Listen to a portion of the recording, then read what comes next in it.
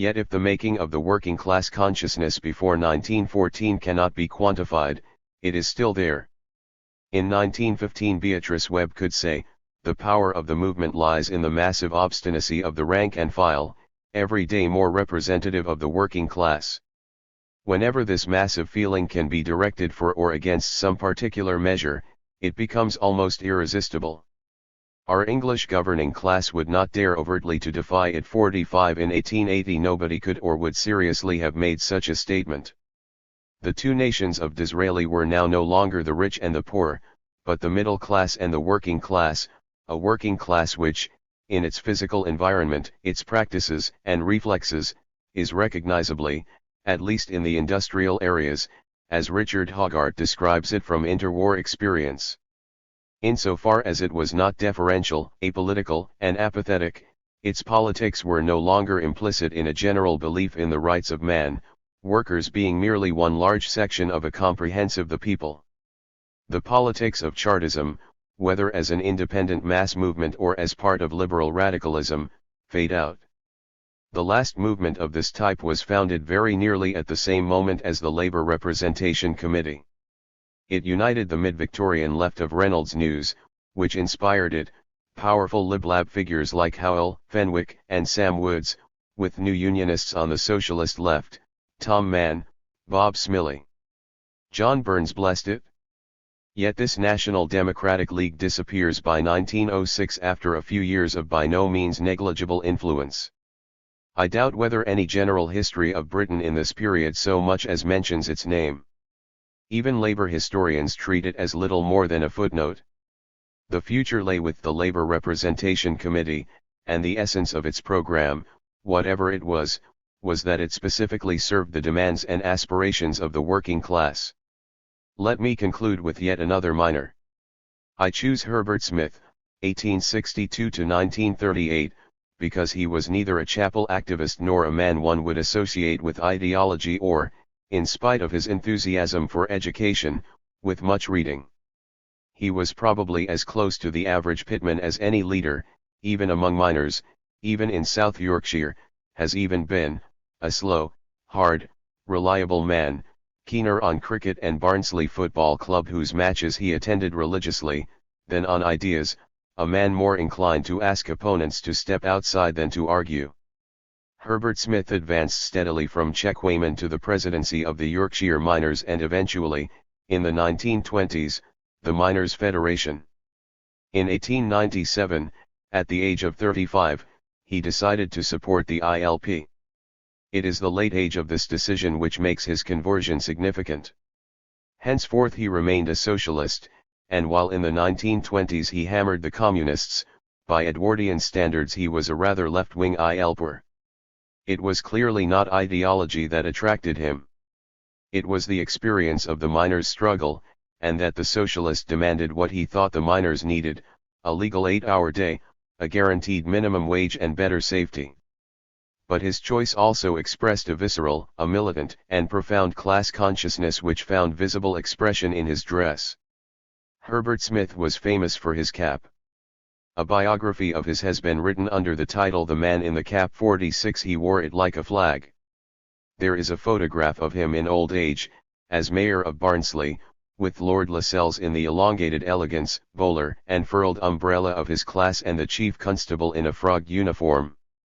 Herbert Smith, a stocky, rather fat old man, wore the mayor's chain and insignia, but above them he wore his cap.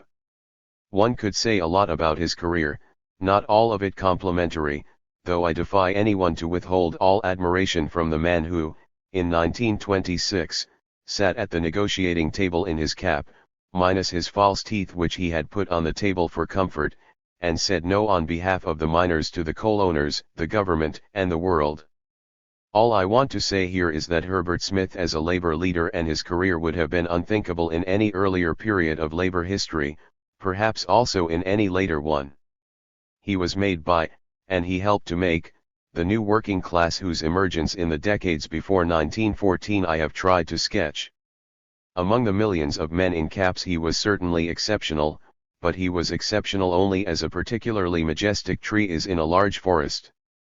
There were innumerable others, less prominent, less political, less active, who recognized themselves in his image, and we should recognize them also. 1981. This chapter was originally given as a Ford lecture at Oxford University. 12. Debating the labor aristocracy. In the 1970s a fairly intensive debate began, mainly among historians of the left, about the so-called aristocracy of labor. Point 2. Since much of it refers back to my paper on this subject, first published in 1954,3, which was in its time the most systematic attempt to survey the question, it is reasonable that the original author should comment on a discussion which, inevitably, often criticizes his work. However, the object of this chapter is not to defend the original essay against criticisms or to restate the old argument, although, as another chapter in this book shows, I stand by a good deal of it. But that is, as it were, almost a private matter. Any work written years ago must be well behind the times in some respects, and, even insofar as it is not, the argument and its context are quite different from what they were in the Cold War years of the early 1950s, or even in 1964, when the original paper was published in a book without raising excitement. Even if the paper were now quite out of date, it would have achieved its object. For the function of the historian is not to establish permanent truth, except about what the evidence can establish, but to advance a discussion which must, inevitably, sooner or later, make his or her work obsolete, except to students of intellectual history for whom it has become a source. The present chapter is therefore written rather from the commentator's box than in the role of player or fan. It can hardly be written from the position of an impartial referee. The first point that should be made in any survey of the labor aristocracy debate is to stress its essentially political origin and character. In the past it has, I think invariably, been not about working class stratification per se, but about the political or ideological implications of such stratification. The early examples of the paradoxical use of the actual term aristocracy in connection with labor, cited e.g. by Shepard and Baxter for the 1830s and 1840s, confirm the point. Let us note, by the way, that the question whether this precise term is used, is secondary, or rather, it is a different and somewhat narrower question from the one originally raised and considered again here. It suggests questions of historical semantics which have not always been adequately recognized, but which this is not the place to investigate, notably the use of the term aristocracy in the political discourse of the left during a period when, following the tradition established by the French Revolution, and kept alive by the visible importance of royalty and nobility in the life of most European states, the chief political enemy of the common people seemed to be privilege, i.e., characteristically aristocratic privilege, rather than, or in combination with, capitalist exploitation. At all events, what is at issue is the existence of a superior stratum of the manual working classes, whether this was called a labor aristocracy, the artisans, or by some other name or names. Before 1848, in mid-Victorian times, the debate on such a top stratum of workers was also primarily political. That is why it became particularly lively at the time of the arguments about the Second Reform Bill and the possible consequences of enfranchising sections of the working class. Radical liberals and others argued that the intelligent artisan, or whatever the group was called, formed a body which was politically sound and a guarantee against revolutionary and anarchic tendencies. Somewhat later, socialists and their like were to argue, in the manner of the Chartists cited by Baxter, that, on the contrary, they were narrow reformists or section-alists who stood in the way of a wider and hopefully revolutionary movement of the working class. Both, in their different ways, singled it out because of its supposedly moderate political characteristics. Where no working class stratum with such characteristics was identified, e.g. for most of the 19th century in France, there was no comparable discussion of a labor aristocracy in the 19th century, though towards the end of the century and since 1900 both socialists and anti-socialists took up a theme originally based primarily on the British experience, for their own programmatic or explanatory purposes. 5. Politics has continued to shape the debate ever since. Broadly speaking, After 1917 it came to be dominated by the Leninist thesis that a labor aristocracy explains the reformism of social democratic movements, that is to say that it accounts for the failure of working classes in developed countries to be as revolutionary as Marxist theory expected them to be. We need not here analyze, even in outline, the development of the Marxist theory of the labor aristocracy from Engels onwards, or discuss the political context and nature of Lenin's own views 6 their subsequent evolution or the use made of them by Marxist historians. It is enough to observe that the Marxist thesis, in what came to be regarded as the orthodox Leninist version, still haunts some of the current discussions. Point 7 about this aspect of the debate only 2 things need to be said. First, and contrary to what some have supposed, my own writings on the subject have never accepted the Leninist argument either as the main explanation of the reformist character of British labour or, for the 20th century, at all. What was defended in the paper from which much subsequent debate has sprung, was the classical, and by no means only Marxist, view that a labour aristocracy existed in 19th century Britain, and that it was politically moderate. While a labour aristocracy of this sort is plainly not irrelevant to the moderation of the British labour movement, I do not believe that the roots of British reformism can be adequately explained in such terms. Second, few Marxist historians today, with the major exception of John Foster VIII, try to maintain this explanation, and his views on this matter are not shared by most historians, Marxist or otherwise. This phase of the debate may therefore be regarded, at least for the time being, as exhausted. The phase which began in the late 1960s has been dominated less by the argument for or against orthodox Leninism than by the arguments for or against the intellectual New Left of the period, and its prolongation into the field of trade unionism, in the shape of industrial militancy based on rank-and-file action. The issue here is not so much whether or not a labour aristocracy explains the absence of a strong revolutionary movement in Britain at any period, but whether the conventional view on the left of the roots of 20th century industrial militancy is historically legitimate. There are younger historians on the left who consider it to be a piece of political mythology and who, in criticizing the various versions of Marxist-inspired analysis on which it rests, or purports to rest, also find themselves criticizing the concept of a labor aristocracy which is undeniably part of the traditional Marxist analysis of the structure and development of the British working class. All that need be said here about this most recent phase of the debate, which is not yet concluded, is that the questions at issue are very much wider than in the earlier phase, but also that the debate on the labor aristocracy is incidental, rather than central, to them. It would follow that it is now time to divorce the historical investigation of the labor aristocracy in the 19th century from an old political setting which has lost its significance, and a contemporary one which has no specific relevance to it. This is now not only desirable, but also possible. What, then, is at issue in the debate? One thing that is not, or ought not to be, is the belief in mid and late Victorian times in the existence of a labour aristocratic stratum of the British working class, whatever exactly it was called. There is really too much contemporary evidence to the contrary. Indeed, without this massive body of contemporary evidence, the debate would hardly continue. Some historians deny that this proves the existence of such a stratum, and these arguments are considered at greater length elsewhere in this book. Here it is not necessary to do more than observe that those who argue against its existence, seem to assume that contemporary observers of all kinds were living a collective delusion.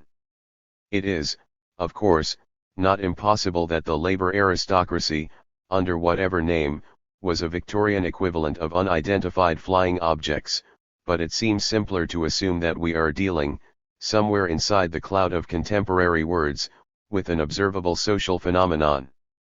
Its nature remains a subject for legitimate disagreement. 2 questions about it are at issue, the size and the dating of the phenomenon.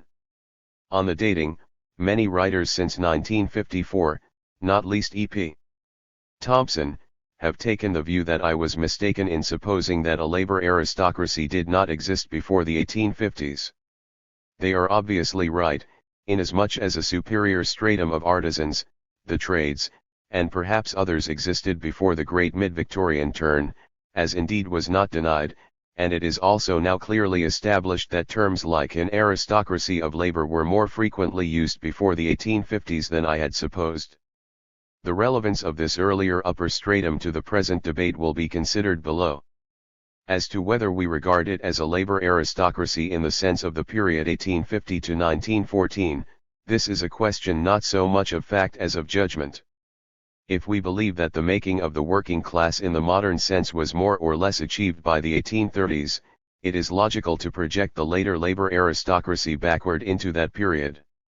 My own view is that what Maurice Dobb called, perhaps with some oversimplification, a homogeneous industrial proletariat did not emerge until the later Victorian period, a view also taken by historians of rather different ideological sympathies such as Henry Pelling and John Vincent. 10 Following recent studies such as those of Lazonic 11, one might also stress the substantial transformations even within the mechanized factory sector after the 1830s.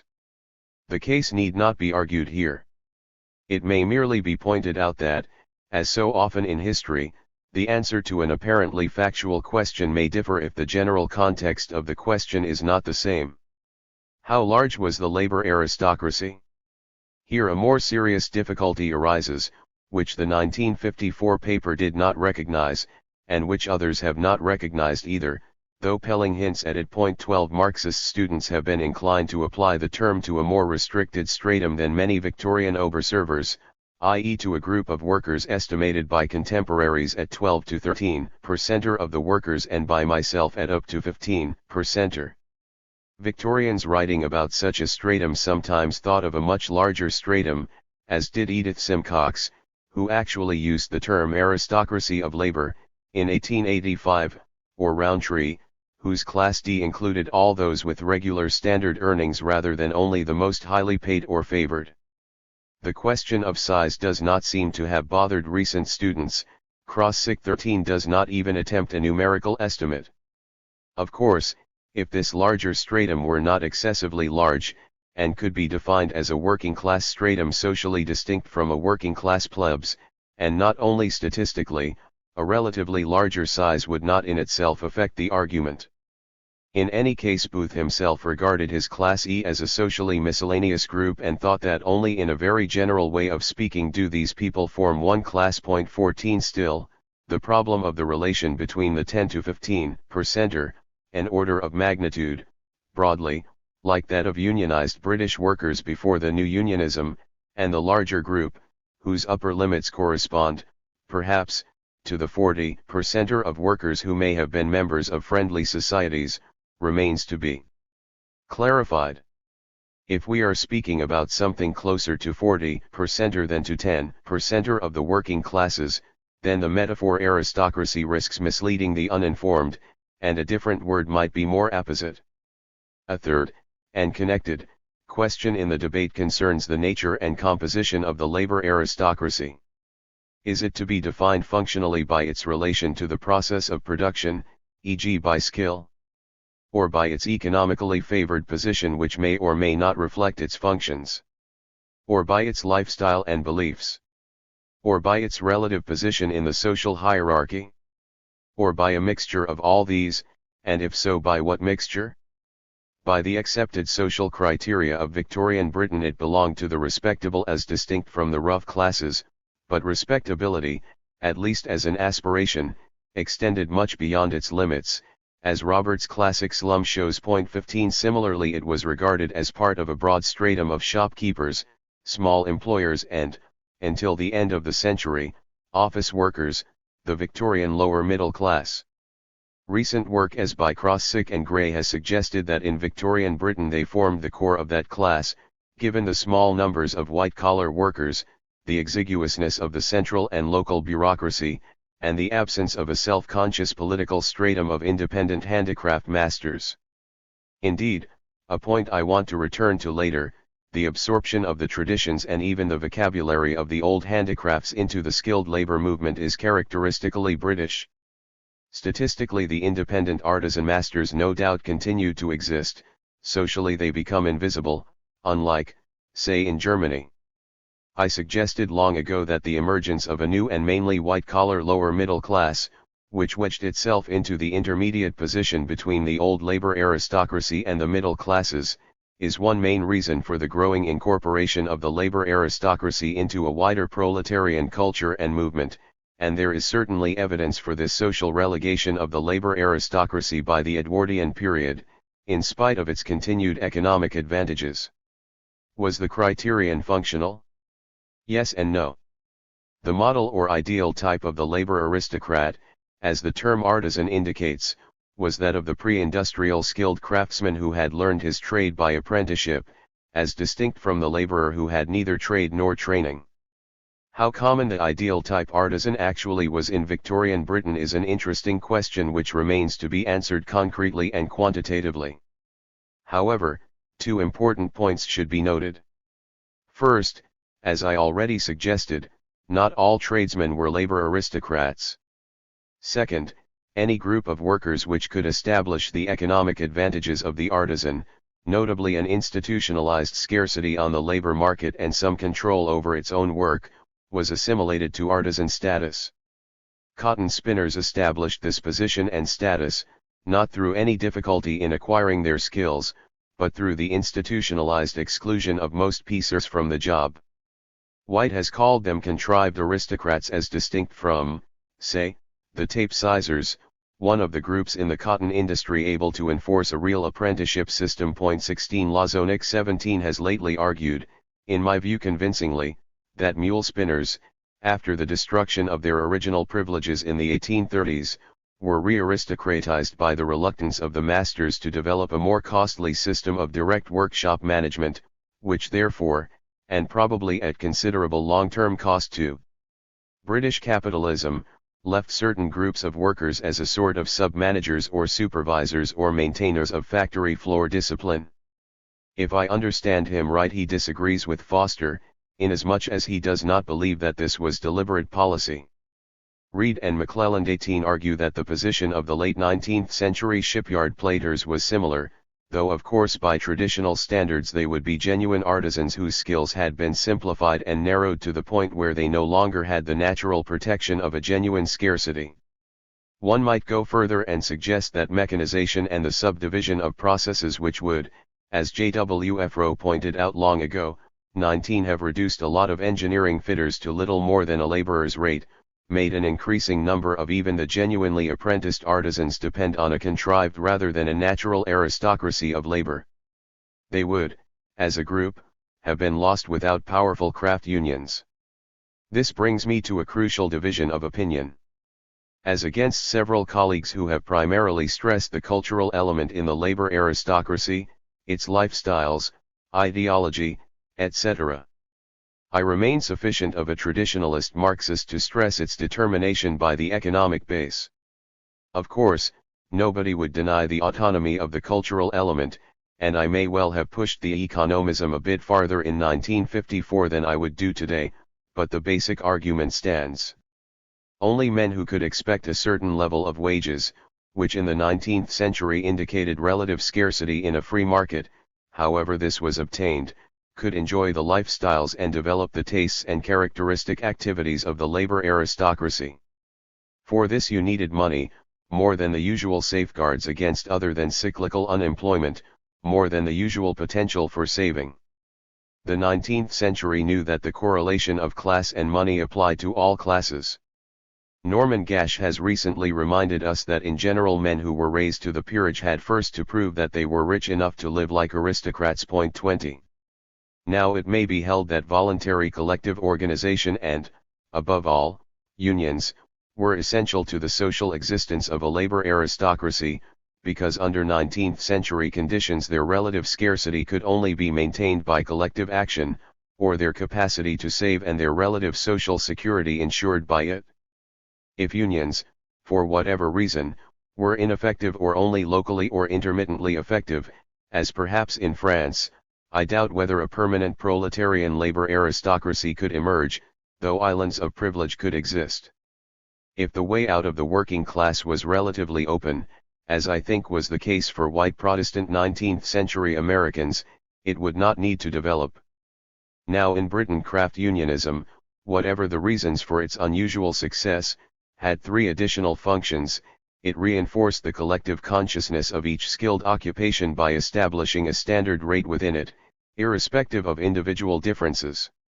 It established a mechanism for fixing demands in the light of comparability with other trades believed to be of equal or comparable status, even if they had as little in common as the mule spinners and engineers of Oldham, both of whom expected the same sort of wage. Lastly, it served to establish, maintain, and probably between 1850 and 1900 to increase, the differential between the aristocrats and the plebeians. It either excluded the plebeians or, if they had to be admitted, insisted on their getting aristocratic treatment. But by this very fact it ensured that the aristocracy was a proletarian one, which could not but see itself as part of a wider working class, however much it was devoted to keeping the lower orders of the proletariat in their place. I shall say nothing about the peculiarities of the lifestyles and culture of the labor aristocracy, which have been excellently studied by Krosigk and Graypoint 21. However, the question of lifestyles and attitudes raises another controversial problem. Marxists have insisted on the respectability, political moderation, and reformism of the Victorian labor aristocracy. But it has often been pointed out, not least by Pelling 22, that the skilled artisan was the core of organized labor movements, and to that extent might properly be considered more radical than the rest of the working classes, and not less so. This applies not only to Britain, but perhaps even more so to countries in which non-aristocratic sections of the working class such as coal miners were less prominent in labor movements.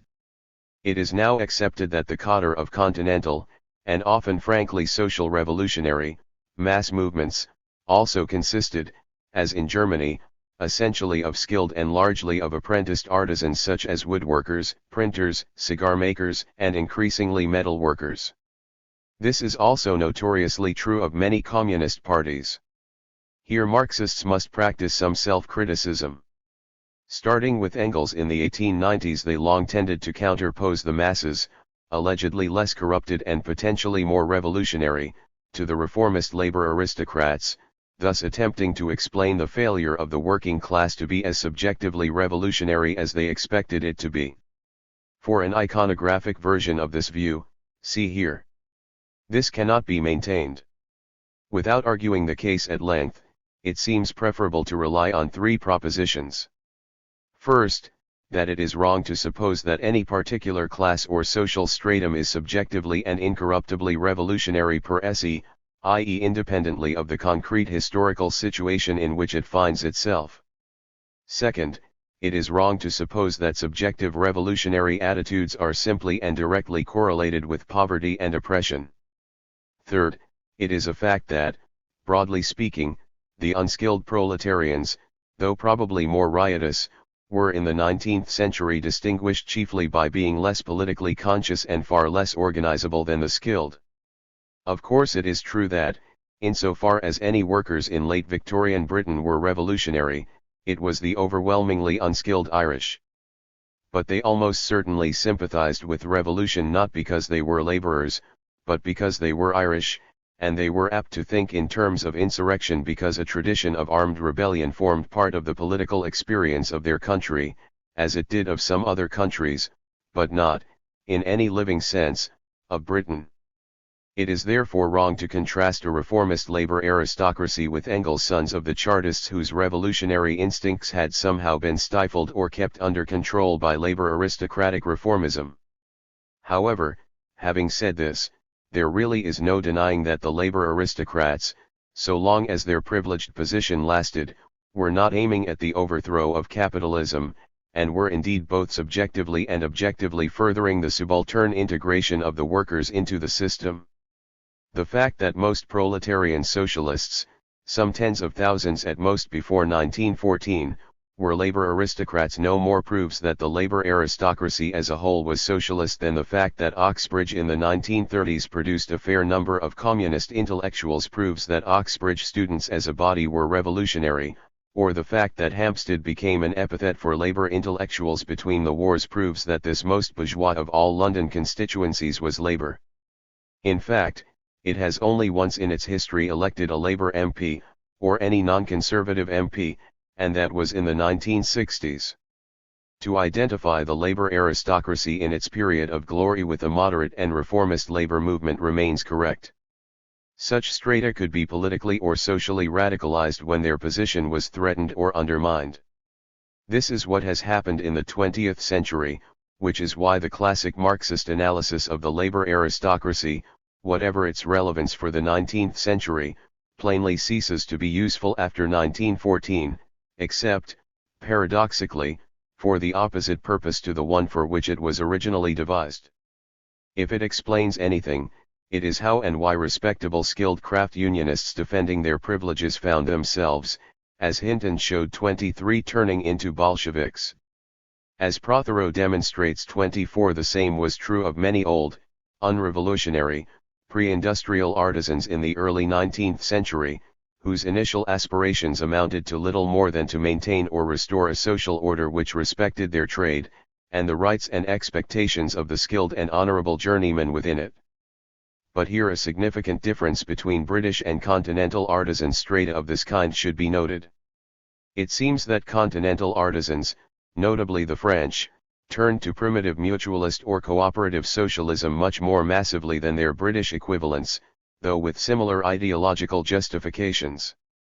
Moreover, it is common knowledge that producer cooperatives, which were the most concrete form of demonstrating that the capitalist was unnecessary to the process of production, flourished far better on the continent than in Britain. Successful cooperative production on the continent was familiar. 25, one has only to think of the Red Belt of north-central Italy, whereas in Britain it became a byword for impracticability. 26, as is indeed easily explicable, since it was usually undertaken by groups of workers who had lost strikes or, as in recent times, where the enterprises in which they were employed had proved unprofitable.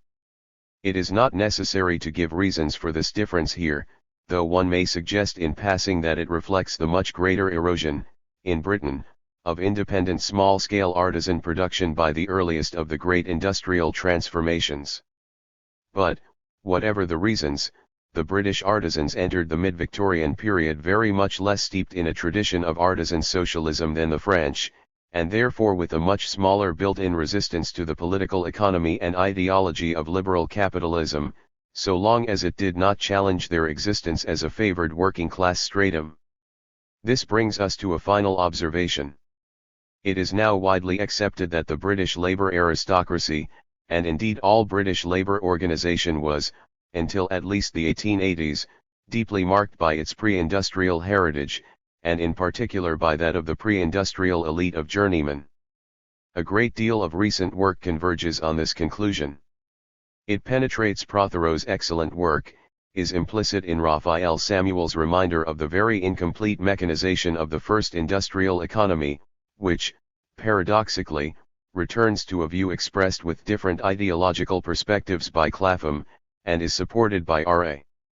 Leeson's persuasive case for the direct continuity between guilds and trade societies or unions. 27 This does not mean that the old elite of artisans and mechanics is identical with the labor aristocracy of 1850 to 1914, but the historical continuities are nevertheless fundamental.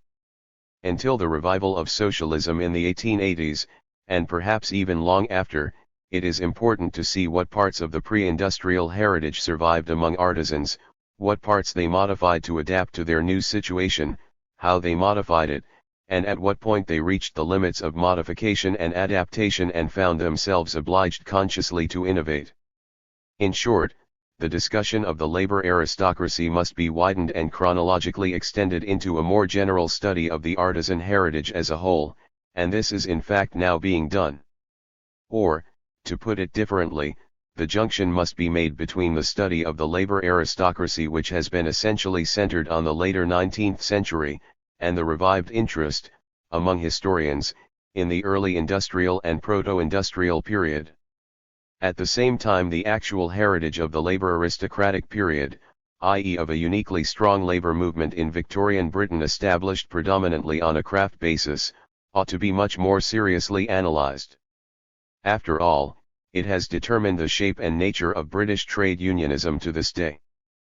4. Industrial unionism, which was the basic model of so many non-British labour movements, and long the preferred recipe of both Marxists and syndicalists in Britain, proved to be a historical dream in this country, with the exception of the mining industry. The basic British pattern of development has been a dual unionism. On the one hand, craft unions amalgamated sideways with other crafts or so-called crafts, on the other a hold-all general unionism developed for those who could not establish viable unions of the craft type on their own.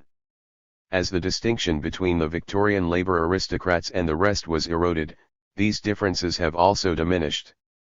Both former craft amalgamations and general unions have assimilated to a general pattern of conglomerate unionism, in which the most heterogeneous groups of workers are joined together, e.g. plumbers and electricians, boiler makers and municipal workers.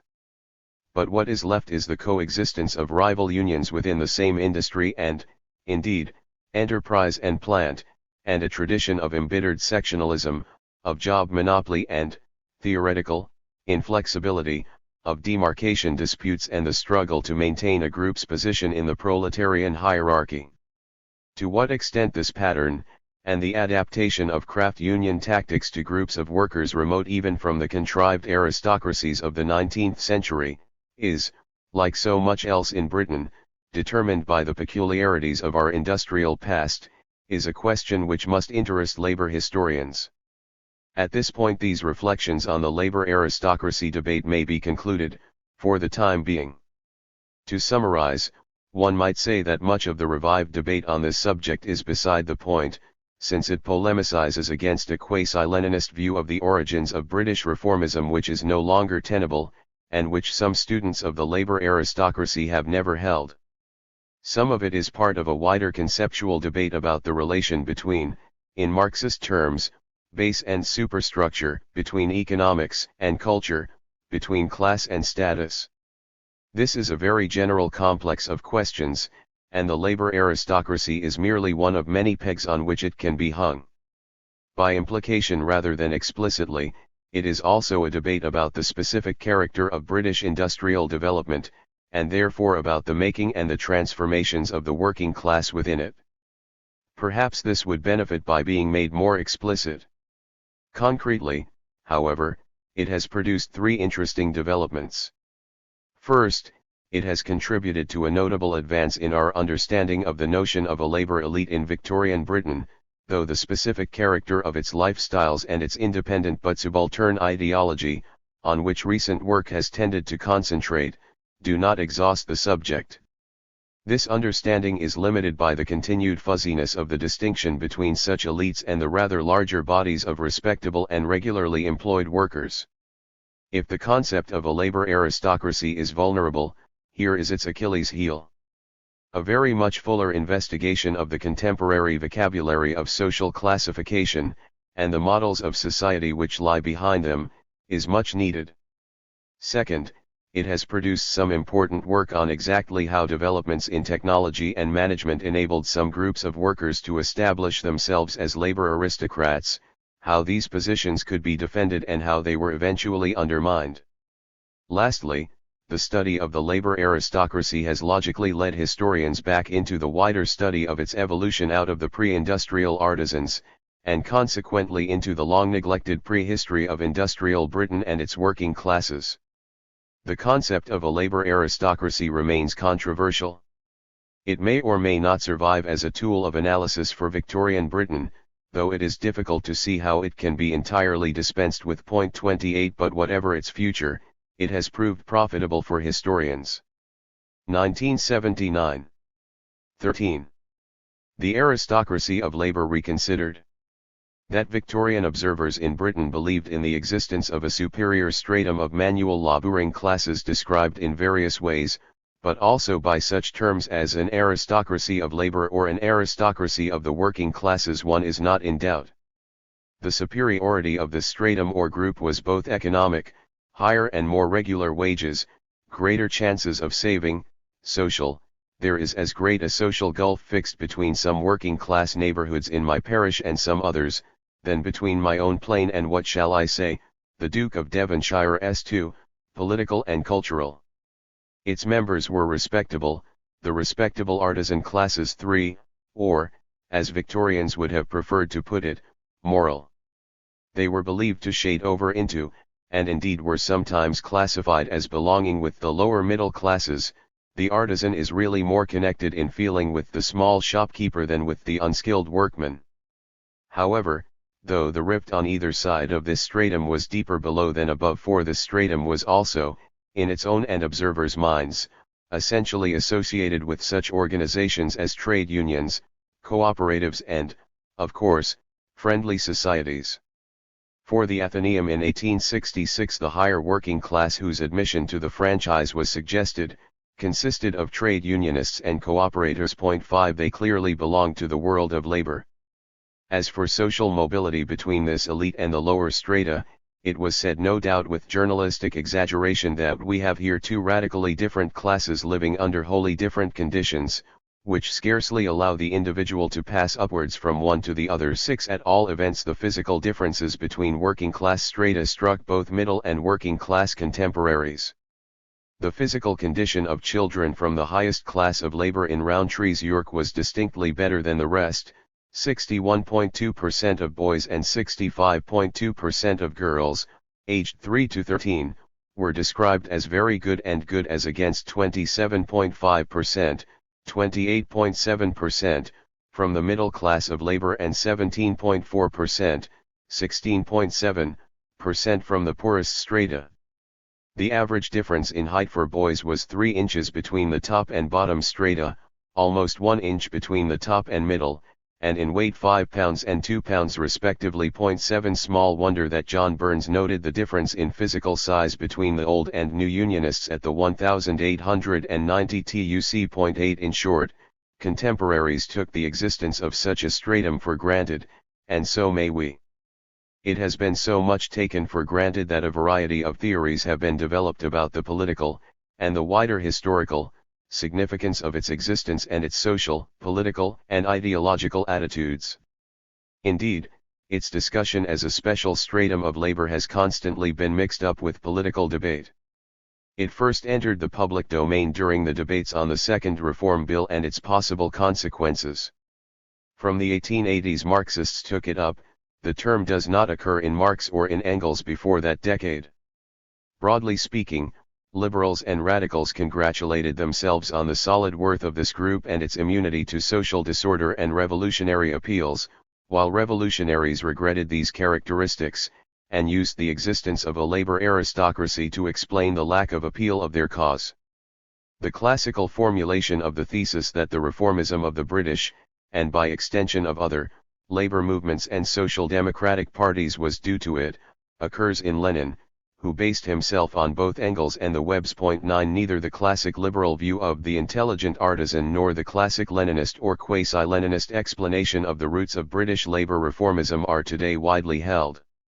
However, the politico-ideological element in historical debates on the labor aristocracy, the modern phase of which began during the Cold War, is obvious and persistent. Even though it is no longer, or ought not to be, important, it raises the question whether historians have not been discussing a question of working-class stratification in the 19th century in terms invented by outsiders for quite unhistorical purposes.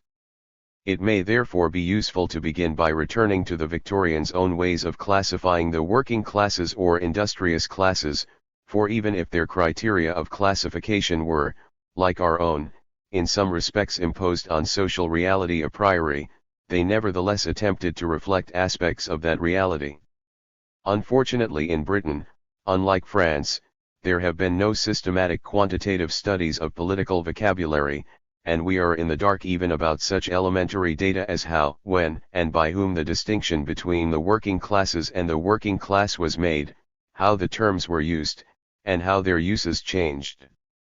Though several students have preferred to extend the concept of an aristocracy of labor backwards beyond the 1840s, the classifications here discussed are not so frequently found before the middle of the century as after. They are of two kinds. First, there is a broad moral distinction between the respectable and the rough working classes. Though most members of the labor aristocracy would certainly, almost by definition, be respectable, the group was evidently larger, both because it included most people between the upper working class and the aristocracy, and because it also included a section of the poor. Second, there was a broad stratum which included the labor aristocracy, but also other sections such as shopkeepers, small employers, probably until the last decades of the century many white-collar workers, and formed, as already pointed out in 1954, what was then called the lower middle class. The industrious classes were said to include not only the laborers but artisans, shopkeepers, employers of labor, using the term in a moderate sense, clerks. 11 Whether shopkeepers were included in the artisan class, as by witnesses in the RCFS, or, perhaps no longer accurately, with foremen, mechanics, and clerks by a colonel in the Royal Commission on Militia and Volunteers. 12 Or artisans were subsumed under, or even identified with, the lower middle class. The distinction was shadowy and shifting. Recent work, however, has rightly argued that this lower middle class belonged to a social world whose center of gravity lay in the superior artisan, rather than to a middle class world, into which the superior artisan aspired to ascend. 13 The artisan who became a shopkeeper, or even the trade unionist who, as was quite possible. 14 Set up for himself, did not change class and lifestyle, or even abandon his trade union, which provided for the contingency. 15 Unless he ascended beyond the line which separated the lower middle from the middle class. Conversely, other members of this lower middle class both shared the organizations of the artisans, friendly societies, cooperatives, except, omitting marginal cases, trade unions, and their characteristic activities such as the volunteer movement, to which Gray rightly draws attention. 16. The Oldham building societies in 1871 were composed of skilled men and managers, who were bracketed with them, in cotton and engineering, plus small shopkeepers. 17 The volunteers in East Surrey contained a fair proportion of clerks, some small tradesmen, a large proportion of artisans. 18 In East Yorkshire the artisan and mechanical class and small shopkeepers, in the Gordon Highlanders 50% artisans, carpenters, blacksmiths, tailors, 20% farmers, 10% clerks. Schoolmasters, teachers. 19 It may be noted in passing that Britain is probably the only 19th century country in which the term middle class was extended to include sections of the manual workers. 20. The third set of criteria were more specifically designed to stratify the manual working classes. It may be noted, by the way, that the membership of these classes was by no means beyond dispute, if agricultural laborers were generally included, though as a rather separate group. Domestic servants were omitted by Rowntree, as well as workers in public institutions, i.e. indoor paupers. The position of a substantial number of poor people was far from clear, though they could be subsumed under the partly overlapping, partly residual category of the poor. It will be recalled that Mayhew's Cyclopedia of Those Who Work, Those Who Cannot Work and Those Who Will Not Work was called London Labour and the London Poor. 21 Still, those who were by common agreement within the working classes were universally divided into two parts, the artisans or skilled workers and the laborers or unskilled. The working classes, wrote the Beehive in 1864, are divided into two sections, one comprising the skilled artisan and mechanic and the other the laborer, costermonger, the men who find their daily living by means which they would find it difficult to describe, although yet honest withal, and the roughs of all descriptions. 22. So far as possible all workers were assigned to one category or the other, though even in the mid-century there were groups which did not fit. The occupational classification of the ancient order of foresters listed factory operatives as a separate group, though spinners and weavers were not included among them. 23 As the structure and mechanization of the industrial economy evolved, this binary classification became increasingly unreal, and by 1900 causes serious difficulties. It is no longer always possible to label a particular man categorically as skilled or unskilled, wrote the statistician A.L.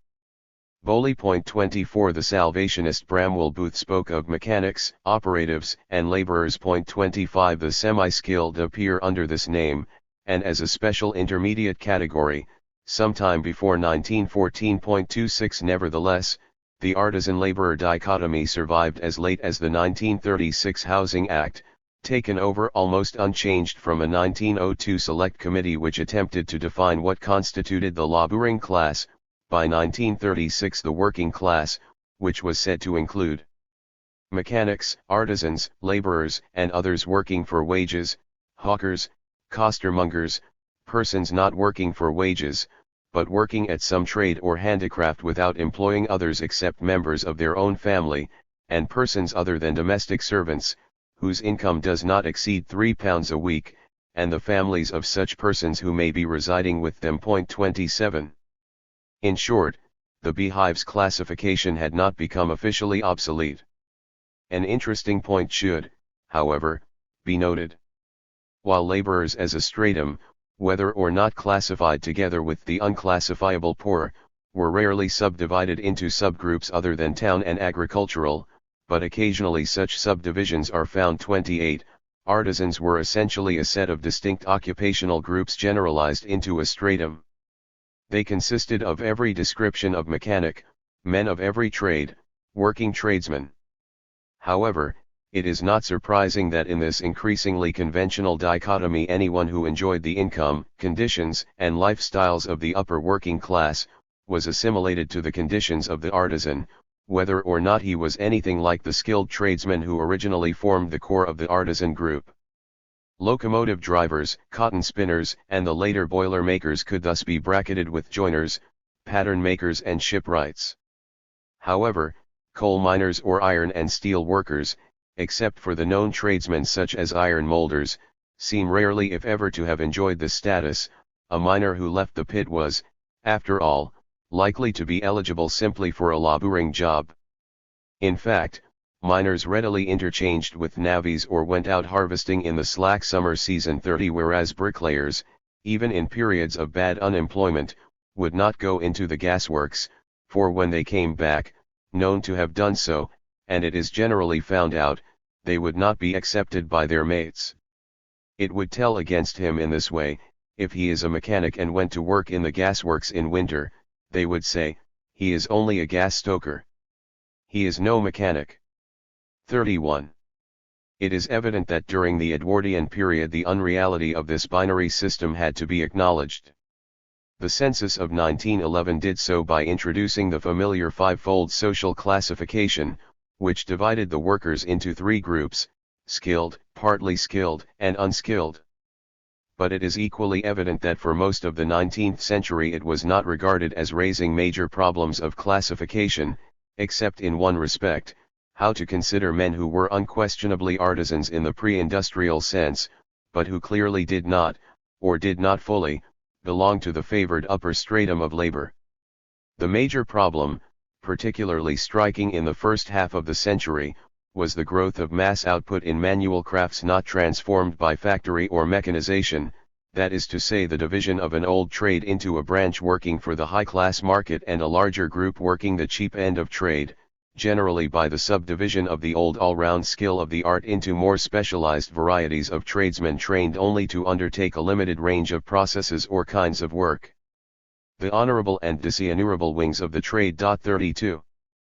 But it should be noticed that the subdivision of crafts only déclassed an artisan where he was unable to maintain the wages and conditions of his status. Where he was, as in shipbuilding, which developed its production essentially through the multiplication of manual specialization, no difficulty arose. The other problem arose, because even untransformed trades, especially when entry into them could not be effectively controlled, were unable to maintain the conditions of labor aristocracy for more than a portion, generally a minority, of their members. The building trades were very much a case in point. The Victorian classifications of the working classes were, like our own, conventions largely imposed on social reality a priori, or attempts to fit a changing reality into pre-industrial pigeonholes, artisans and laborers.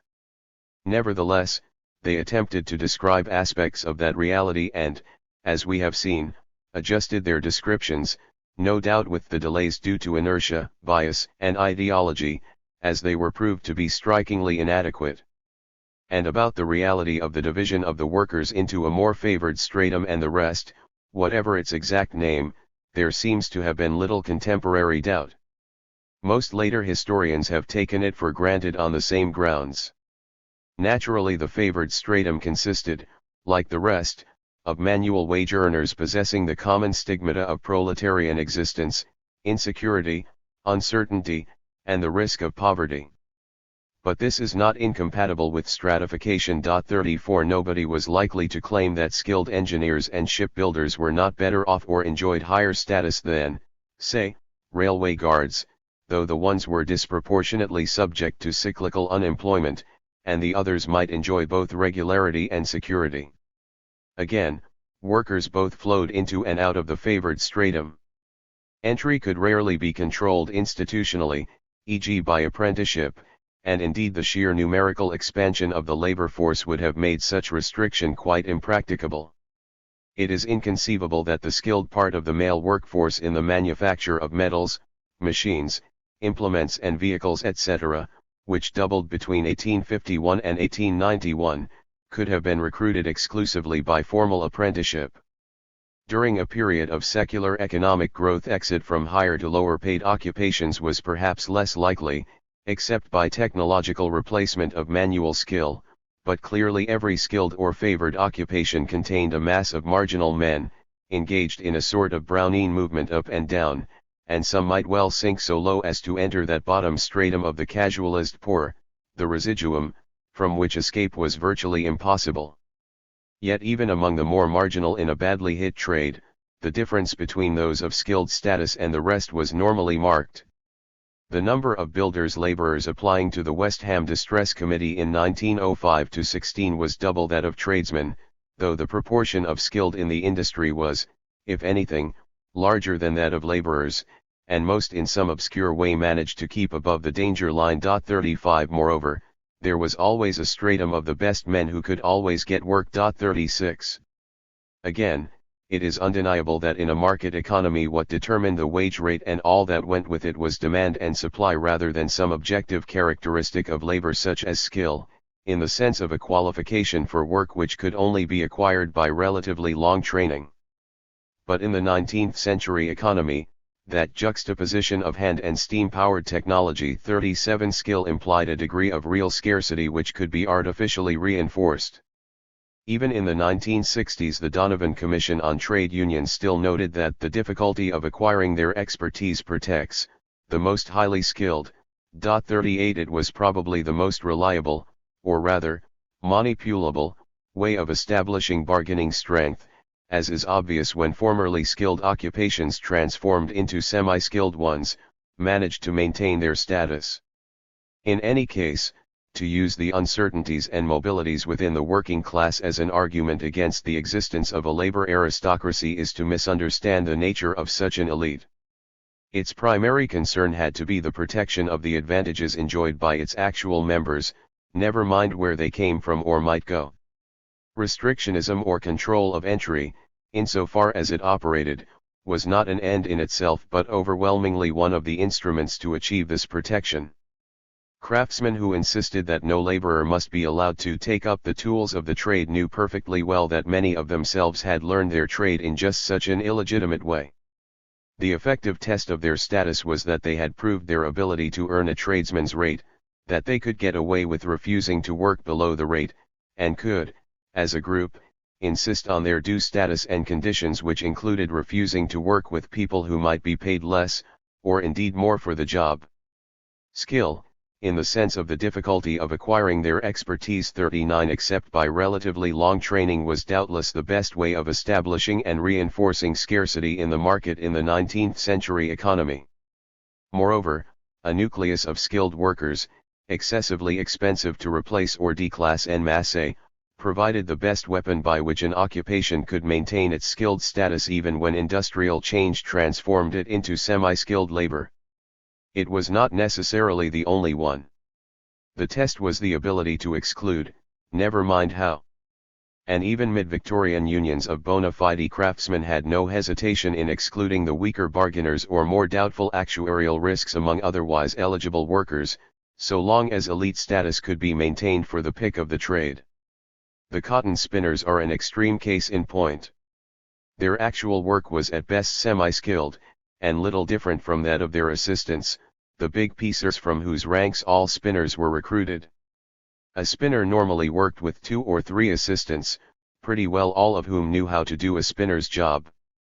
All spinners thus began their career as plebeians and not aristocrats, their aristocratic standing depending entirely on defending a limited number of strategic positions in the work process which enjoyed some bargaining strength, against the potential competition of a larger number of men quite capable of replacing them.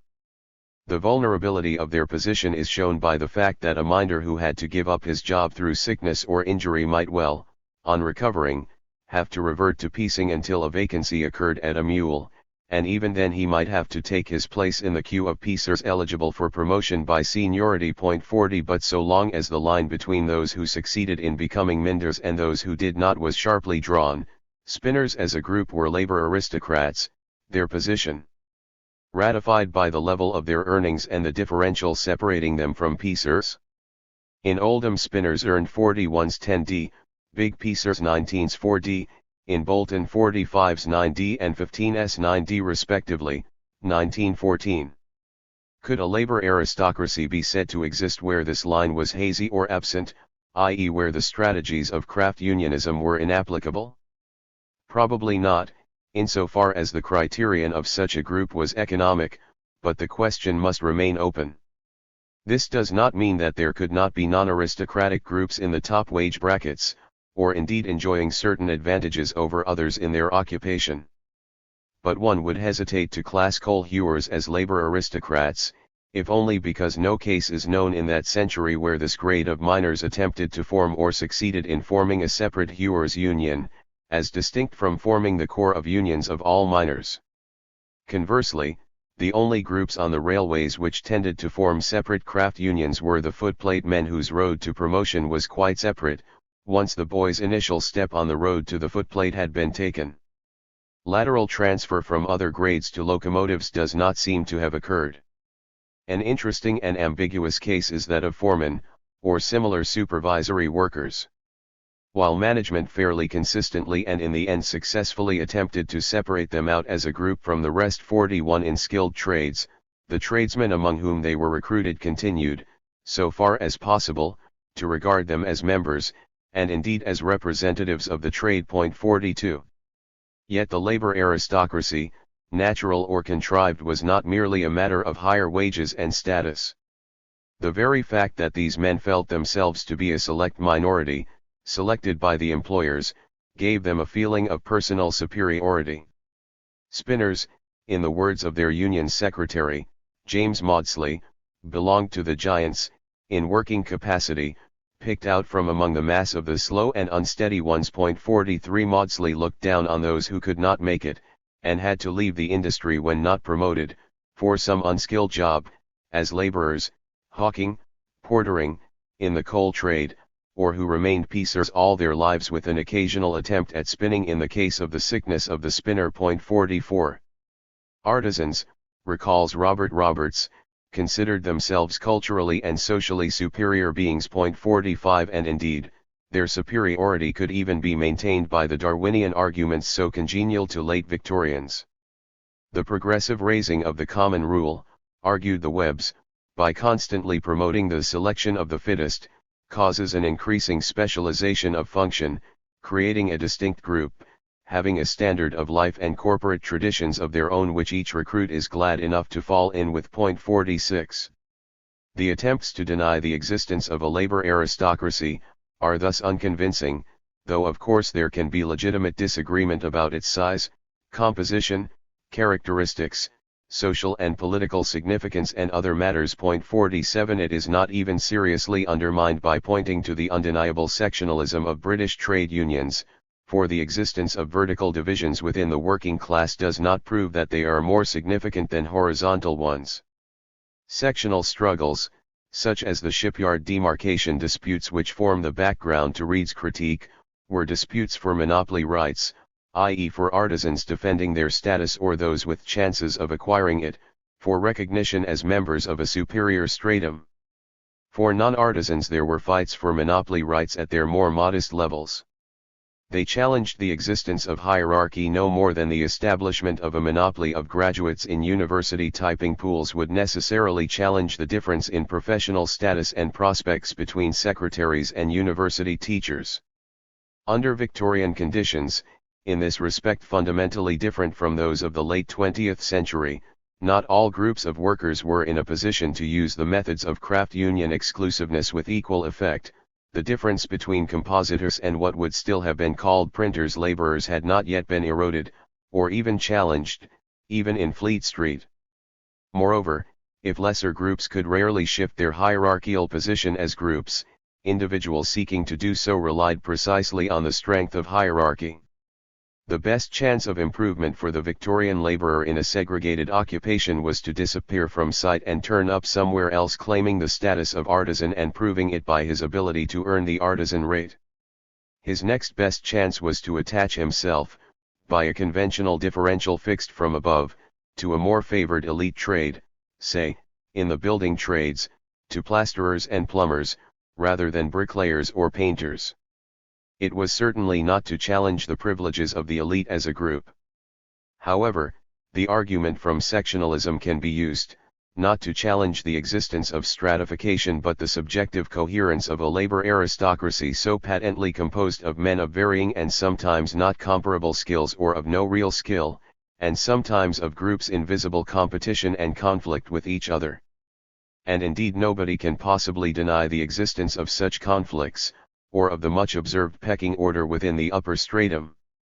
Yet an apparently heterogeneous collection of occupations were habitually classed together, as an elite of the working class which includes engineers, masons, carpenters, compositors etc., 48 as members of certain organizations such as the Hearts of Oak Friendly Society, where we have carpenters, joiners, we have mechanics and engineers, both stationary and engine drivers, firemen, small shopkeepers, clerks, chemists 49 who, the witness agreed, could be classed as artisans, and those artisans taken from carefully selected trades. Moreover, as a good deal of recent research has stressed, there was a difference in lifestyles, ranging from housing and clothing, sometimes, as with tradesmen who insisted on wearing stiff collars in the workshop, even of working clothes 50, to sociability and leisure activities. 51 And, whatever the sectional differences between individual groups claiming artisan or equivalent standing, or the pecking order within the stratum, any member would take it for granted that he had more in common with artisans than with non-artisans, and most would consider themselves to be, but for personal misfortunes, superior to the plebeians. When asked why unemployed bricklayers did not want their wives to work, a building foreman said, "I think they have a little more of what they term pride." When asked why they avoided the poor law at all costs, he said simply, "They would lose their votes. They are English." You see 52. What united artisans into a single labor aristocratic stratum? Recent work in social history has insisted, rightly, on attitudes and lifestyles rather than mere income levels, and, more doubtfully, on a degree of control over a man's own work, and the absence of direct supervision. Labor aristocrats, and especially tradesmen, would certainly expect to enjoy a degree of independence, and a good deal of control over their actual jobs, but it is now clear that they were by no means the only kinds of worker to enjoy such autonomy, if only because a great many jobs in the Victorian economy were simply neither routinized nor easily supervisable. The example of the coal miners has often been quoted. 53 The artisan's job control distinguished him, not so much from any non-artisan workers, but from the particular non-artisans with whom they worked under their direction. Yet the growing interest in working-class culture, lifestyles, and the nature of the actual work on the job, should not lead us to underestimate the actual level and predictability of the labor aristocrat's income, which was originally used as the main criterion of its membership. 54.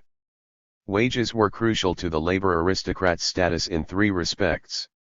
First, his rate and income indicated the relative scarcity of supply, or the strategic bargaining situation, which enabled him to establish his economic superiority in an uncontrolled economy of free enterprise. It also enabled him to make some provision, individual and collective, against economic insecurity, and thus to maintain some bargaining power. Booth's Class F live better, but beyond this they save more. The risk of loss of work through bad trade does not usually affect them. Second, it measured the differential which separated the artisan from the laborer in his own occupation, and thereby the relative strength of his position as a labor aristocrat. Third, it provided the concrete expression of the comparability of otherwise incommensurable groups, and hence a convenient way of indicating their common membership of the same stratum. Subject to historical and customary factors, which may themselves have tended to impose a certain general wage level among occupations of comparable status, the artisan in one occupation was likely to fix his demands by what artisans in other local occupations demanded or enjoyed. If in Oldham the cotton spinners and engineers who were the pillars of the local building societies both will get 30s in 1871,56, it was presumably for this reason. The labor aristocrat's lifestyle, his pride like his choice of job in times of difficulty, was largely a function of this economic strength or aspiration.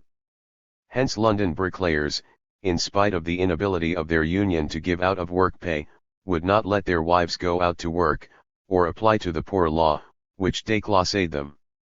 Hence the stigma of being known to go to the pawn shop, unless a catastrophe affecting the entire group legitimized it, as during the engineering lockout of 1897-8 in Newcastle. 57. Hence, conversely, the importance of publicly demonstrating one's capacity to save and buy status symbols, and even in tight times to keep intact the front room, hardly ever used, but conferring somehow through its shiny furniture a feeling of independence and status to them. 58. Hence, in short, the link between labor aristocracy and respectability, to which many others also aspired, but which was most easily achieved by those who could rely on the labor aristocrat's income.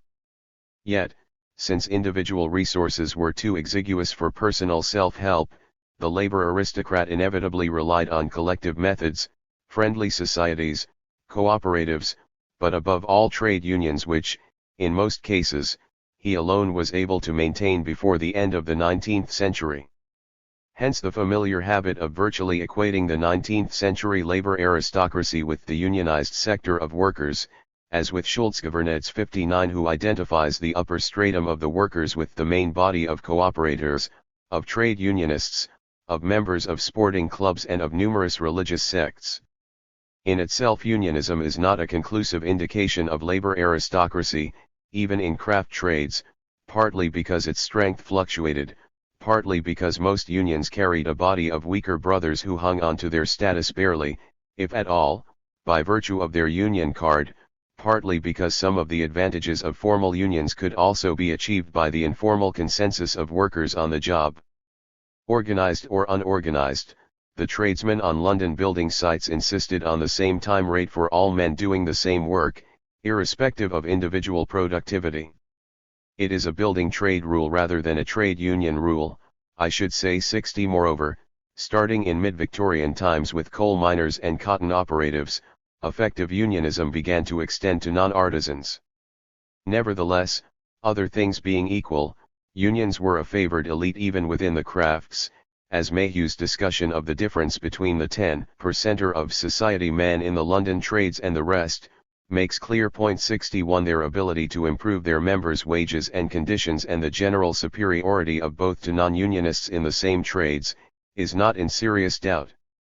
Unionism also reinforced the collective consciousness of the artisan stratum, both by establishing standard rates within each trade, irrespective of differences between individuals, and a mechanism for fixing demands in the light of comparability with others of a similar status.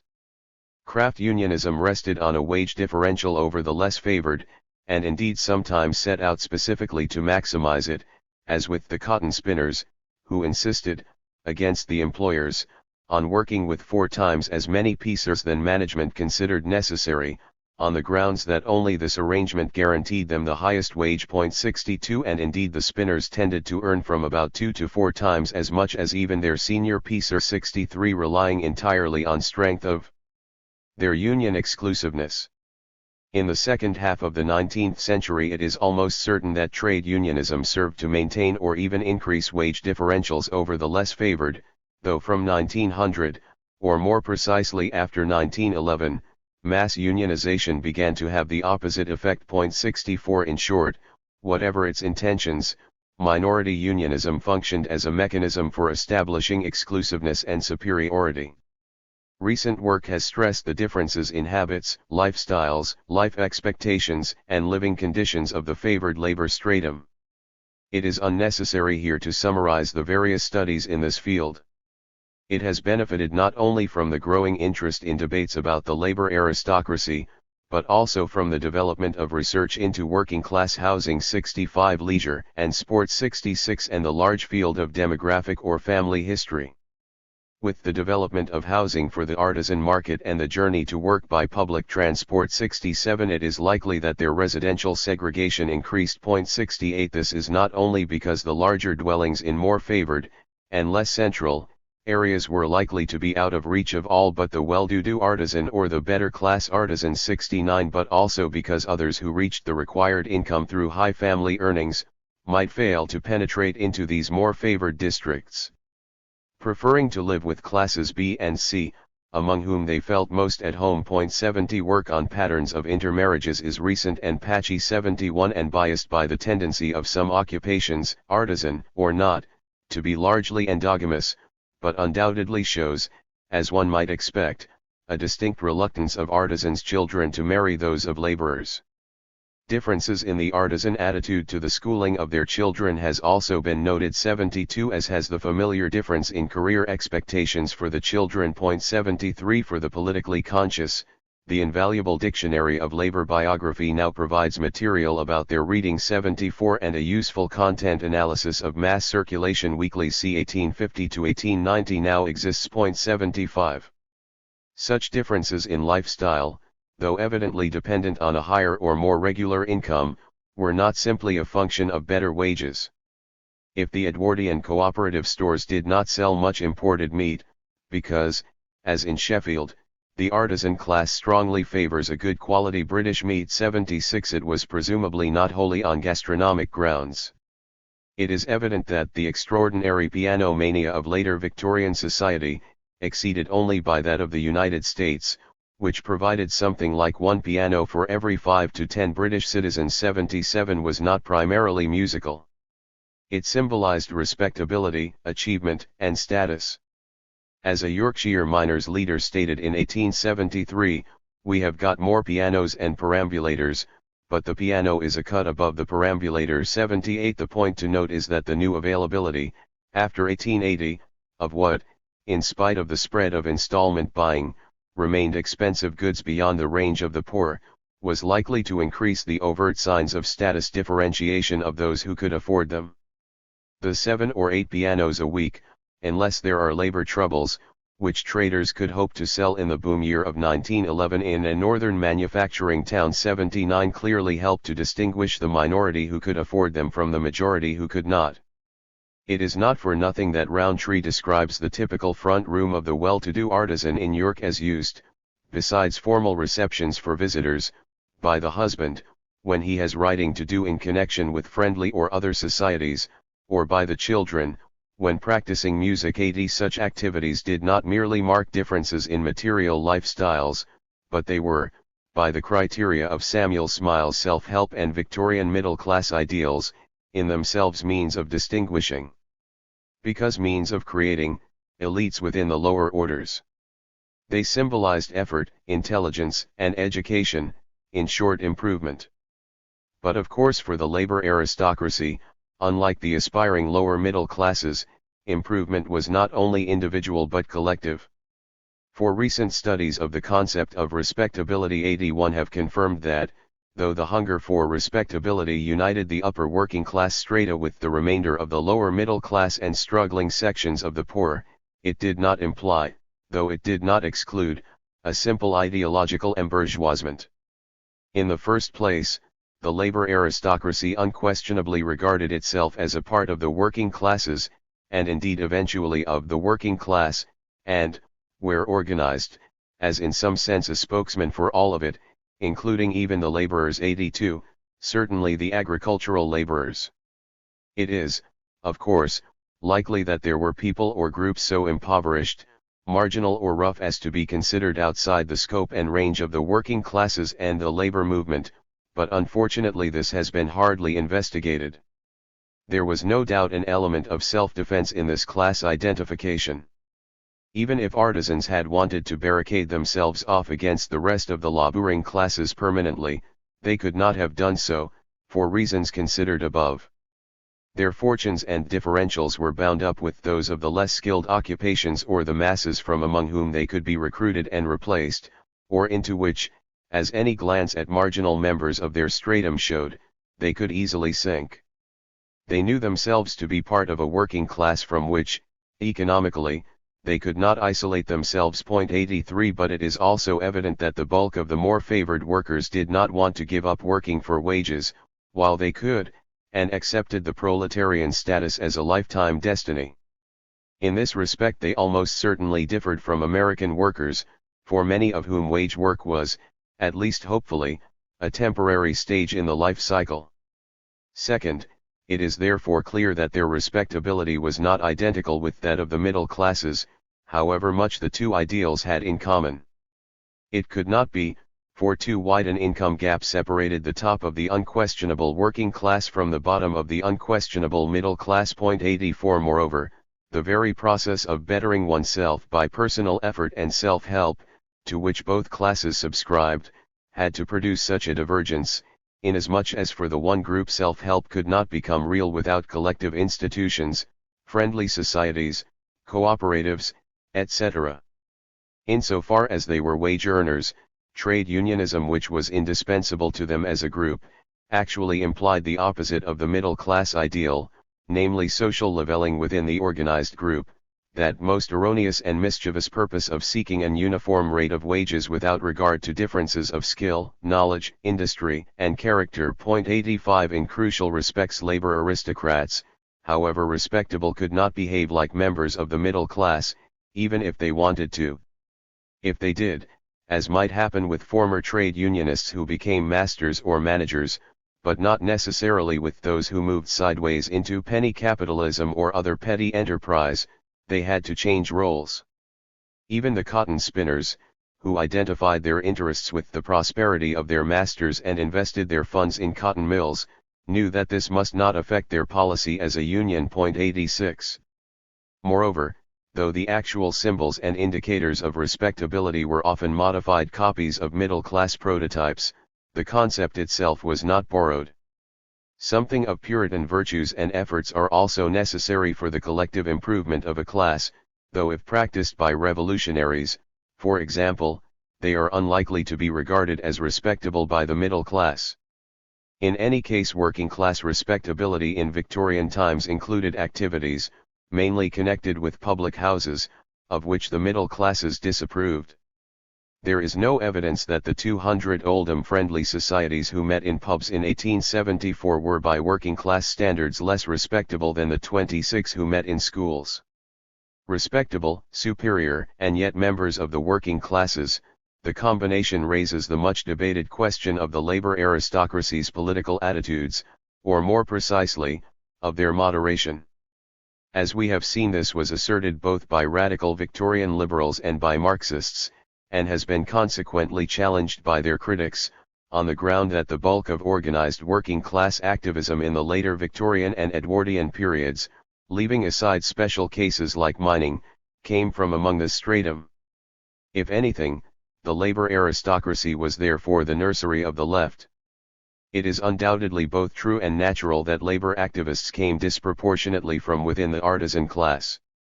The stratum itself could not have existed as such without some organized collective activity, and what is more, the gap between the Victorian stratum, which included the artisans, and the middle class, kept the upper ranks of manual workers full of men and women of personality, character, and high intelligence whom a more meritocratic or upwardly mobile society might have drained away. 89 What proportion of this upper working class was in any sense activist, we do not know, though the question is not beyond research, e.g. into the rate of participation in trade union votes and elections. The highly politicized election of the General Secretary of the ASE in 1892 did not attract much over 50% of votes. 90 at a guess. Activity was greater in small and local organizations, though much of it cannot always be distinguished from formal or informal sociability. Thus 3/4 of the members of the numerous Oldham building societies in 1871, their membership ranged from 50 to 150, attended meetings. 4. It was claimed, the working classes generally take an interest in attending the meeting for conversation and to see what is going on. 91 And there can be no doubt that working class activists were more likely than not to stand somewhere left of whatever was the contemporary political center. Yet, taking them as a whole, there can be no serious doubt that, in Robert Roberts' words, until 1914 the members of this elite generally, as far as class values were concerned, stayed almost as conformist and establishment-minded as their Tory counterparts. Together they stood, the great bulwark against revolution of any kind. 92. But this does not mean that some other section of the working class was politically more advanced or revolutionary. The laborers and the unorganized poor were potentially more riotous. They may have distrusted what came to them from their rulers more than the artisans, since they remained outside the range of organization and politics, even largely of voting. 93 They lacked the ability of the superior stratum to win sectional improvements by collective action. They had obviously more cause for discontent. However, it cannot be seriously suggested that the lower strata of the British working classes in the 19th century, with the possible exception of the Fenian-influenced Irish in Britain, were in any realistic sense of the word politicized, let alone revolutionary. There is thus no good reason to eliminate the aristocracy of labor, as traditionally envisaged, from the history of the 19th century working classes.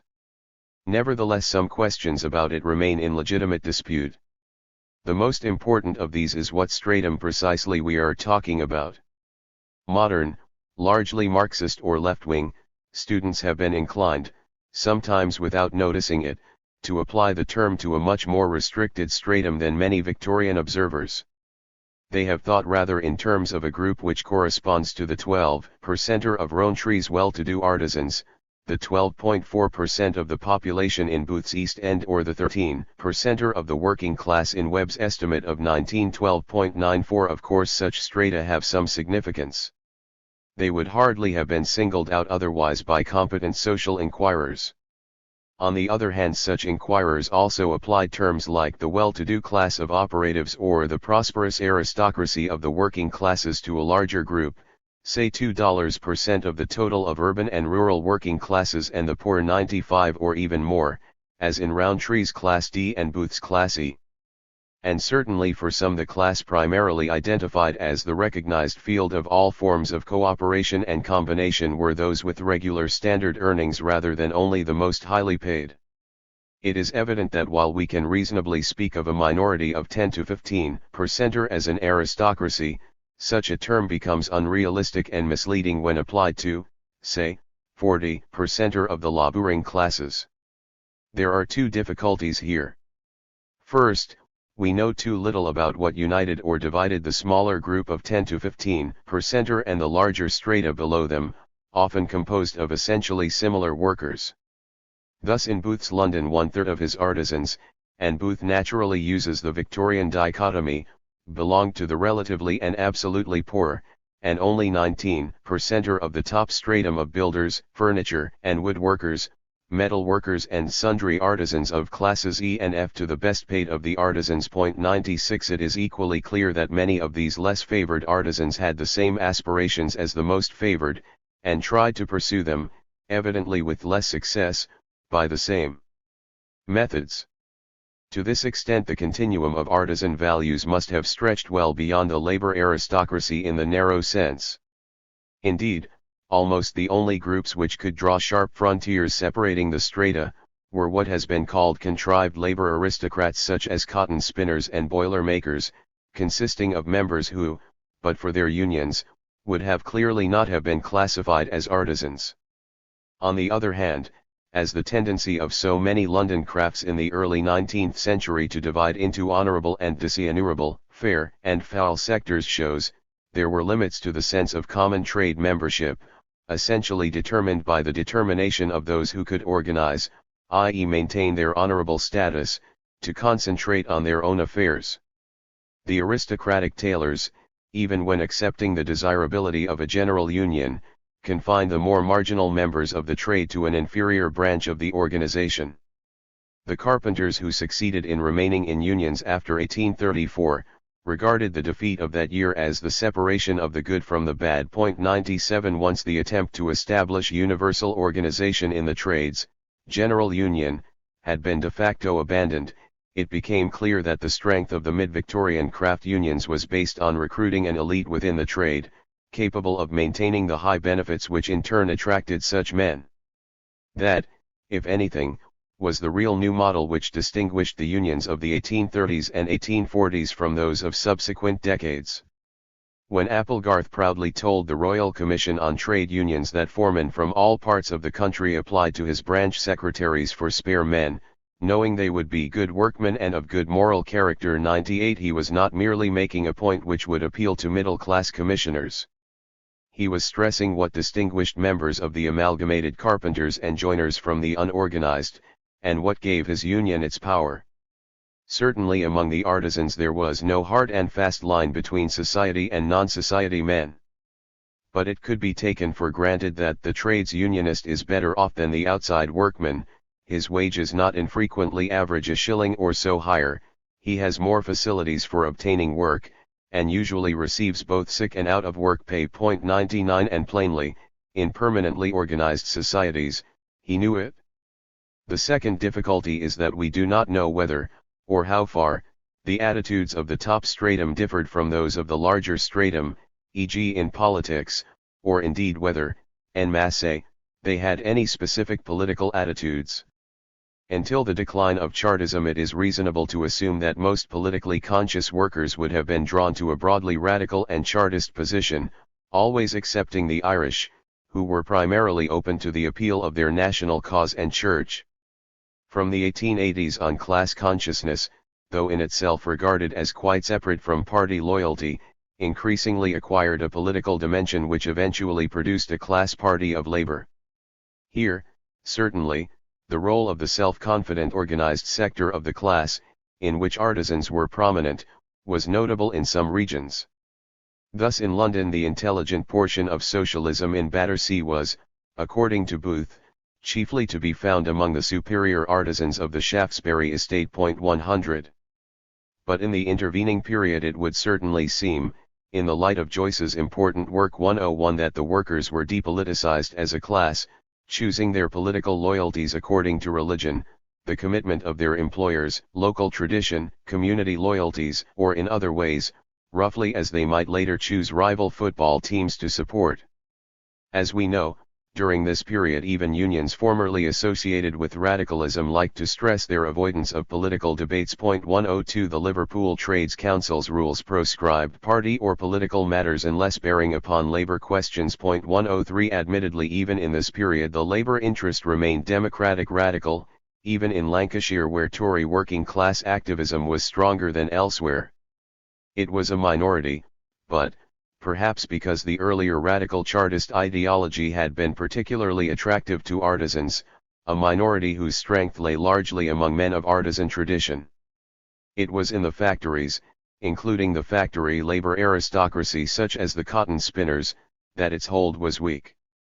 This suggests that, insofar as the labor aristocracy can be identified with the sector organized by craft unionism, there may have been some differences between its political engagement and that of those immediately below it. The question must remain open.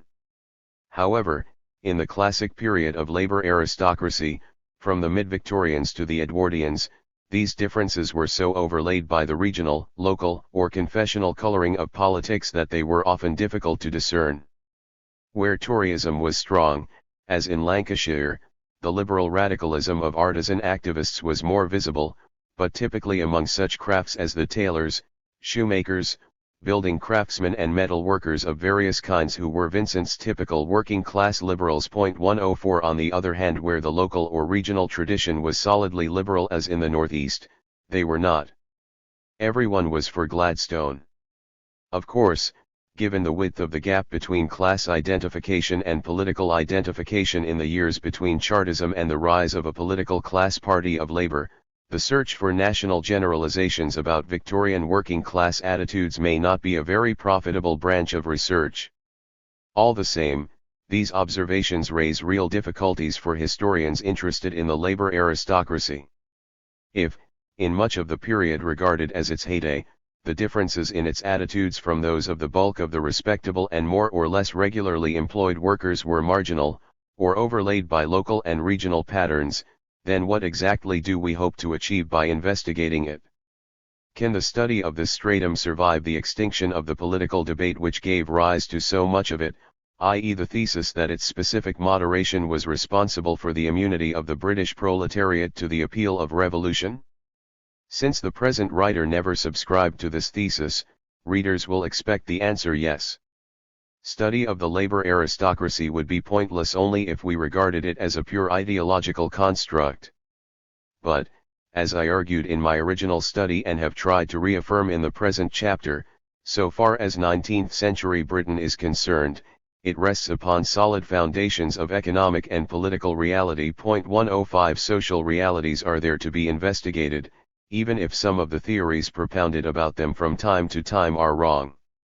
At the very least, the labor aristocracy illuminates the structure and stratification of the working class in the first industrial nation, and the making of that class. Indeed, these things are incomprehensible without it. It can also illuminate, though there is not much research in this field, the specific differences between the British working class and those of other industrializing nations, in which contemporary analysis did not discern a similar stratum of comparable significance, though later Marxist theory mistakenly tried to introduce the concept. On the other hand, one substantial point of the classic argument about the Victorian labor aristocracy remains intact: it was politically and socially moderate.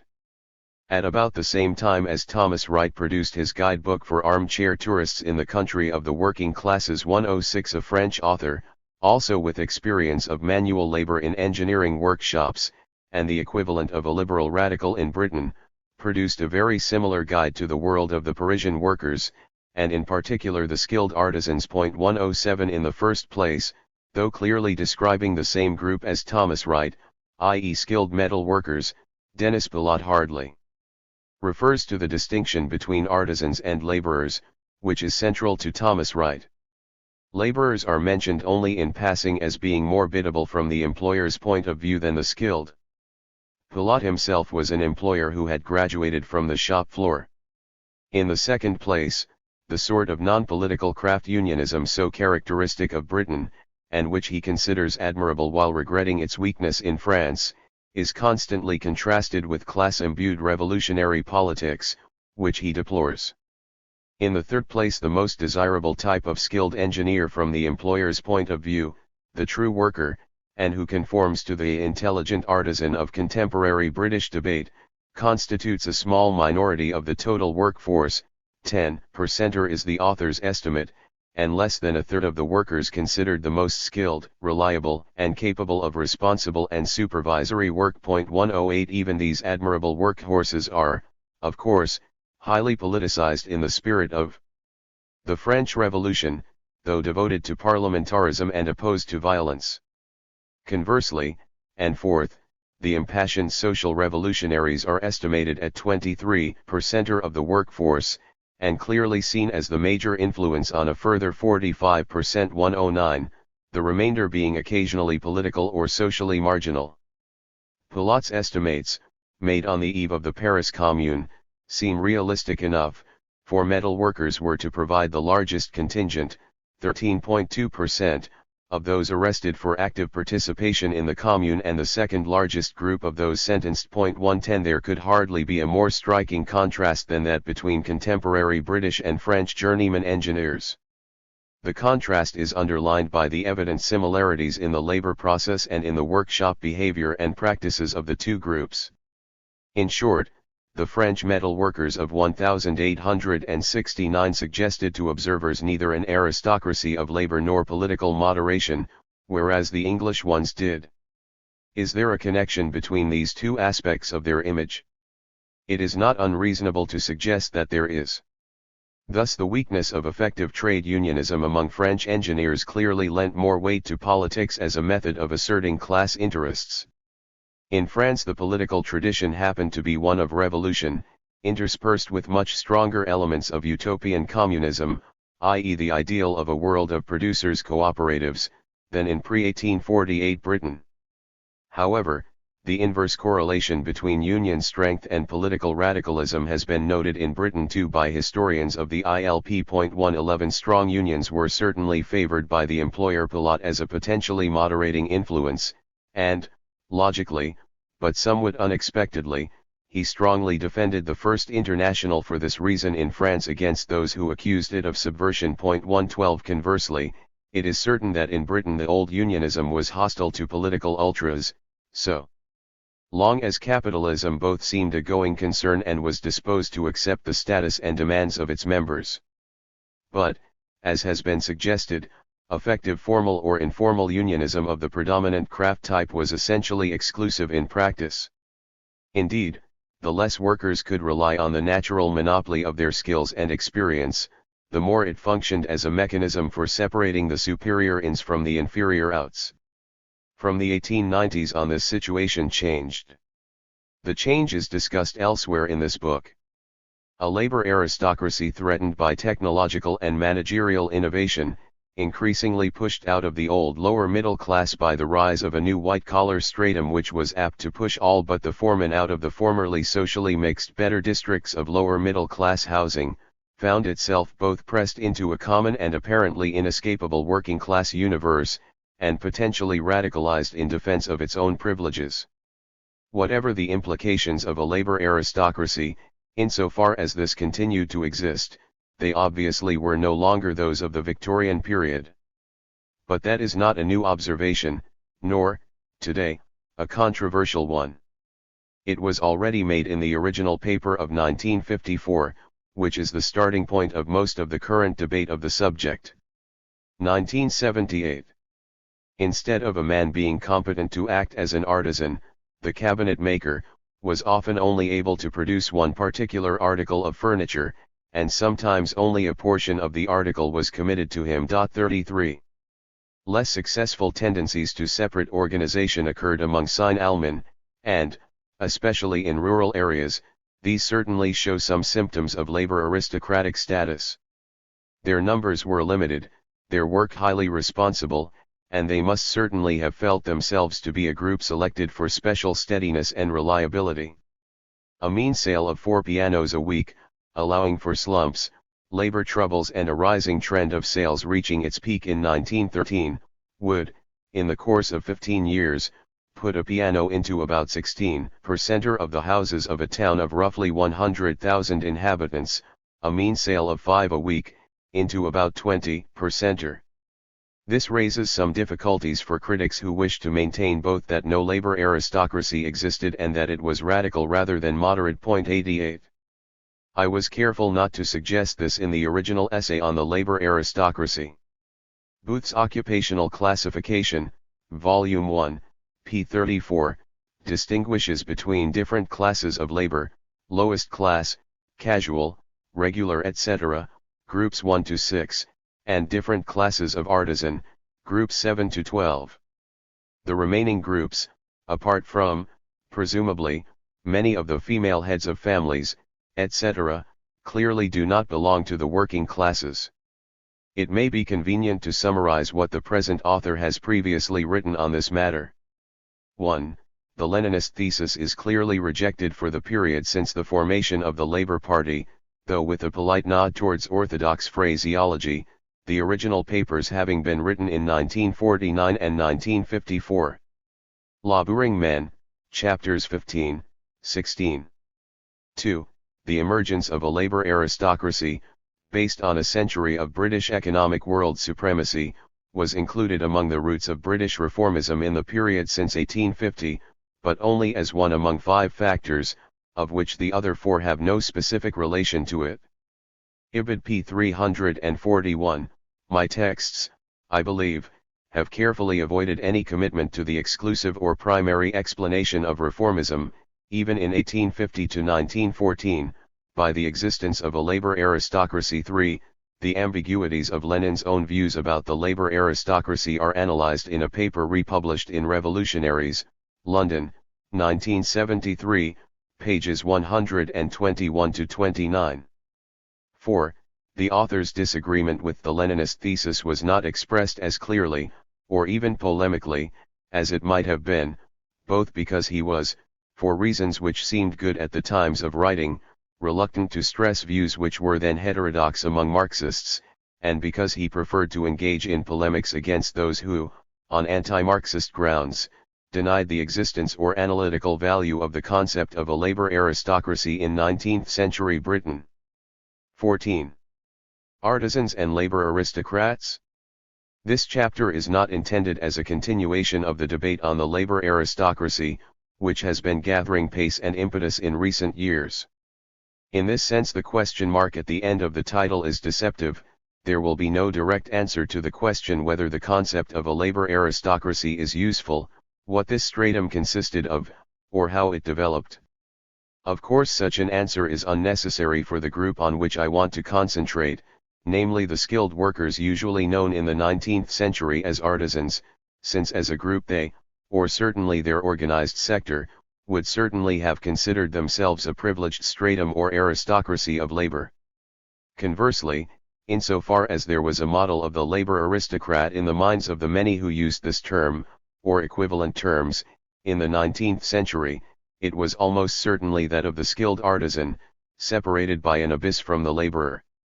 Whatever may have been the case elsewhere, in the world of the tradesman according to workshop etiquette, and nowhere is professional etiquette more sternly insisted upon than among the handicrafts, all who are not mechanics are laborers. Point 2. However, while I believe that my observations have some bearing on the debate about a labor aristocracy, my argument does not depend on any particular position in that debate. It is essentially an argument about the fortunes and transformations of the skilled manual wage worker in the first industrial nation.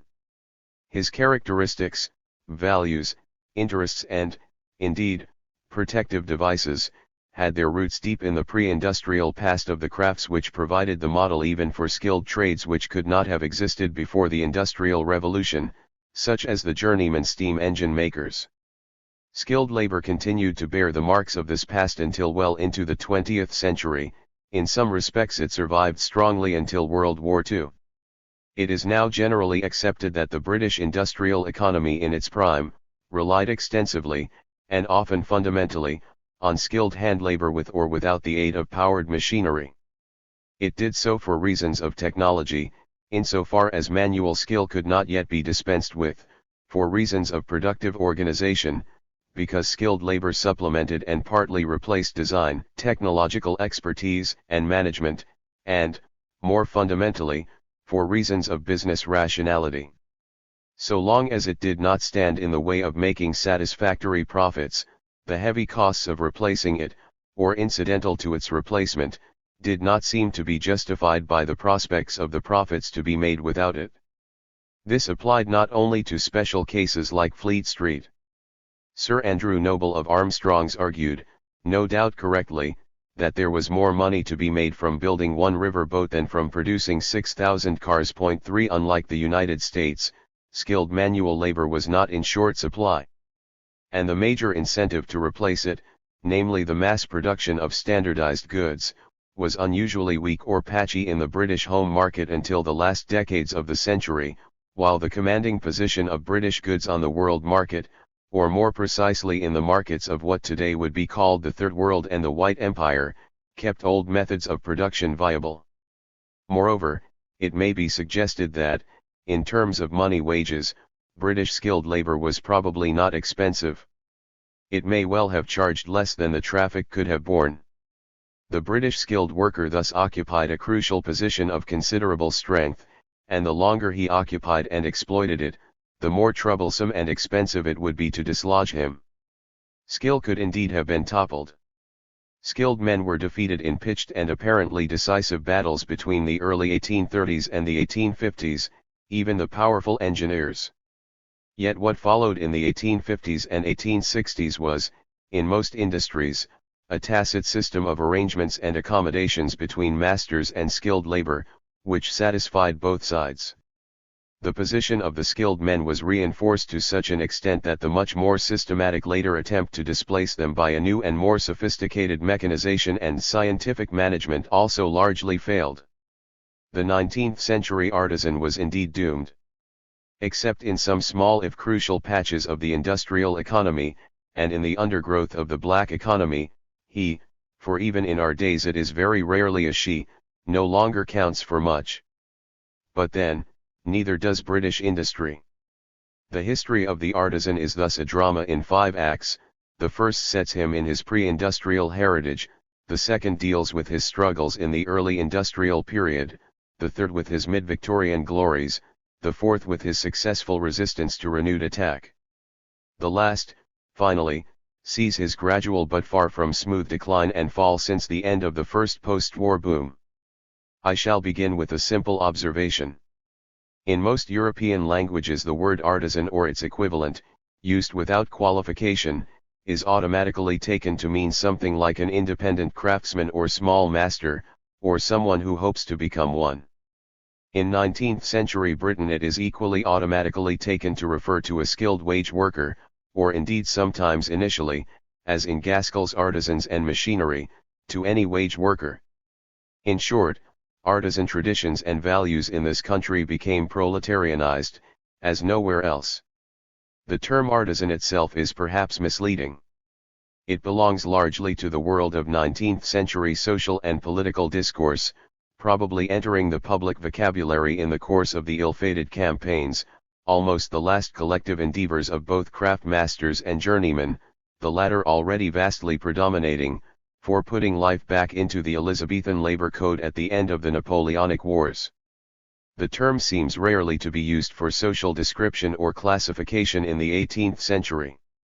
The actual word almost universally used in working-class circles is tradesman.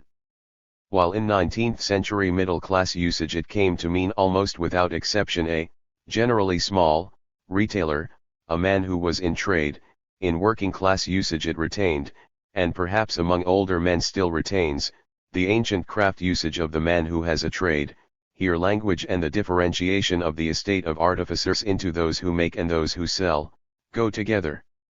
We may note in passing that while being in trade develops connotations of contempt or deference, having a trade, at least for those who have it or compare themselves to its possessors, maintains its connotations of self-satisfaction and pride.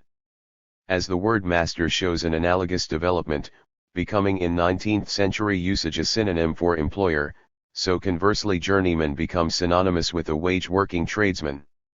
Indeed, in the dawn of industrialization it is sometimes used for any wage worker. Trade societies and trade unions, in which the name of the old artisanate survives, are now not only bodies of traditional crafts like hatters or brush makers, but unprecedented ones like journeyman steam engine makers and boiler makers.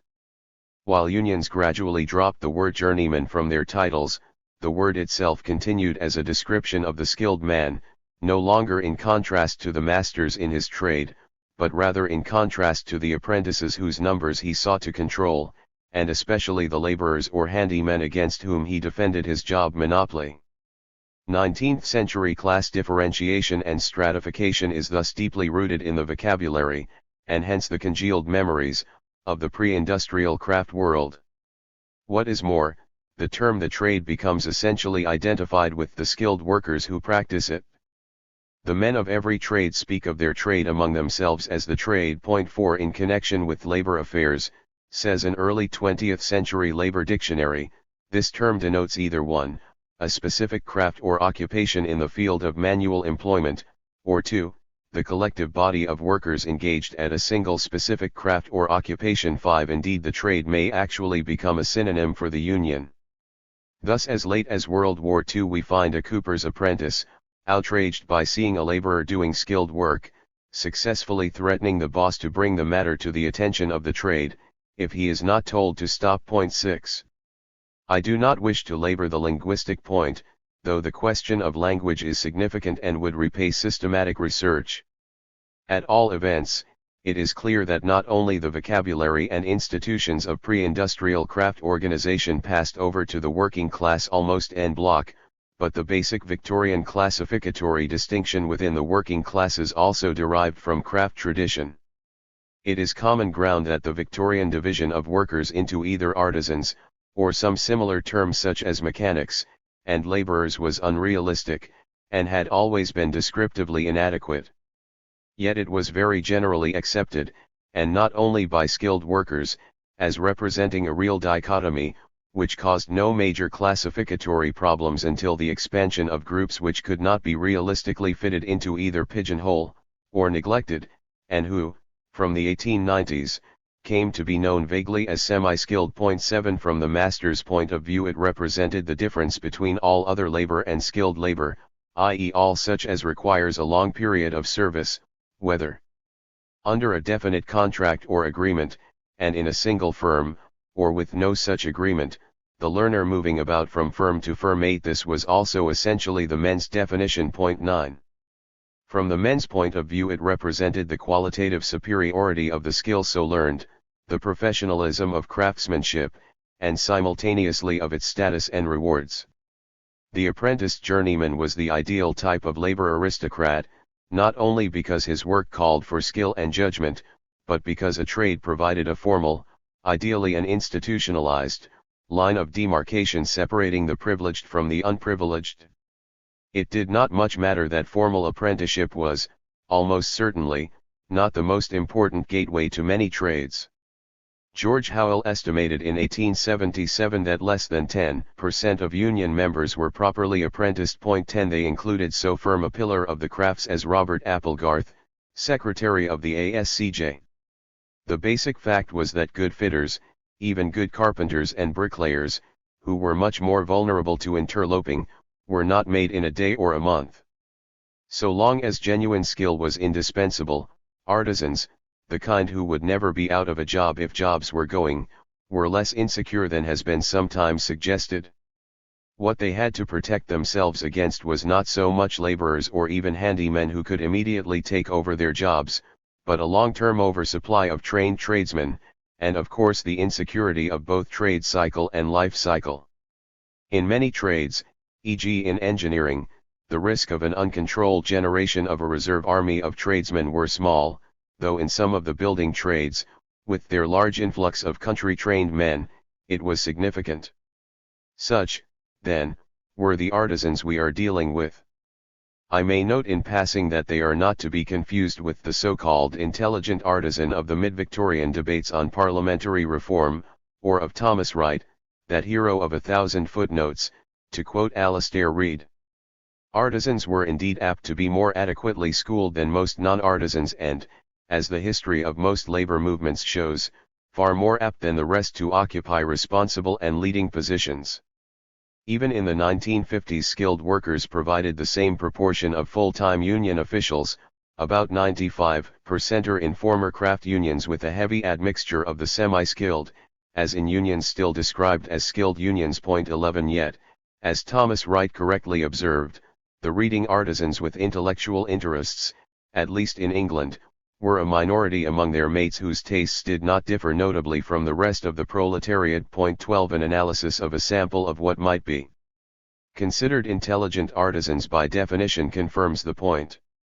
In the first 3 years' intake of the London Mechanics Institution, such groups as, say, hatters, coopers and shipwrights were grossly underrepresented, though they would scarcely have considered themselves less skilled, or lower in the artisanal pecking order, than, say, the somewhat overrepresented woodworking trades. 13 The truth, confirmed by later attendance statistics at evening schools 14, is that some trades found it professionally more useful to make written calculations and use or produce designs than others, and therefore tended to be more studious.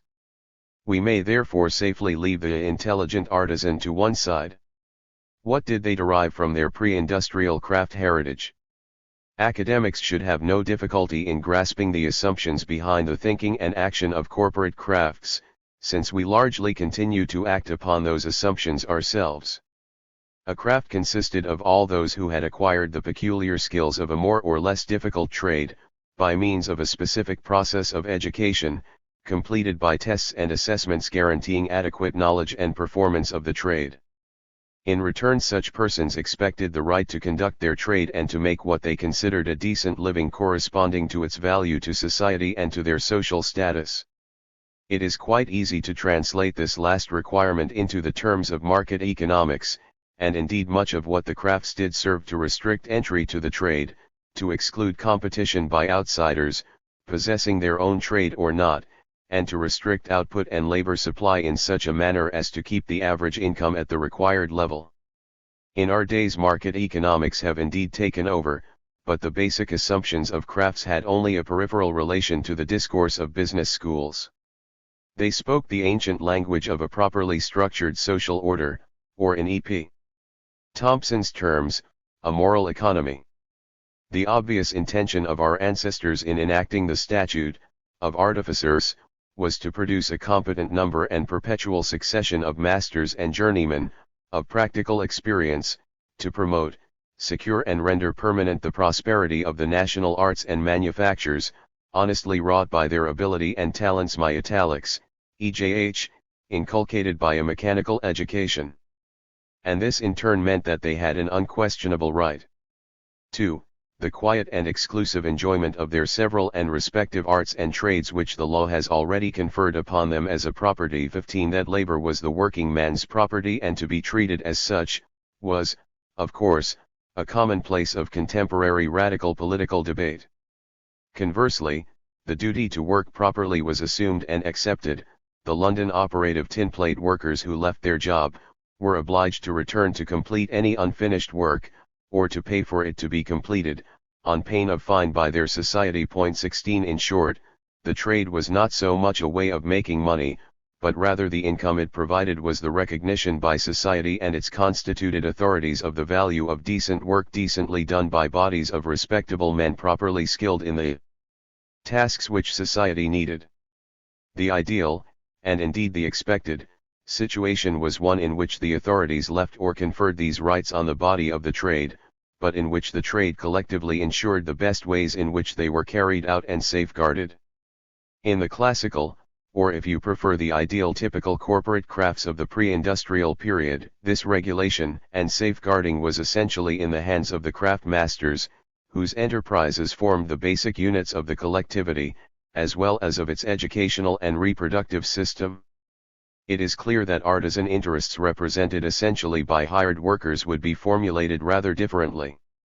It is less evident that a trade so identified would not be the same as a self-contained stratum of craft journeymen within a craft economy, even when organized in specific journeymen's guilds, brotherhoods, or other associations.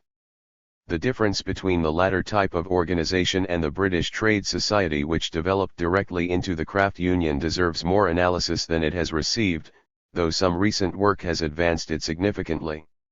It has been suggested that such forms of collective journeyman action tended to stress honor and the social prestige of the journeyman outside, and often at the expense of their economic interests, often by a sort of hypertrophy of symbolic practices such as the well-known journeyman rituals, fights and riots. 17. All we need note here is that this road of journeyman development, which has no British parallel, so far as I know, could not easily lead directly into trade unionism.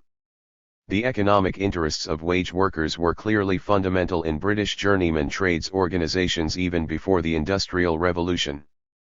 That is to say, they were designed to safeguard them against the primary life risks to manual workers, namely accident, sickness and old age, loss of time, underemployment, periodic unemployment, and competition from a labor surplus. 18. Whereas the core of German or French journeyman collectivity was to be found outside the workshop, in the institutionalized period of travel, the journeyman's hostel or lodging house where the rituals of initiation took place, the essential locus of the British apprentice's socialization into the ways of the journeyman was patently the workplace.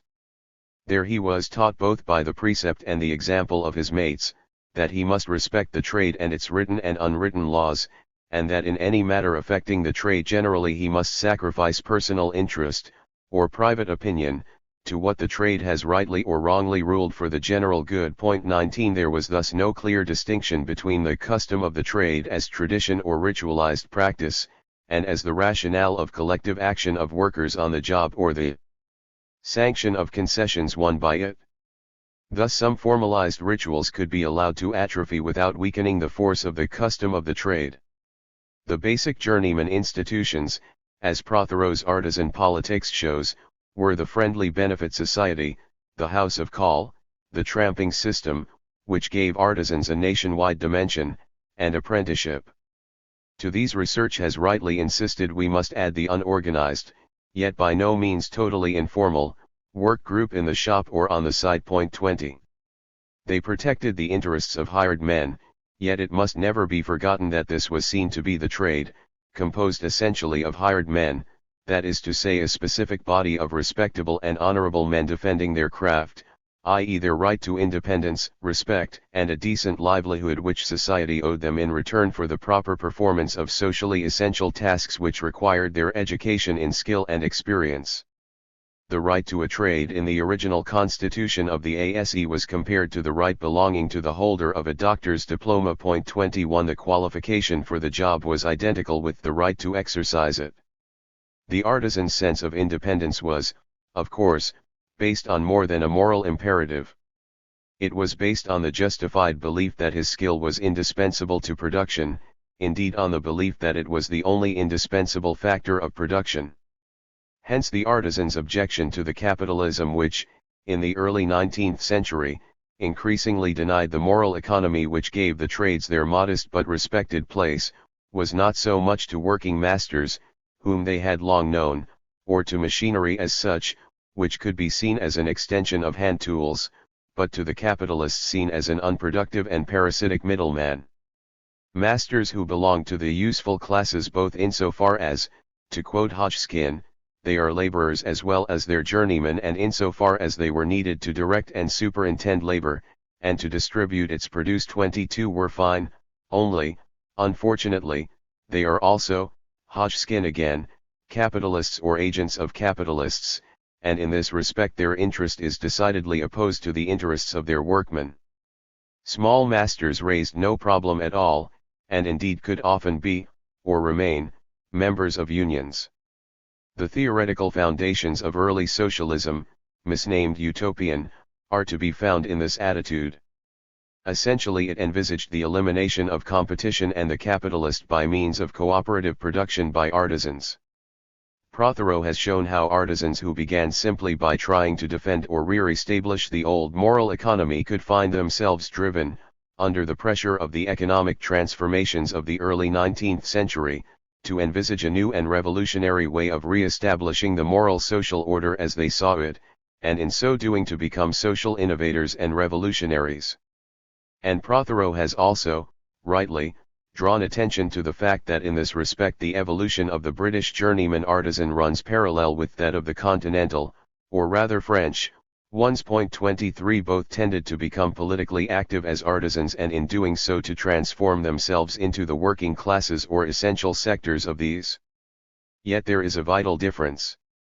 Utopian socialism, or rather mutualism and producers' cooperation, became and long remained the core of French socialism.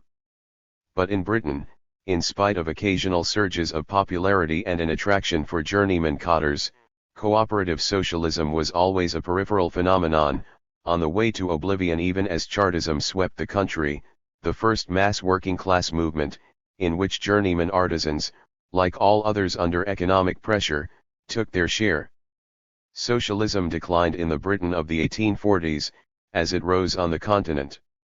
Whatever the reasons for this difference, and they remain to be fully explained, they will probably have to be sought partly in the political conditions of the country, but chiefly in the very advance of the British capitalist economy over the rest, which already made an economy of small commodity producers, individual or collective, somewhat implausible or economically marginal.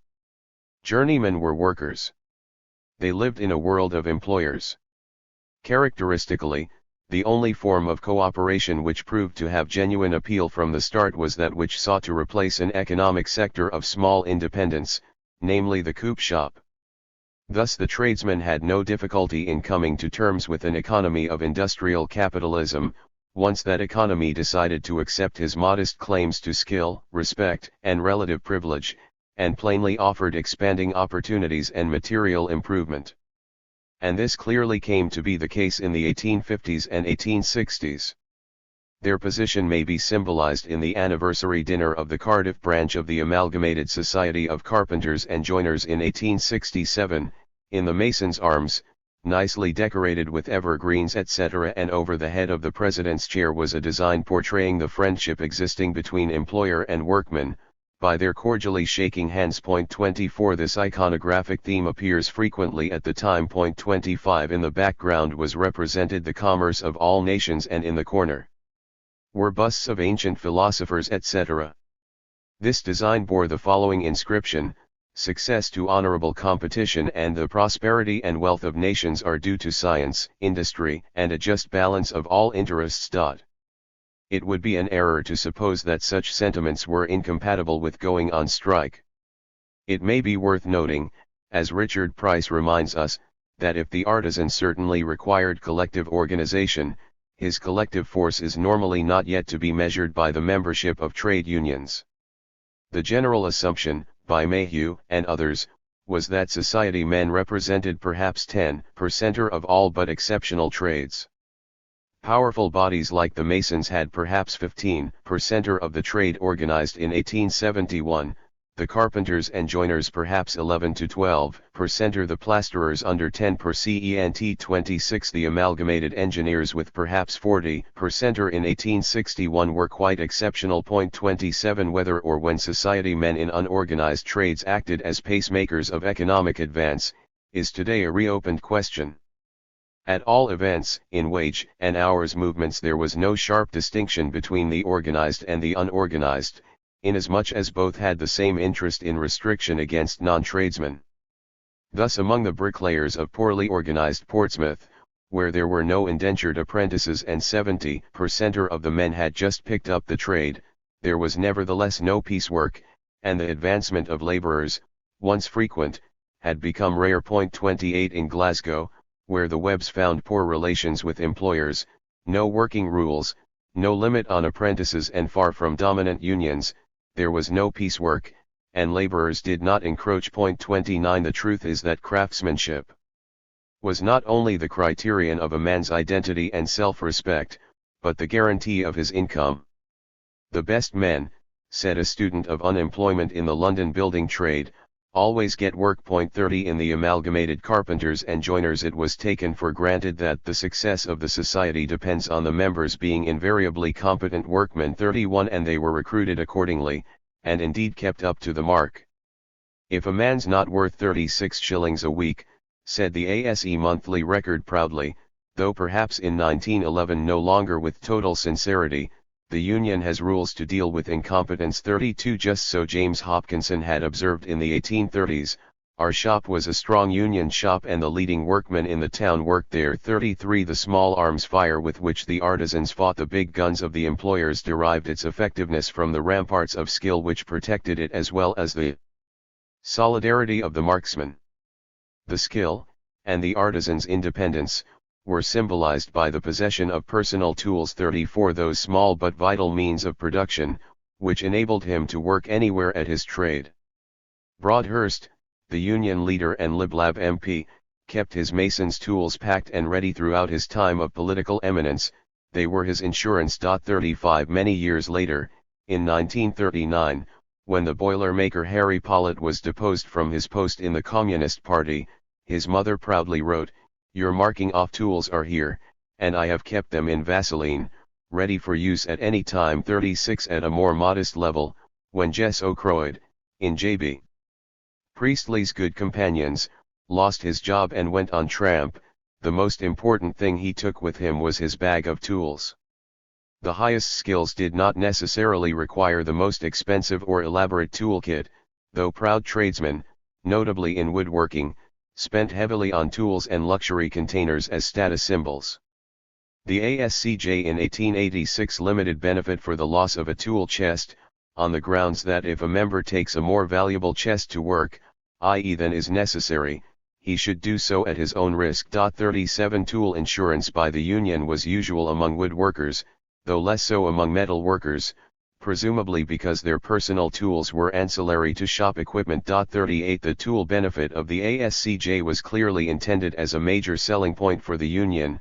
It ensured against theft, and not only against fire and shipwreck, and its importance is indicated by the frequency of branch resolutions and notices on the subject. 39 Indeed, in their first 30 years the amount of tool benefit paid per member was roughly comparable to accident benefit, and amounted to about 55% of funeral benefit. 40. Yet the value of implements was secondary to their symbolic importance. London shipwrights, than whom few were more skilled, owned perhaps 50 shillings worth in 1849, according to Mayhew 41, and in the 1880s the union paid 50% of replacement costs up to a maximum of £5.42. Mayhew estimated cabinet makers' tools at £30 to £40, joiners' tools at up to £30, coopers at £12.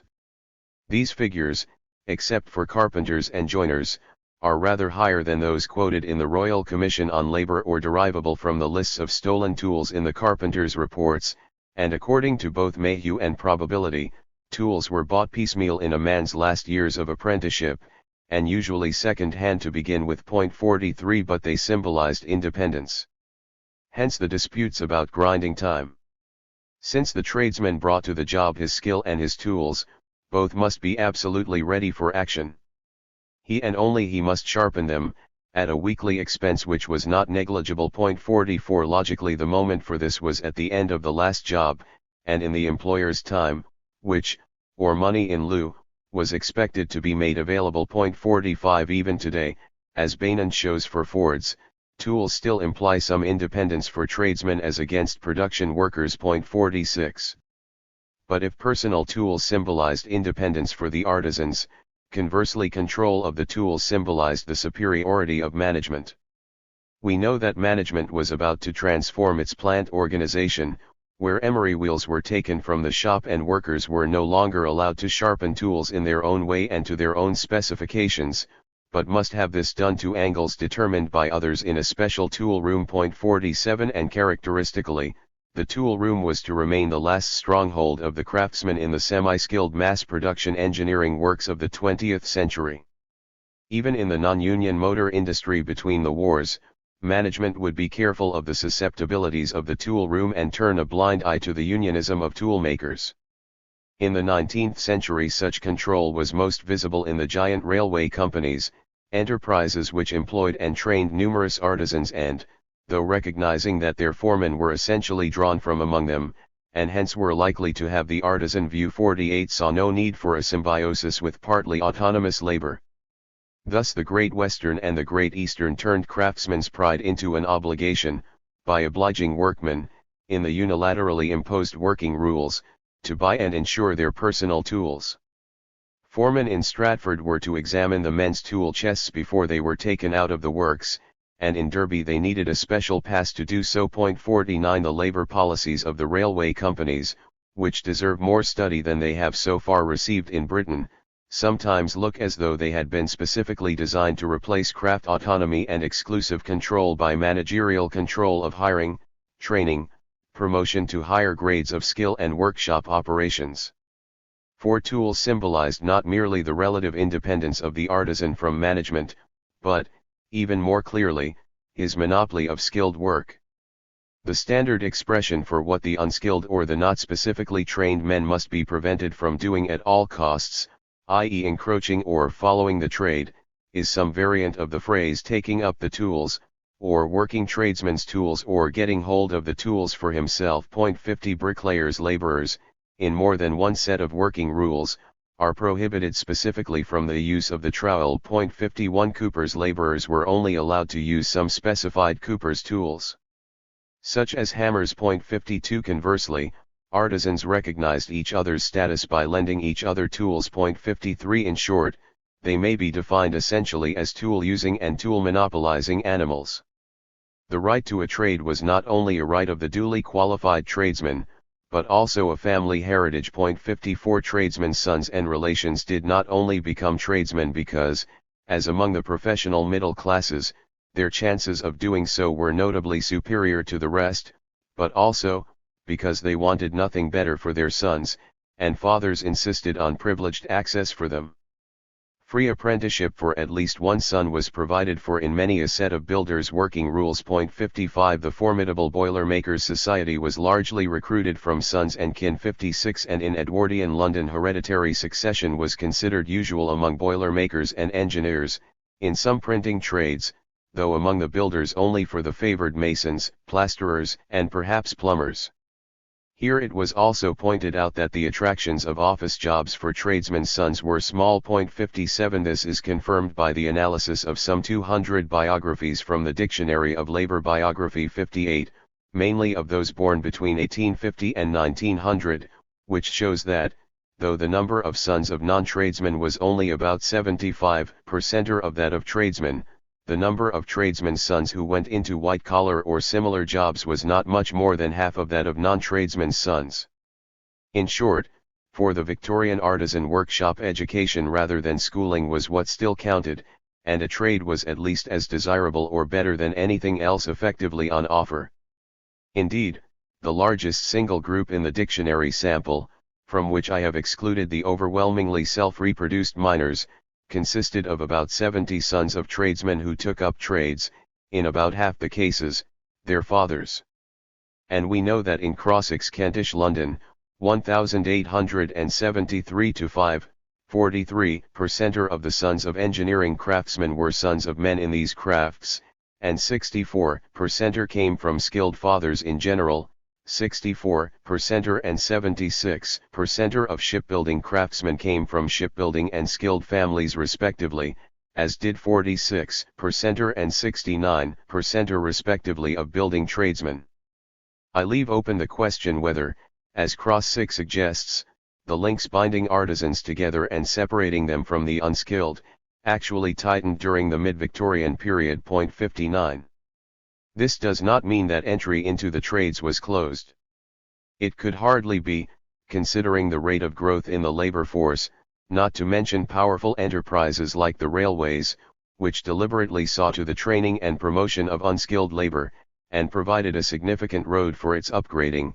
In the dictionary sample this is very noticeable.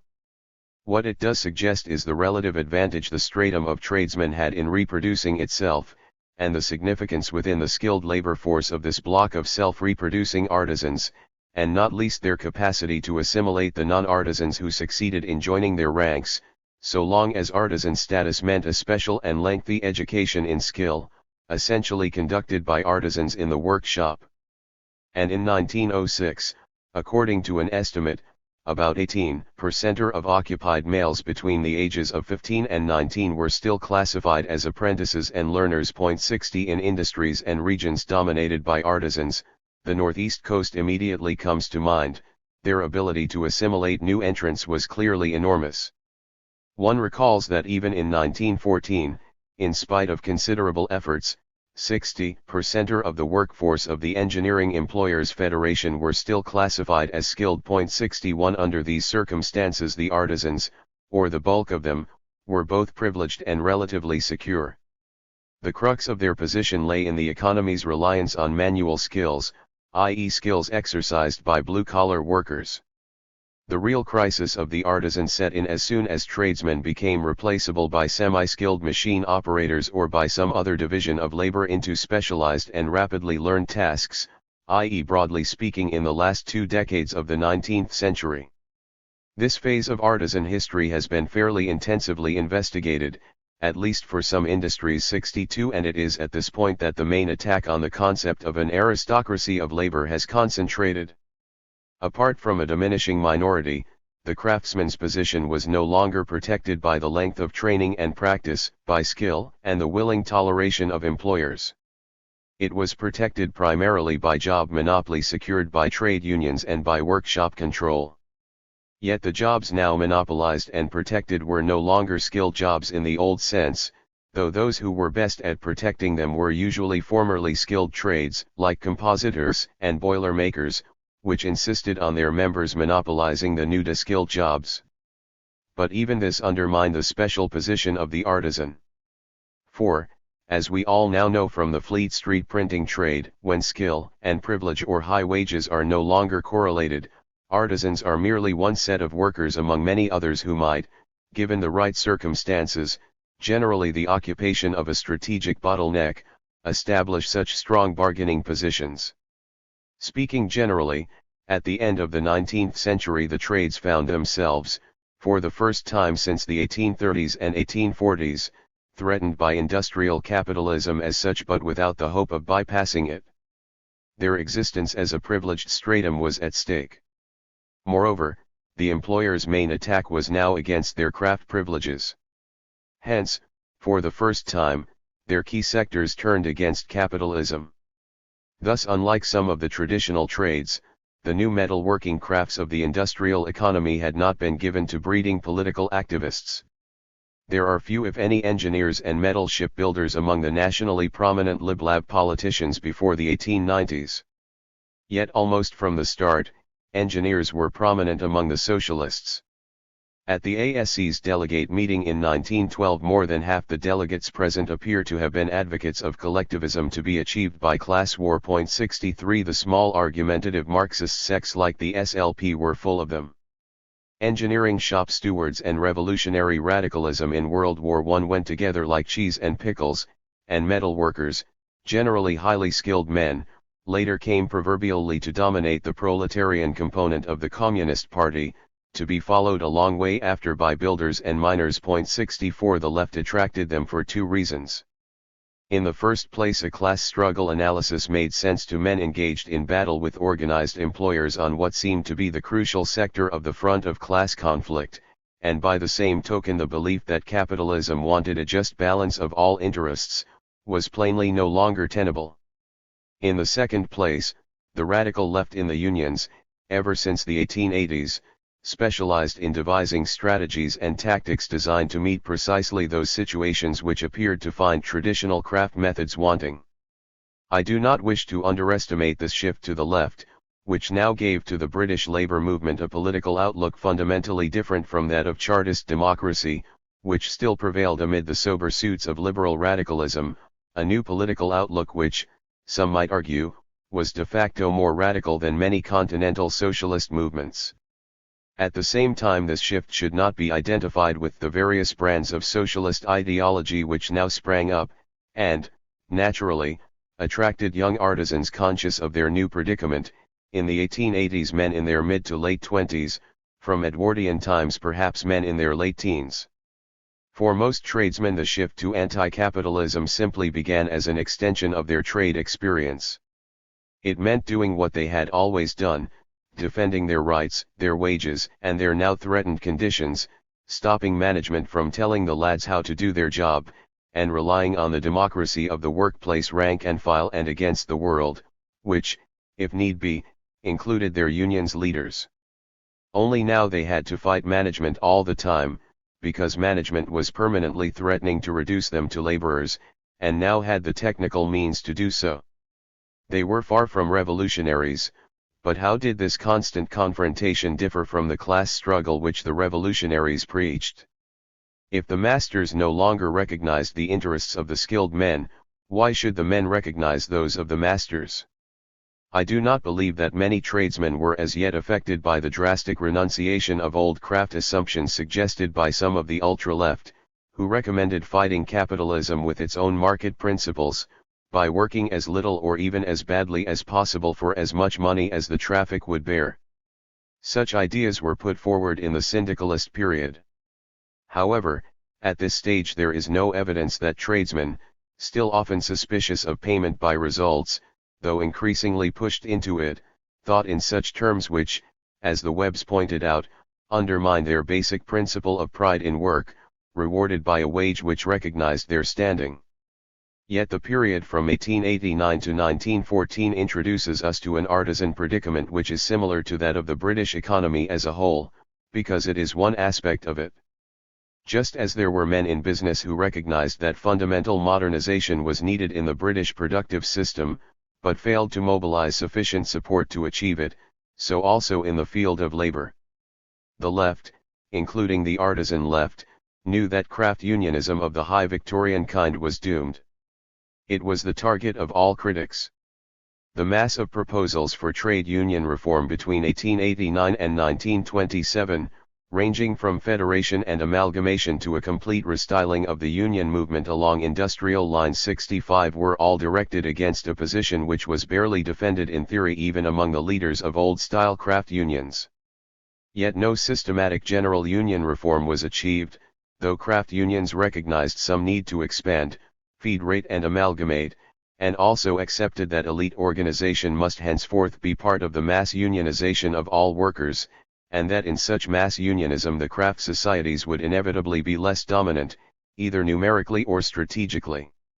Yet attempts at general reform failed so clearly, that after 1926 they were de facto abandoned.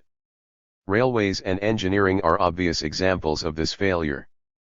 The new National Union of Railwaymen, designed as the model of a comprehensive industrial union, never succeeded in integrating most of the skilled footplate men, and the engineers did not even try, though their left-wing leadership time and again committed them to broaden their recruitment, in 1892, in 1901, and again in 1926.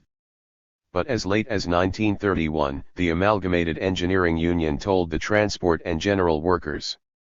With regard to the organizing activities of the AEU, whilst it was true that the constitution of the Union was amended to permit of all grades of workers being organized within the Union, this had not been operated, the AEU confining its organizing activities strictly to those sections of the industry which it had always organized. It was not the intention of the AEU to depart from this policy. 66. 4. Just as the British industrial economy appeared to enjoy its Edwardian Indian summer, so did the artisans. Did they need to reform themselves out of existence? Sheer bloody-minded shop floor resistance reversed the total victory won by the Engineering Employers Federation in the 1897-8 lockout, incidentally driving the Union's Socialist General Secretary George Barnes into the wilderness. 67. It had so far restored the position that buying off the craftsmen became the major task of the 1914 war economy. Their position had actually been strengthened, because the system of payment by results, which employers preferred to Taylorist and Fordist strategies, laid the base for endless shop floor conflicts and, in consequence, shop steward power.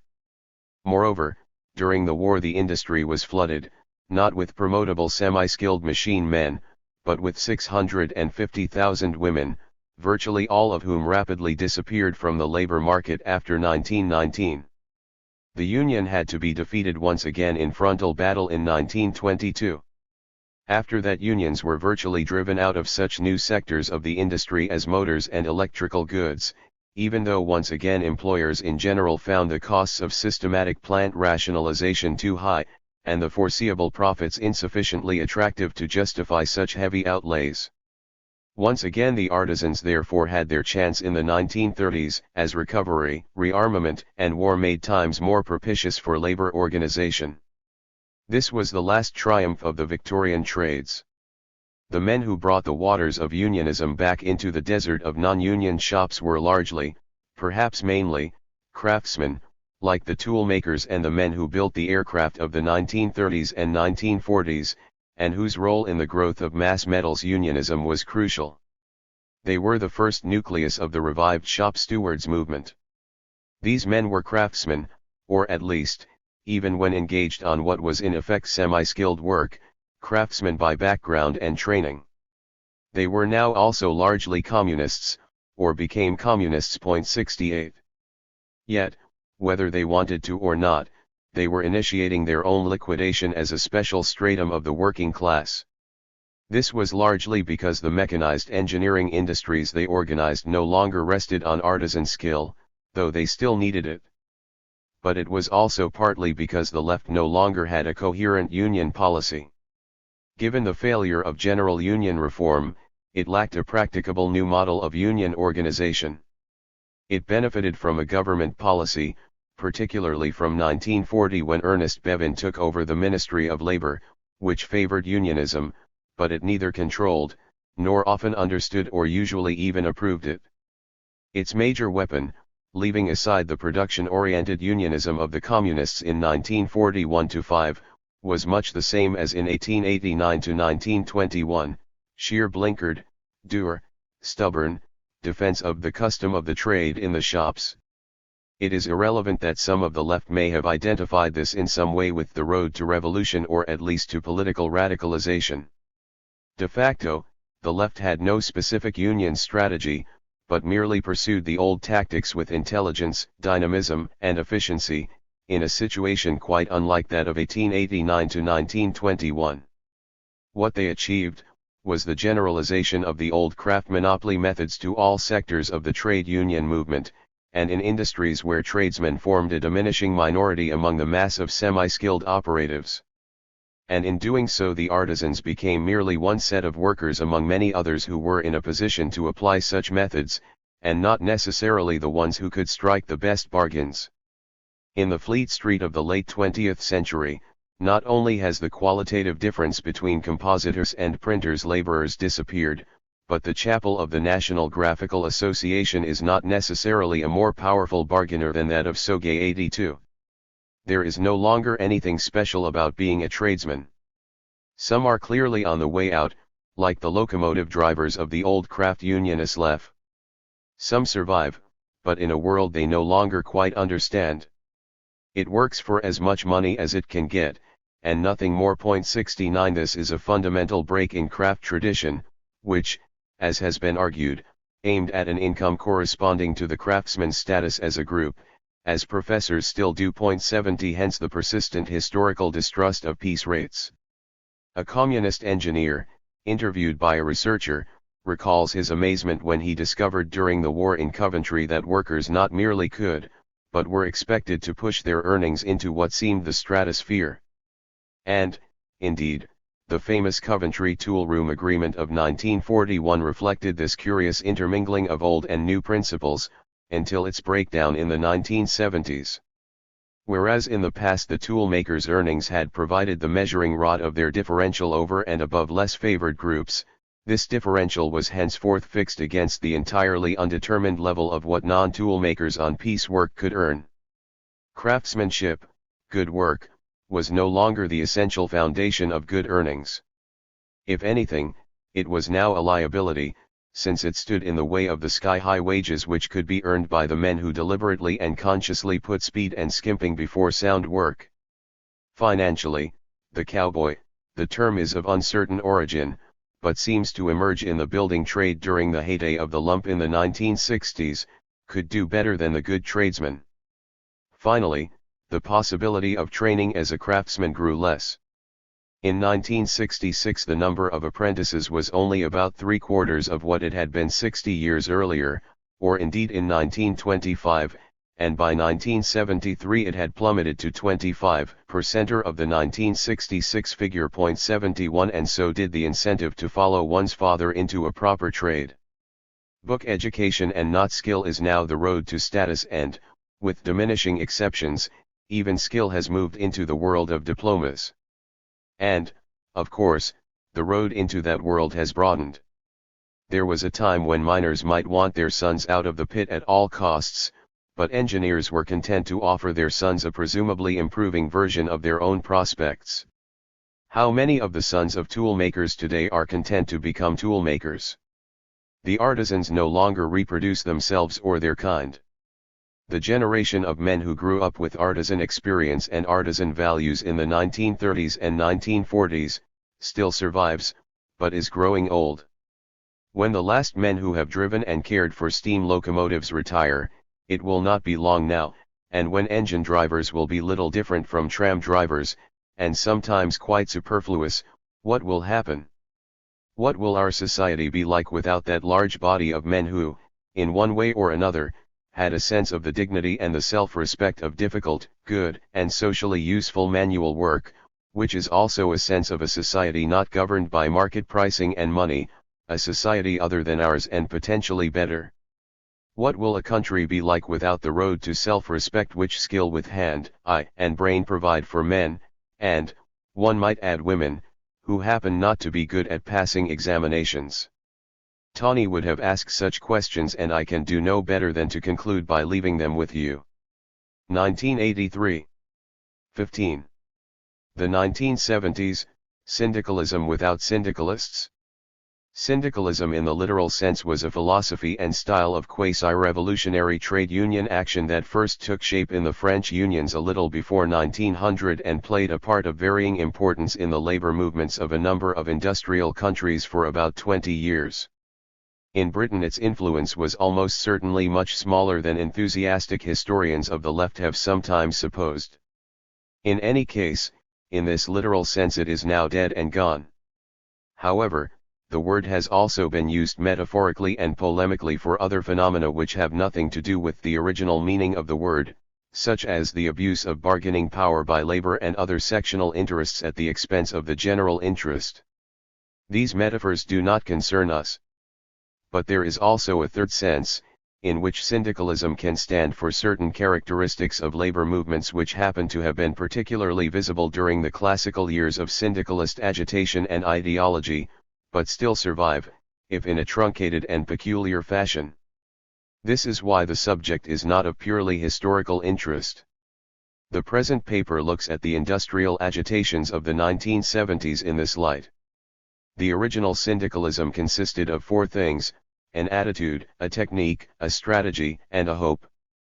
The attitude included hostility not only to the capitalist boss but to any bureaucracy, public, private, or trade unionist, the belief, in G.D.H. Cole's words, that the producer should have the fullest possible share in the control of the conditions under which he works, and a wish to substitute direct industrial action for politics, unions for parties. The technique relied on preferably spontaneous militancy in direct industrial action, a fight with the gloves off. Any means of effective pressure, i.e. of hurting where it hurt the adversary most, must be used, even sabotage, though this was more talked about than applied.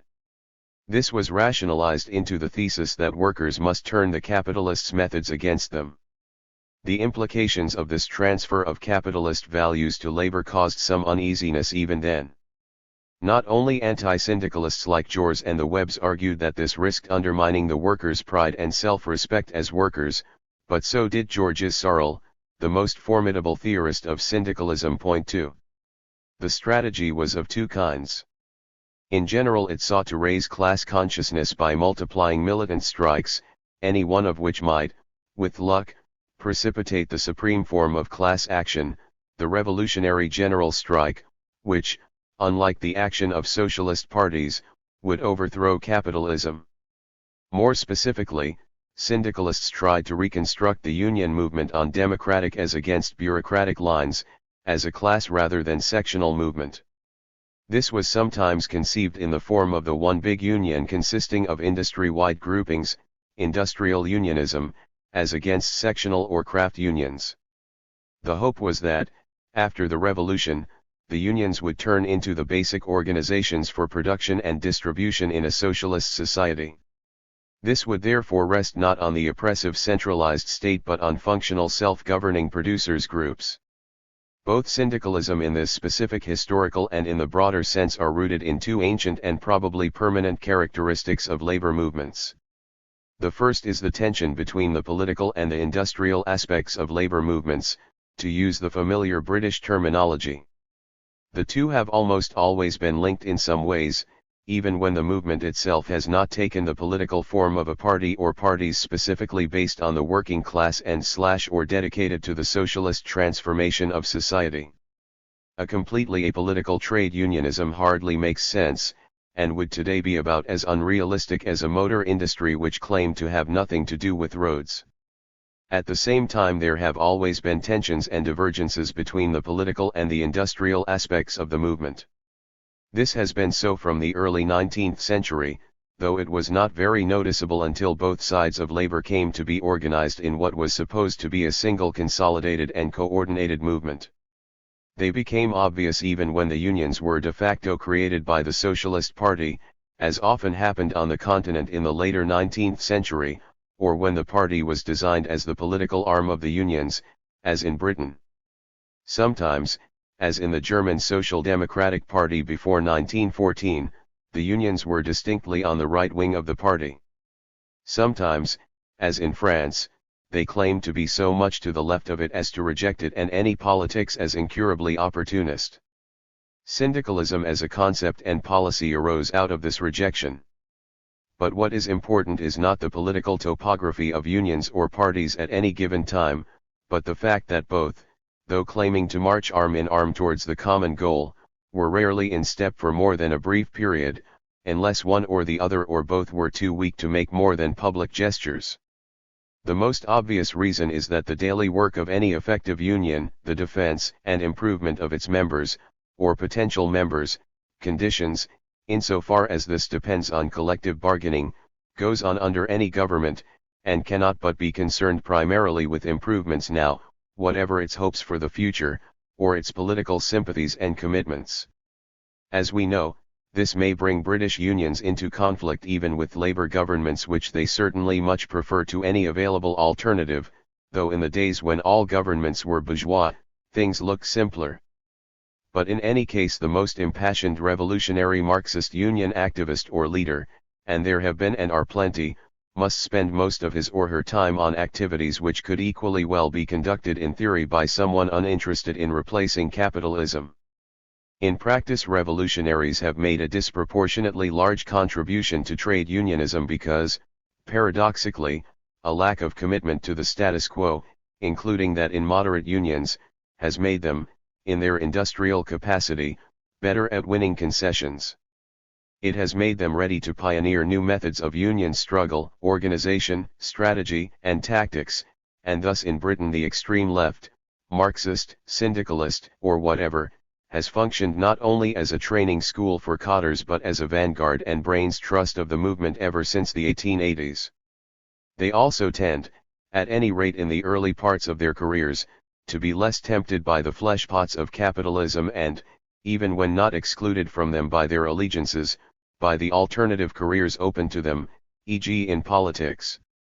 Still, the fact remains that effective and militant unionism is not the same as making revolution. The syndicalists, who tried to get round the difficulty by claiming that it was, were proved wrong.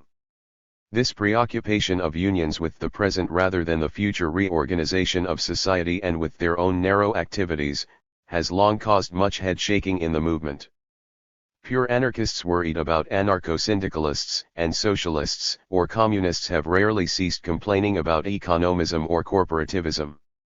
Marxist theory before 1914 went so far as to argue, with Koski, followed by Lenin, that the workers themselves were capable of developing only a trade unionist class consciousness, leaving socialist consciousness to be imported into the movement from outside. This desperate analysis is historically mistaken, but not irrelevant. In fact, the original form of working-class socialism was entirely homegrown. Groups of workers envisaged the abolition of capitalism by means of a network of producers' cooperatives, since, with some justification, they could not see that the capitalist employers of the early 19th century fulfilled any technical or managerial functions which could not be just as well carried out by the people who actually did, and largely also organized, production.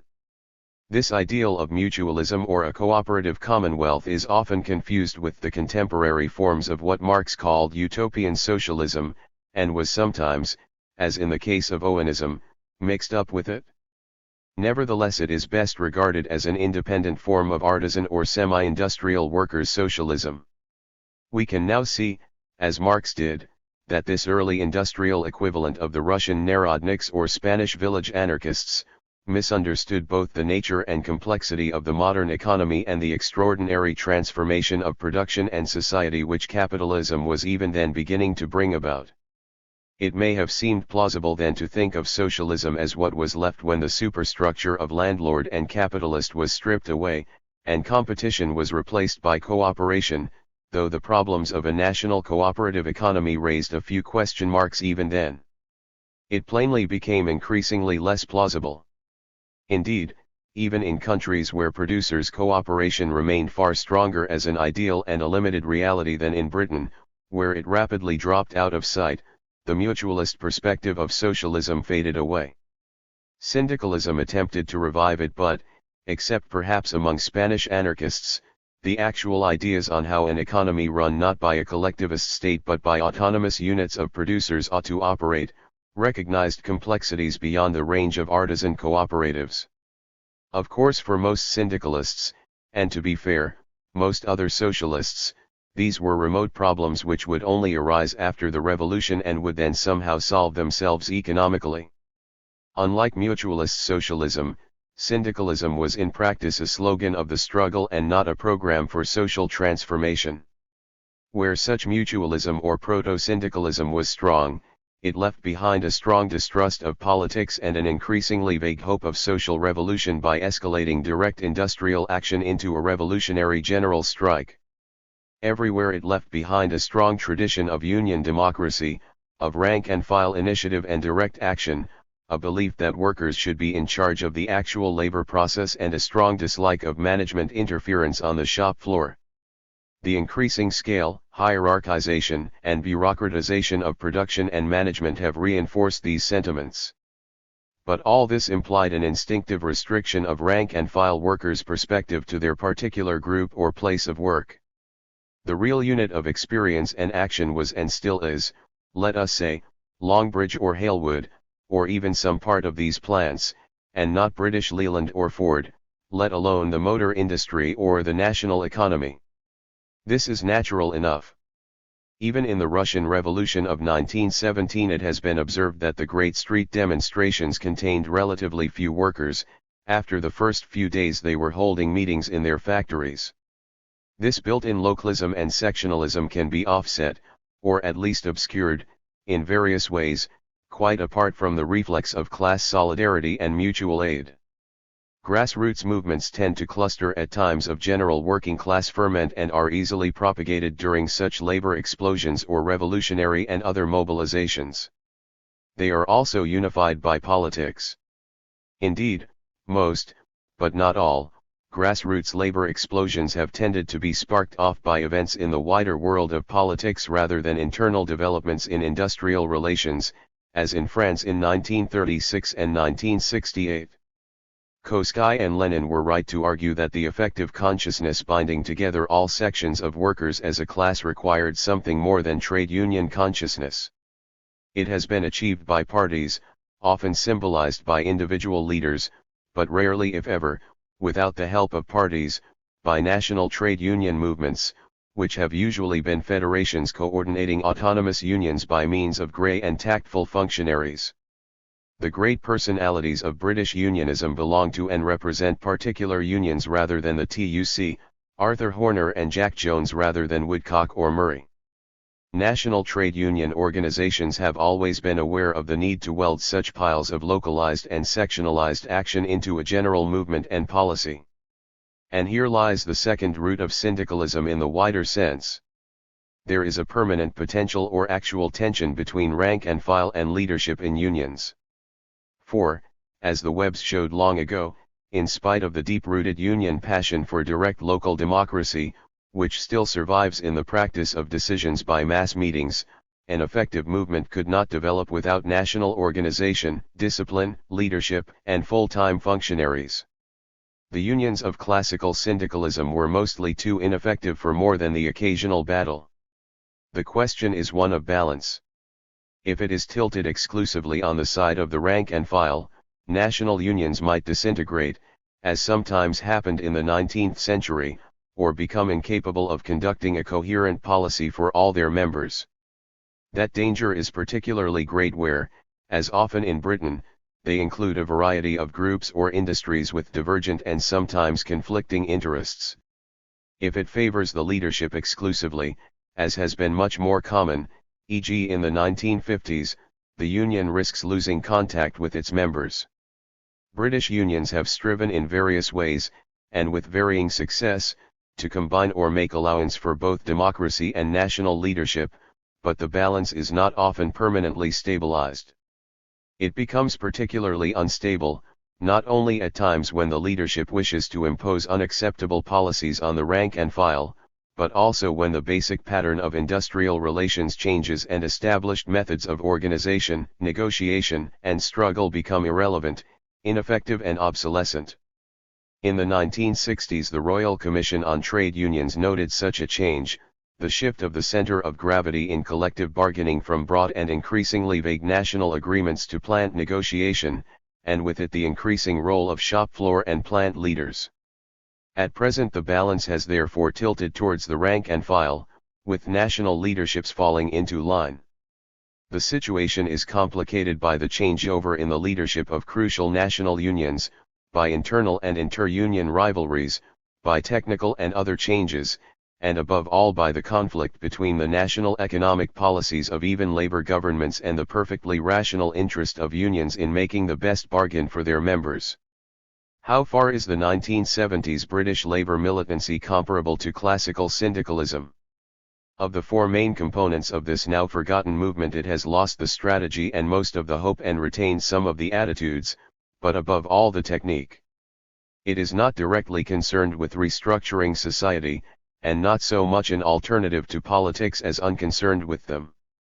Little is now heard about the systematic reconstruction of the union movement, let alone the syndicalist ideal of social transformation through unions, as it were, becoming the basic organs of society. In 1979, the miners' next step, to quote the title of a famous syndicalist pamphlet of 1912, was to ask for a 40% wage rise. In any case, today those militants who hope that the industrial struggles will bring socialism closer, a matter which does not appear to concern most of the strikers, are not syndicalists. So far as one can tell, their hope lies in the political radicalization of the working class as a whole, precipitated by industrial struggles directly or indirectly. The evidence that this is happening is slim. There remain the attitude and the technique. Both of them have something in common with classical syndicalism, though without the strategy and the hope they are impoverished. True, the fullest possible share in the control of the conditions under which the producer works is once again a live issue, and, under such general labels as workers' control and participation, has become part of the thinking of Marxists and others who did not, until the 1960s, pay much attention to it. To this extent, demands pioneered by syndicalism have been revived, but mainly on the political left. Neither the practice nor the rhetoric of the actual industrial militancy of the 1970s reflect this preoccupation significantly. In fact, and in contrast to both the classical syndicalist era and the general tendency of strikes for a good deal of this century, the great strike movements of the 1970s are overwhelmingly economic in the narrowest sense. So what we are left with is an essentially rank and file based, particularly militant and effective technique of strike action, of which the old syndicalists would certainly have approved, even though its aims are narrowly economist and sectional, to raise wages, to hold or change the place of a group of workers in the pecking order of the pay envelopes, to protect jobs against redundancy, mechanization or other competing groups of workers. This has wider implications, including political ones, only insofar as the movement treats its demands as an inflexible first charge upon the economy, and refuses to consider their wider economic consequences. 150 years of experience have made rank-and-file unionists skeptical of the argument that winning wage rises produces economic catastrophe. That the situation may not look quite so simple when seen by governments or even at a national level of union leadership, is another matter. The technique is effective because, unlike before 1914, complex, highly integrated societies can today be disrupted at very short notice by strategically placed groups of workers, and many more groups than ever before, but by no means all, are now strategically placed. It is all the more effective because one restraint of classical syndicalism has been tacitly dropped. Even Poget, the champion of the extreme tactic of sabotage, made it quite clear, at least in public, that militancy was directed only against capital, against the bank account. The consumer must not suffer in this war waged against the exploiter. 3. But the strength of strikes today, particularly in the public sector where the market and profits are not the determinants, rests largely on the ability to put political pressure on the government by the ability to make life difficult for the public, including all non-striking workers. It is pointless to pretend otherwise. Naturally they may think the inconvenience tolerable in a good cause and, if strong bargainers, look forward to using the same methods when their turn comes. All this is inevitably a long way from syndicalism. If we forget the political cheers and hisses, the ideological commentaries and the wishful, or fearful, thinking, what we see today is a set of effective rank-and-file strike tactics being militantly applied by one group of workers after another, for objects which, even by the criteria of trade union consciousness, are rather narrow. At present union action is not only like what R.H. Tawney and Hugh Clegg, with differing sentiments, called an opposition that never becomes a government but, to the disappointment of socialists and such syndicalists as may survive, it does not seem bothered about it. The sectionalism of industrial action imposes great and silent strains on class solidarity, strong though this is, for much of the militancy aims to increase inequalities within the working class and much has this effect without the intention. Striking workers are often uneasily aware of isolation. In spite of the hopes and efforts of the left, the militancy is largely apolitical. Indeed, the gap between a militant and strong union movement and an organizationally enfeebled Labor Party, whose political support has long been eroding, is dangerously wide. And yet, this militancy unquestionably reflects a striking assertion of class consciousness and class power, a combination of mass discontent with the discovery that a generation of unnoticed changes has given direct action a new effectiveness. The history of labor movements is punctuated by such moments of discovery or rediscovery at intervals of a few decades.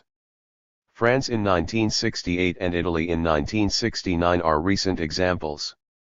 The present British wave of industrial militancy seems to lack the sense of hope and liberation, the almost holiday feeling of earlier labor explosions, e.g. in 1889 or 1911. It is surrounded by doubt, uncertainty and bad temper. Nevertheless, it is a genuine class movement growing upwards from the grassroots, against which governments and even union leaderships are relatively powerless. And in spite of the fact that our generations have been brainwashed by capitalism into the belief that life is what money can buy, there is more to this movement than asking for wage rises. There is more even than despair about a society incapable of giving its members what they need, and forcing each individual or group to look after themselves, and never mind the rest. It has been said, inside every worker there is a human being trying to get out. In the history of the British working class there have been better and more hopeful attempts by the human beings to get out. But this is such an attempt. It will not do to dismiss it, damn it, and even less to wish it away. Attention must be paid. But it will not do either to overlook its limitations. 1979. 16. Should poor people organize? Once upon a time, say from the middle of the 19th century to the middle of the 20th, the movements of the left, whether they called themselves socialist, communist, or syndicalist, like everybody else who believed in progress, knew just where they wanted to go and just what, with the help of history, strategy, and effort, they ought or needed to do to get there. Now they no longer do. In this respect they do not, of course, stand alone.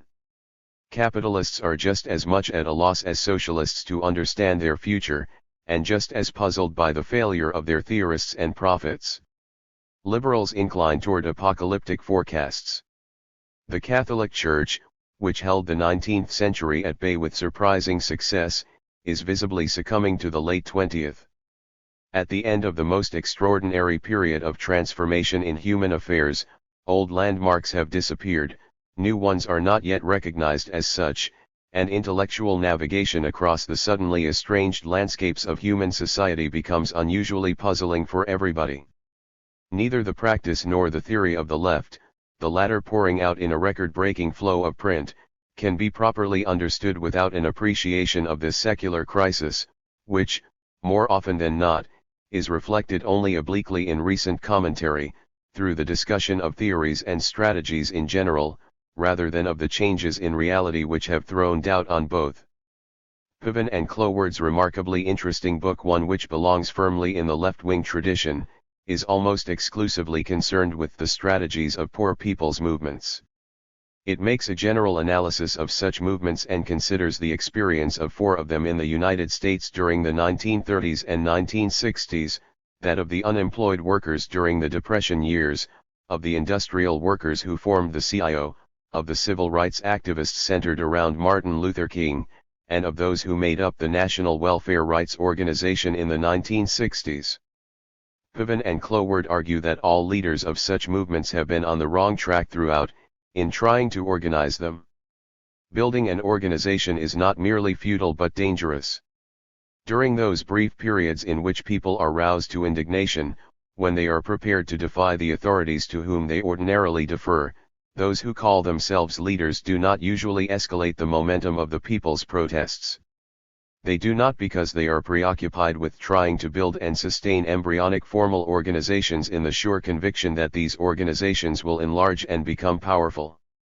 This proposition could be discussed on its merits, and indeed has to be. Yet it cannot be adequately discussed, or indeed even understood outside the historical context which encourages the authors to formulate it.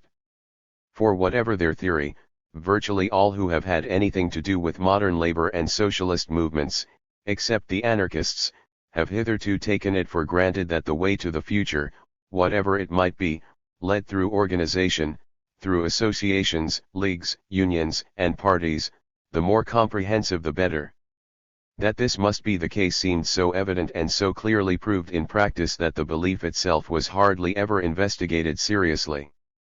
Historically, for instance, the debate on organization within the labor movement has been primarily about its scale, pausing only occasionally to consider problems of flexibility and internal democracy. The left stood for national unions against local or regional ones, for industrial against craft associations, for big against little unions, perhaps even for the one big union which was, for the syndicalists, the estuary through which the river of the movement reached the sea of socialism. The working ideal of the labor movement has been a disciplined and mobile army, though a civilian and democratic one, as witness the widespread unconscious, and insufficiently investigated popularity of military metaphors in its language. The ever-expanding union of the workers of the Communist Manifesto, which could centralize the numerous local struggles into one national struggle between classes, implied organization. What is more, the purely pragmatic arguments for organization have appeared so convincing that the organizers have overwhelmingly prevailed over the anti-organizers for the past century and a half. It is true that opponents of organization, in one form or another, have surfaced from time to time. Generally this has occurred in one of 3 situations: when the movement has been broken and weak, when it was becalmed, or, a somewhat different situation, in pre-industrial communities. In the first case, occasional mass mobilization by small groups of activists, or comparable techniques, were not adopted as an alternative to organization but as a poor substitute for it. If the Lawrence, Massachusetts, textile workers could have been organized during 1912 by an effective union, as Lancashire cotton operatives were, they would not have had to rely on heroic raids by the IWW. The third case does not concern us here. For what made modern mass organization apparently irrelevant to, say, Andalusian anarchist pueblos or highly skilled pre-industrial craftsmen was the informally or traditionally structured cohesion of their communities or occupations, and their, increasingly unreal, belief that the decisions which determined their lives were either cosmic or purely local. The former being a matter for hope or millennial convulsion, only the latter were of practical everyday concern.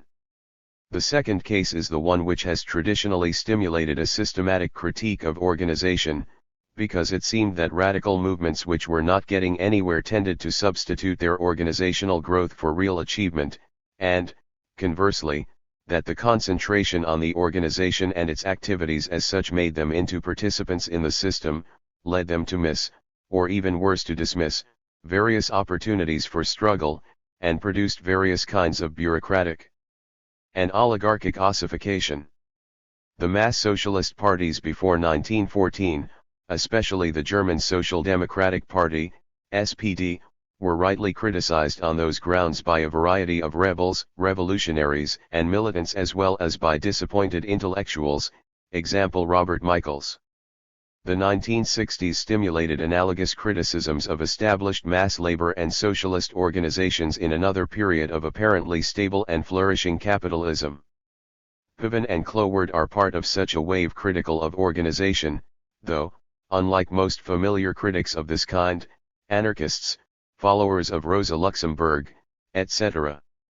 They are not primarily concerned with the long-term dangers of bureaucratic or totalitarian transformations of organization but almost entirely with its inadequacies as a means of mobilizing mass movements here and now. The periodic fashions for anti-organization did not and could not last. Either they collapsed more or less rapidly, like the student movements of the 1960s, or they themselves tried, often rather ineffectively, to transform themselves into something like permanent mass organizations, as the anarcho-syndicalism of the CNT in Spain tried to substitute itself for pure anarchism. The heirs of the pre-1914 anti-organizational rebels were to be the super-organizations of the communist parties. The vast transfer of formerly anarchist support in Barcelona to the communists is a belated example of this phenomenon. What else could be expected? In the broadest and most general sense, to quote Robert Michaels, no friendly witness, democracy is unthinkable without organization. Only organization gives consistency to the masses. In the narrower sense it pays off in everyday experience. If industrial workers have the choice between even a corrupt and racketeering union and no union at all, few would hesitate before making their choice. The situation which encourages a policy opposed to organization is thus historically specific, which does not, of course, necessarily invalidate the criticisms of organization. They reflect a sense of failure, and perhaps even more, a crisis of confidence. In Piven and Cloward's case, part of this disappointment derives from the particular experiences of the left in the US during the 1960s, the specific problems of trying to mobilize extremely unstructured groups of the poor, example Blacks on Relief, and the disillusion of the authors with the campaigns with which they have been actively associated, and on which they speak with first-hand authority, such as the welfare rights movements of the 1960s.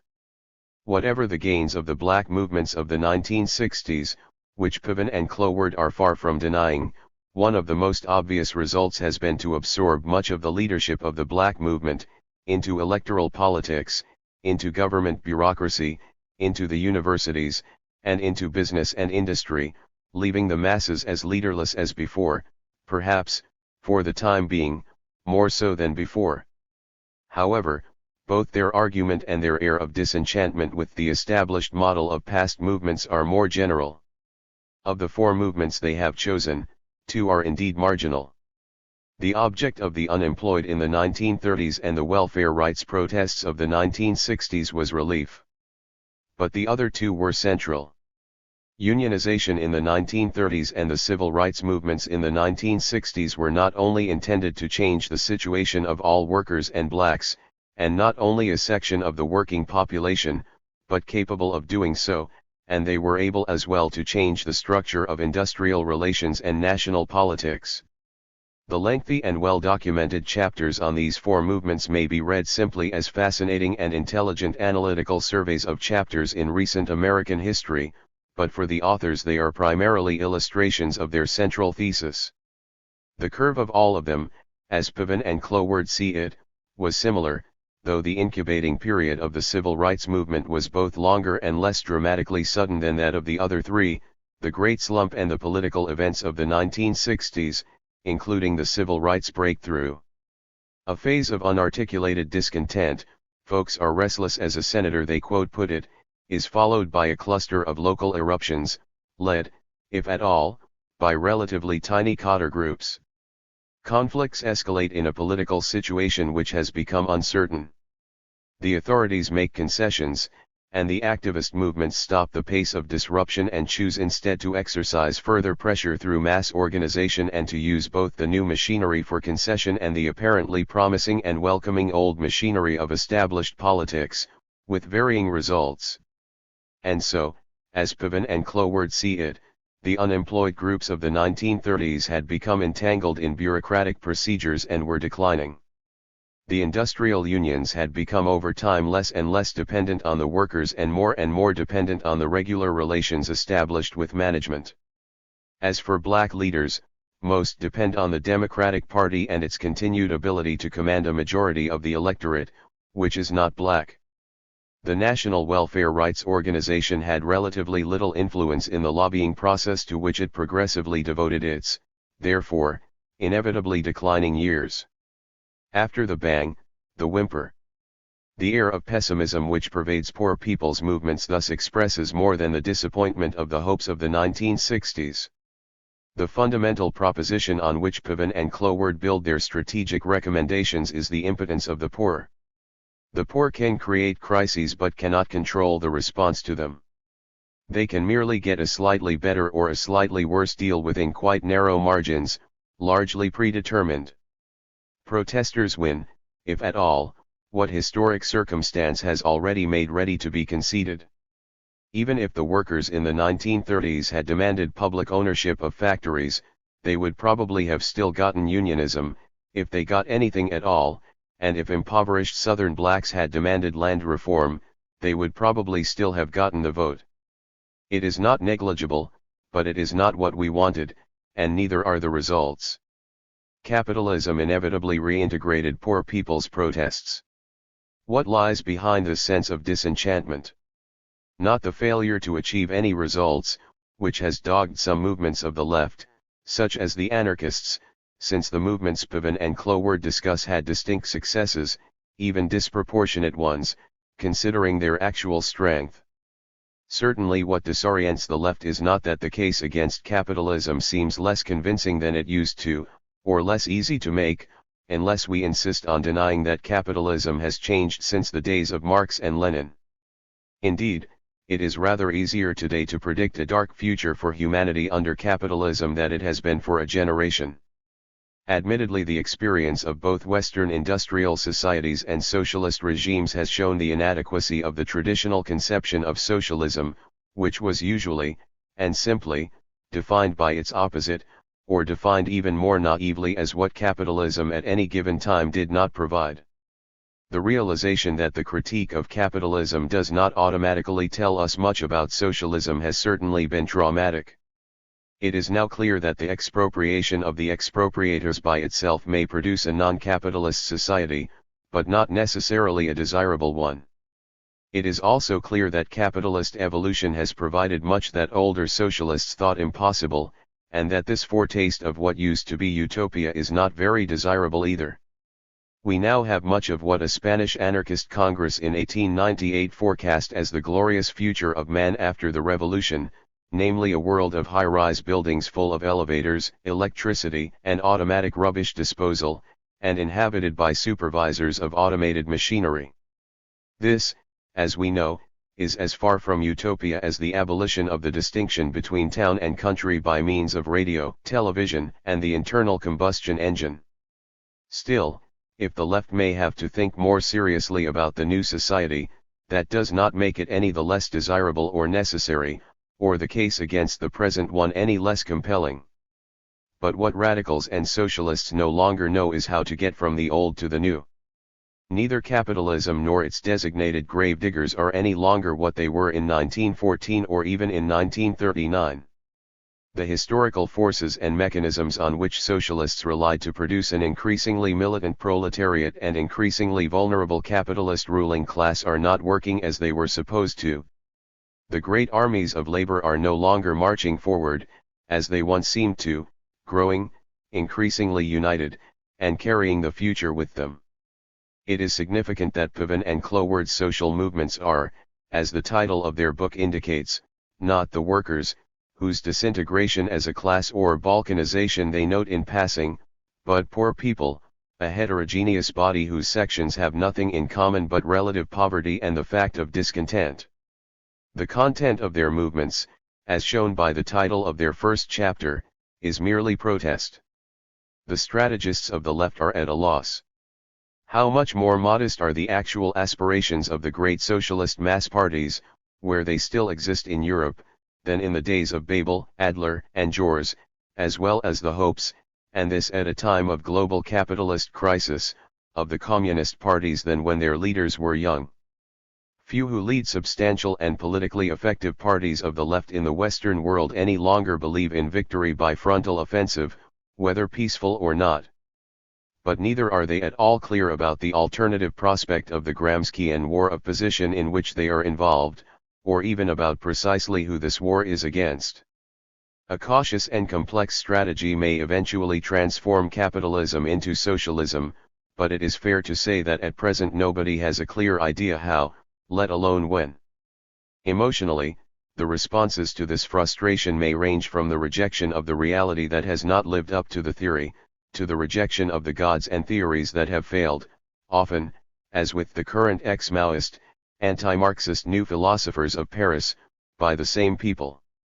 Intellectually, the range of choices is considerably wider and its results more interesting. They include systematic efforts to rethink both the theories and traditions of socialism and the history of popular and labor movements, for it is characteristic of the present crisis that it has not, on the whole, produced a contraction, but a striking expansion of the European intellectual left, though of a rather puzzled left. Politically, the choices have become increasingly restricted by the dramatic failures and disappointments of the 1960s and 1970s. Yet one modest and uncontroversial task remains unaffected by failures: getting the best deal for the poor here and now. New societies may not be on the immediate agenda, but getting more people jobs, or on relief, is.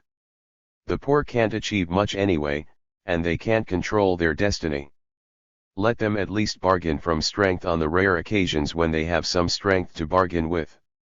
This is the task on which Pevin and Cloward concentrate, and it is perhaps natural that a book such as theirs should come out of the problem-solving United States, in which the prospect of a fundamental social transformation never looked particularly imminent. Their analysis therefore deliberately keeps its nose to the ground. It rests on the correct assumption that poor people do not usually find ways of expressing their discontents effectively or at all, mainly because a stable social order makes them docile and keeps them so by the knowledge of their political weakness. They are only likely to break the bonds of conformity enforced by work, by family, by community, by every strand of institutional life, and by the moral hold, legitimacy, which people at the top usually exercise over people at the bottom, during periodic dislocations of the social order. The Great Slump was plainly such a dislocation. In the relations between white and black, the 1960s saw the accumulated tensions arising out of the transformation of the South and the emigration to the northern ghettos reach their breaking point. Pevin and Cloward argue that the part of the structure of rule most sensitive to pressure at such moments in the United States was politics. For it is during such dislocations that people in a voting society show signs of a sharp shift in traditional voting patterns, which is thus one of the first signs of popular discontent. The shift toward the Democrats in the 1930s, the shift away from the Democrats in the South, and the competition for what, they argue, was regarded as a potentially movable black vote in the 1950s and 1960s were thus not only signs of crisis, and recognized as such, but also means for disposing politicians to make concessions. Thus such dislocations will disorient or divide the elites, some of whom may actually appeal to the poor at such times, while simultaneously weakening the structure of power, which thus becomes more vulnerable than usual to pressures from those it can normally neglect. This analysis is similar to the classic one of revolutionary situations, though Pevin and Cloward are interested in less spectacular crises. We are not here concerned with the author's specific analysis of the dislocations of the 1930s and 1960s, which may be less comparable than they suggest.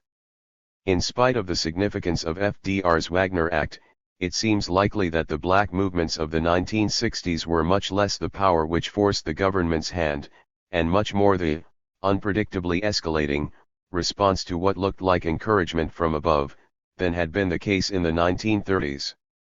The major point of Pevin and Cloward, I take it, is to identify situations which make the system sensitive to pressure from below.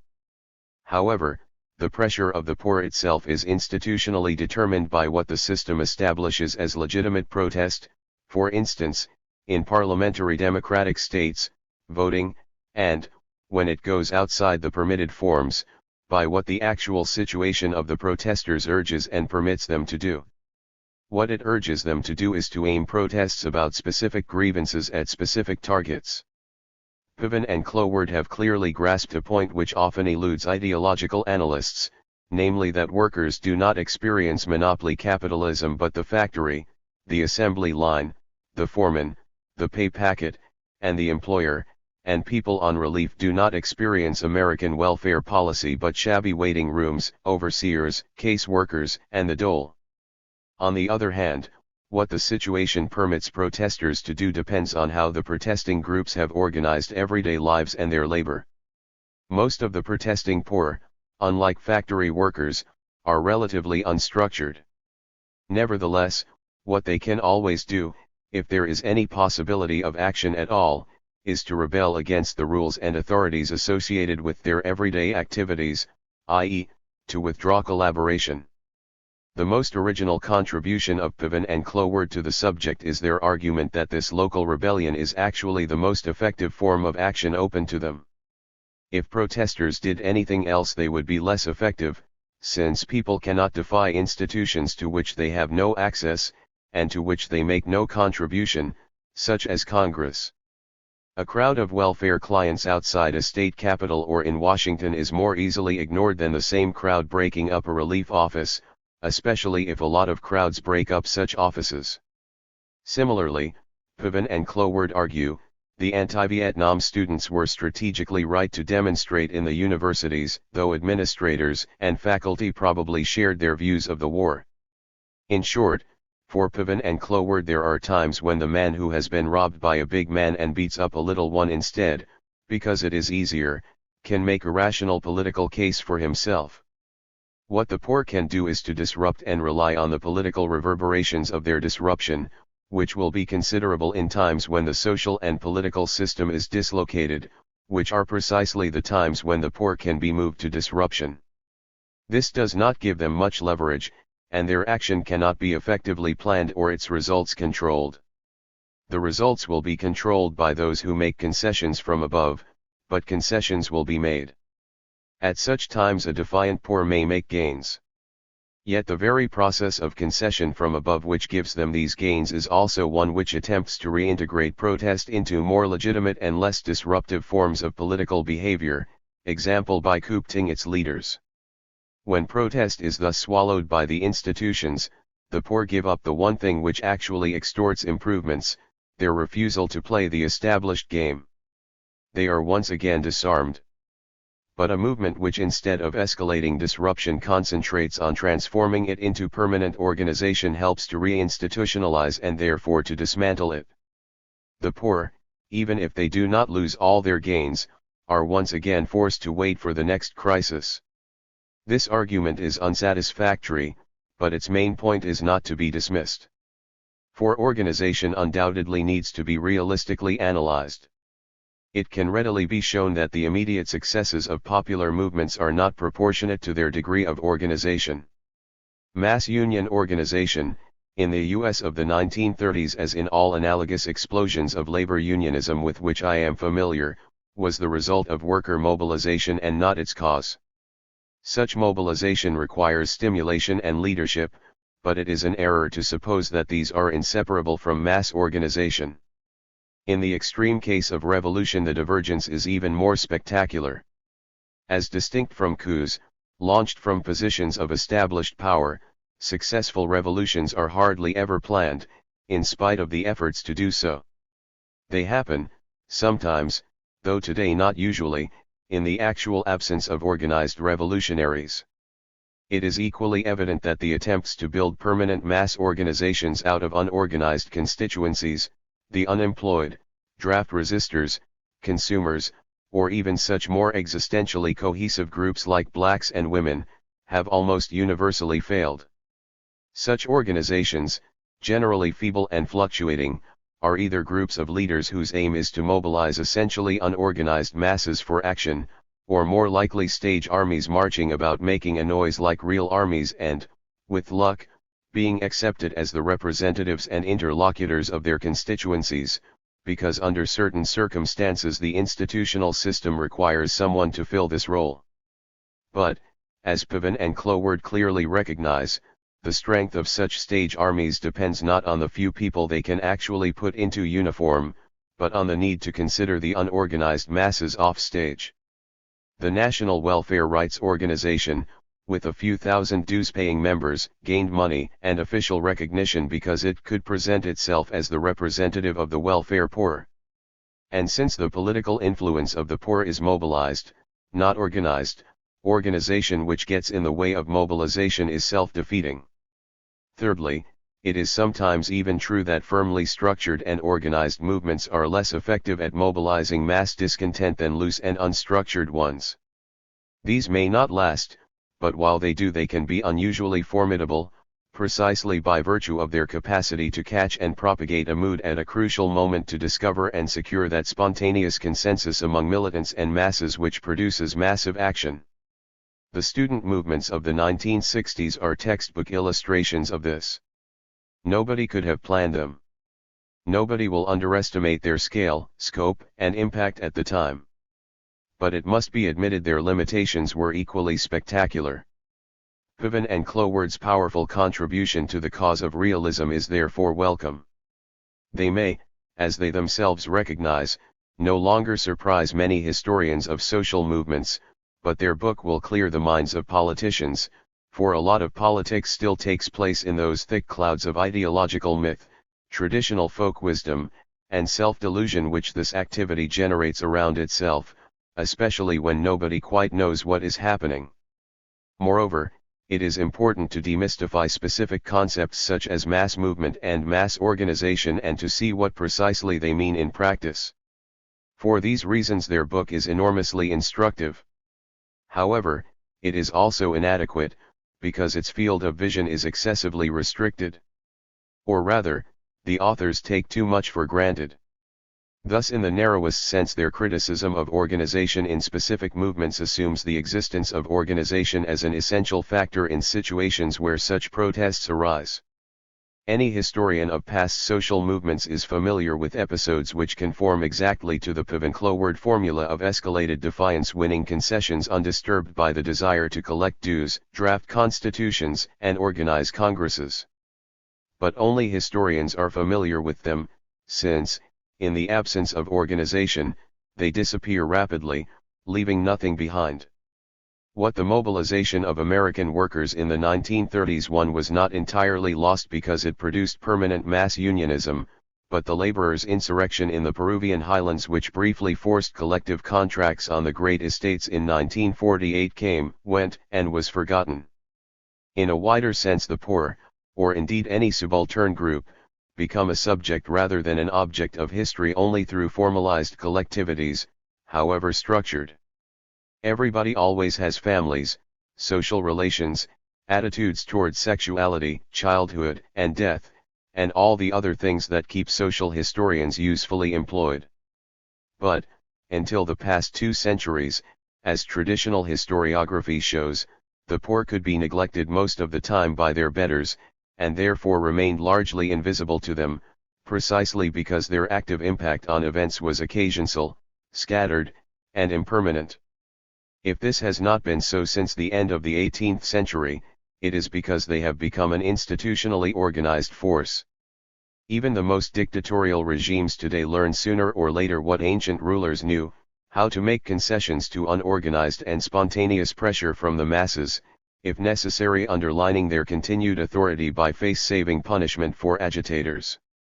It is organized popular action they seek to prevent. What is lacking in Brazil today is not popular unrest but organizations that could mobilize that unrest. Of course this poses a double dilemma for populists, Democrats, and the left in general. Organizations, which give reality to the people, class, or group, are by definition superimposed on them, and tend to substitute themselves for their members and constituents, subject to various limitations, generally inadequate. More to Piven and Cloward's point, their very strength, permanence, planning, long-term perspectives, may get in the way on days of battle. Militants blamed the French Communist Party on these grounds both in 1936 and 1968. For paradoxically, even if they are devoted to revolution, revolt is not the forte of organizations. Non-revolutionary grassroots insurrections, which are what Pevin and Cloward write about, do not find organizations at their best. It is not on the first day of battle that organizations come into their own but from the second day on. But then they become indispensable, even, perhaps especially, for movements which conform to the Pevin-Cloward formula, which is to escalate the momentum and impact of disruptive protest at each stage of its emergence and evolution. For the authors are not blind utopian sluggers, for whom escalation is an end in itself, soyons realists, demandons l'impossible, but are concerned about what more could have been got for the poor out of the New Deal and the Great Society. But to call for escalation in itself is merely to press for as much as possible, without any mechanism for deciding not only how much is possible, but how much of what. If no one else formulates the content of the concession, it can only be done by the ruling elites themselves, to suit themselves. The movement remains, in the author's own words, one of protest, which is by definition the reaction of the subalterns. The organizations of the left may at such times be blamed for recommending the wrong policies, but right or wrong they are the only bodies which can formulate policies for the poor and, with luck, make them effective. They are essential for those who want to improve society, because for them the problem is not to get more or less of the same, but something different. Of course, Pevin and Cloward are pessimistic about the chances of achieving such results. The poor, they say, can only create crises. They cannot control the response to them. Yet the pessimism which overshadows such books as theirs should be evenly distributed. The other face of the disorientation of the left today is the disorientation of capitalism. Non-socialists are also rudderless, in spite of a large expenditure on futurology, a pseudo-discipline invented for this reason. Quite apart from the present global economic crisis, the foundations on which the stability and progress of bourgeois society were built are also visibly crumbling: the work ethic, the family, established relations between sexes and age groups, the acceptance of social norms, law and order, even the long-accepted framework and function of its basic political unit, the medium-sized or large nation-state. Moreover, the system cannot always absorb or even afford the concessions, quantitative or qualitative, forced upon it from below. There are countries, such as Britain and Italy, in which this poses major economic and political problems at this moment. In fact, the mid-19th century liberal suspicion that democracy would prove incompatible with the market economy may well prove as justified in the late 20th century as some other long-dismissed predictions of the time, such as the disappearance of the peasantry. In short, if the masses are incapable of controlling, or even predicting, their destiny, neither at present are the elites. A lot of them would pay good money to know whom, if anybody, the mechanisms of history are working for as the year 2000 approaches. That is why the Pevin-Cloward formula for action, which is to wait for a propitious moment, push hard, and see what happens, is a peculiarly uncertain as well as limited guide. It assumes that the qualitative response to protest is already structured. The political system will always know what to concede, though it can always afford, if pressed, to give a little more. Its concessions will bring the poor some gains, but at the price of reabsorbing protest into the system, until the cycle is broken by another crisis permitting another mobilization of mass discontent, which will have the same results. But this is no longer so. The role of poor people's movements is no longer simply to push and receive, for its demands, which can no longer be necessarily integrated into the operations of the system, help to change and shape it. It is characteristic of the present state of the world that nobody can be quite sure what historical circumstance has made ready to be conceded, or what the consequences of concessions will be for the poor or for the system. The only thing certain is that, short perhaps of military dictatorship and terror, nobody controls the response to crises unilaterally, and even dictatorship cannot control their consequences. In short, What the poor do matters. They need, more than ever, not only a strategy of effective pressure but policies, and bodies capable of carrying out policies. They are not outside the system, battering, but inside, potentially able to transform it. Here lies the essential weakness of the strategies of blind militancy of which Pavan and Cloward provide us with one version. It is not enough to push and see what will happen. The apparently dramatic changes in the university system made as a concession to the European and American student insurrections neither achieved what the students wanted, if they knew, nor have they worked to the evident advantage of either students or the system. It is not enough to tell them, or any other body of potential insurrectionaries, that, next time they have the opportunity, they can get more. 1977. 17. Labor and Human Rights. Philosophers have argued about the nature of rights with greater zeal and competence than historians, not least American philosophers, and not least today. I do not want to venture into the minefield of such discussions, but the least even a historian can do is to say clearly in what sense he uses the word rights. Here I shall use it to mean simply any form of entitlement which a person or a group of people can claim under some positive law which, at least in principle, penalizes the refusal to grant this entitlement. I also use it for entitlements which they believe they can claim on grounds of a widely accepted set of beliefs about what such entitlements should be, even if it is not expressed in any actual legally enforceable law, but based on some moral or ideological belief. This may, of course, be formulated in quasi-legal terms such as those which claim natural rights under natural law against the existing law, or the superiority of custom to government law. Such a set of beliefs must be widely accepted, though it often happens that several such sets of beliefs about rights coexist in a society, and may be in conflict. Rights which are not based on such a consensus cannot be distinguished easily, or at all, from subjective desires. A right is something which must be recognized as such by other people. A man who feels he needs my money badly enough and has a knife may mug me, and may even privately think he is justified in doing so. But whether he has a right to do so, depends on what others think, not he alone. I also want to make two supplementary points. We can only talk realistically of rights where they can be secured by human action. Farmers may assert legal or other rights to irrigation, but none of them are fools enough to assert a right to rain. And, from a historian's point of view, rights don't exist in the abstract, but only where people demand them or may be assumed to be aware of their lack. We may, on philosophical grounds, think that all people ought to have the right to choose whether to eat ham or not, but it would be quite anachronistic and unreal to accuse, say, Jewish communities in the 16th century of violating the human rights of their members by not giving this option. A right is what is recognized as such. Now the main connection between the history of labor movements, which are a historically fairly modern phenomenon, and human rights, is that labor movements are by and large composed of people who are in F.D.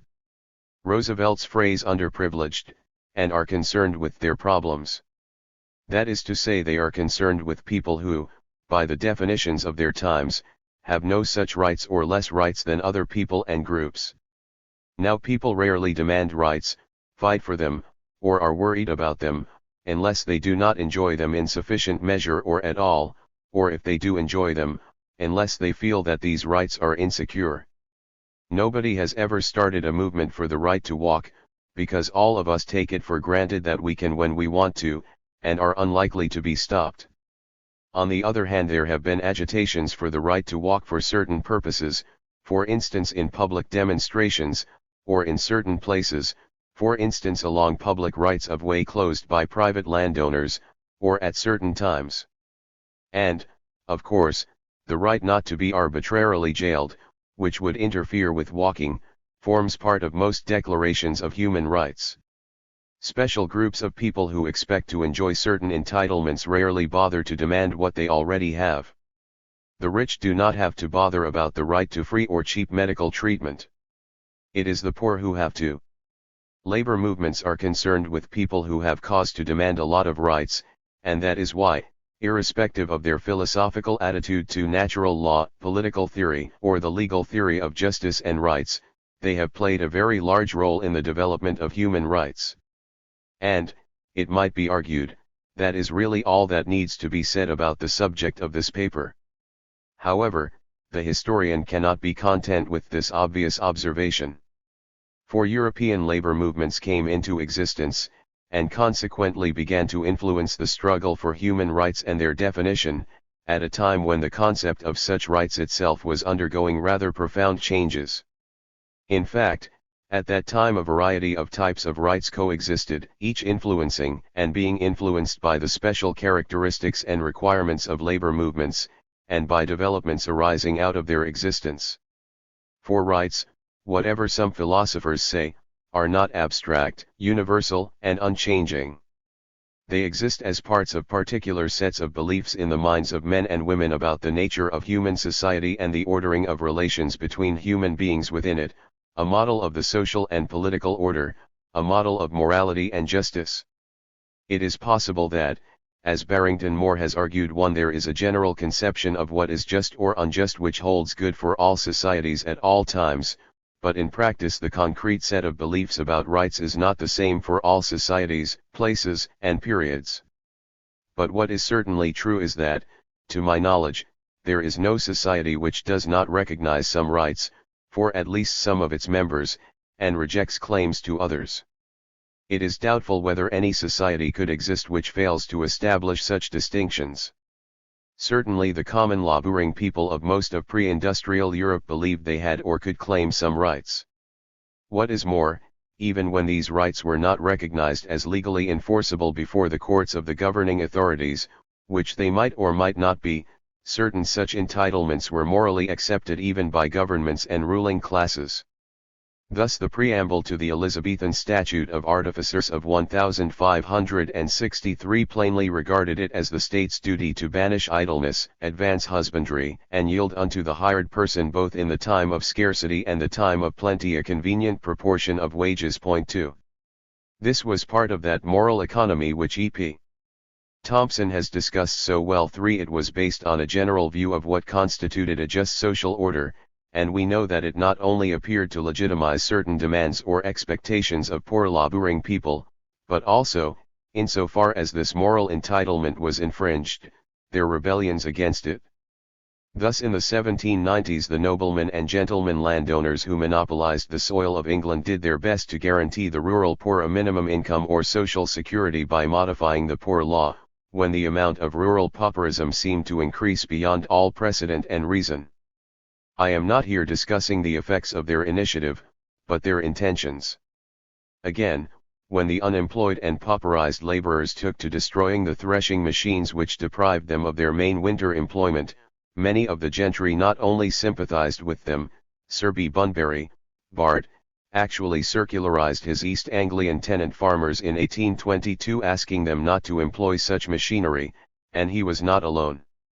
They also, insofar as they tried machine-breaking cases as magistrates, treated the accused with notable indulgence.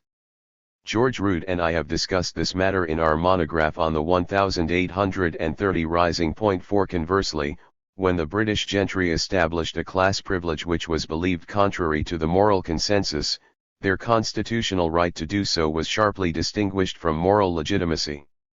The Game Law of 1674 gave the monopoly of killing game, in the rather specialized legal sense of the word, to people owning or renting land above a certain, for the time, quite enormous value, or to the sons and heirs of noblemen and gentlemen. This was not only rejected by all countrymen on the grounds that God gave every man the right to take wild creatures if he could, hence poaching, widely indulged in, was not seen as a crime, though it was a legal offense. The same view in principle was taken by the great guru of the common law, whose views in the 18th century, as Americans will know, carried vast authority, namely Blackstone. Point 5. However, the system of rights prevailing in most European pre-industrial societies differed from subsequent conceptions of rights in 3 ways. In the first place, it accepted in egalitarian, though the game law case I have just quoted demonstrates that elements of equality and universalism may be found in it. That poor people had a right to earn a modest livelihood did not imply that they had the right to the same livelihood as lords. Rights depended on rank, hierarchical or personal status and situation, and could not necessarily be generalized. In the second place, rights implied duties and the other way round. Protest and rebellion were legitimate insofar as those whose duty it was to guarantee that poor people could earn a living or buy bread at reasonable prices, failed in that duty. Conversely, as my quote from the Elizabethan statute showed, the right to a convenient proportion of wages was inseparable from the duty to labor, i.e. to avoid idleness. Indeed, it may sometimes be misleading and anachronistic to separate rights and duties even to this extent, since in many cases rights were obligatory and not optional. For instance, in certain kinds of popular jurisprudence, the right to take blood vengeance upon an offender was at the same time the duty to do so. It was a right, in our sense, since some kinds of homicide were always considered wrong, but at the same time the man who exercised this exceptional freedom to kill, also had to take blood. 6 Walter Scott's marvelous story, The Two Drovers, brings this out extremely vividly. In the third place, these rights were rarely specified rigidly in law or at all, except in terms of precedent and consensus, which were of course much the same. In this sense, for instance, the modern conception of equality before the law is difficult to apply, even to people of essentially the same social status.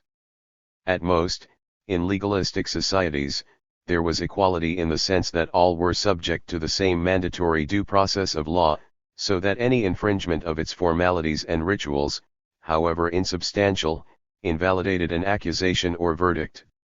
Beyond this, we can say broadly that what was judged was the person and the circumstances in the light of the values of those who judged. A man known in his village as a ne'er-do-well would be less likely to get away with an action than an honest and hard-working citizen, though of course there might be differences of opinion about his character between the gentry and his co-villagers. But both official rulers and public opinion would apply flexibility. Conversely, the history of trial by jury in Britain shows that juries were frequently prepared to acquit in the teeth of the evidence when they felt that a wider issue of justice or freedom was at stake. I do not want to go further into the traditionalist concept of how a society should properly operate, and what its rulers and communities must do to ensure this, or what common people were entitled to do about it themselves, or under what circumstances they intervened to do it. All I want to say here is that rights in this sense formed a powerful component of the moral philosophy and, if the phrase is the right one, the political experience, of the men and women who emerged from their own past to form the novel phenomenon of labor movements. It is not possible to generalize further about them.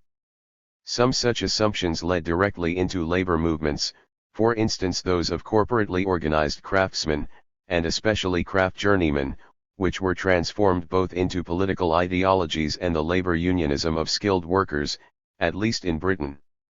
This process has been traced in the career of a single such activist, the shipwright John Gast in the early 19th century. 7 Some such assumptions were not directly compatible with later forms of labor movement. For instance, it is likely that many Russian factory workers at the end of the 19th century, or for that matter many Victorian English workers saw employers in a paternalist manner, i.e. essentially as people whose duty it was to provide them with work. Some could spark off revolution in the context of situations in which the traditional moral economy broke down. In effect, the Tsar fell in February 1917 because the Petrograd poor exercised their right to ask for bread, and the bulk of the troops ordered to disperse them, being farmers' boys themselves who were also convinced that it was legitimate to ask for bread, and that circumstances justified their doing so, refused to fire upon them. In the course of the later 18th century a second type of rights was partly combined with these, partly superimposed on them. These were what may be called the rights of man, which still provide the basic model for programmatic declarations of human rights. Such lists of basic rights are no doubt implicit in earlier legal and political documents, but in fact were not specifically formulated until the American and especially the French Revolution with its Declaration of the Rights of Man and Citizens. They are not to be confused with such documents of revolution as the 17th-century British Petition of Right of 1628 or the Bill of Rights in 1689, which were petitions against specific grievances rather than formulations of universally applicable human rights. I do not want to call this set of rights exclusively bourgeois or embodying bourgeois revolution, though in fact they can be seen as one aspect of the system of beliefs about human nature and human society which finds another form of expression in the political economy of Adam Smith and his successors. I shall not treat them only as bourgeois rights, both because they were plainly influential far beyond the range of supporters of bourgeois liberalism.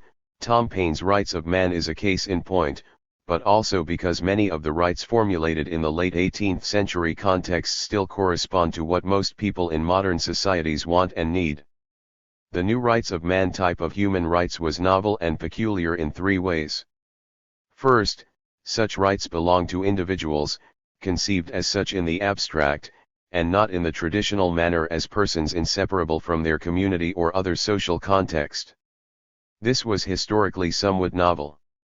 They were, of course, the rights of men within organized political associations, from family or tribe to cities and states, but as the very term association, which I have taken from the 1789 Declaration, implies, these collective entities are conceived of as bodies of persons who enter into association and can, as it were, be imagined outside them.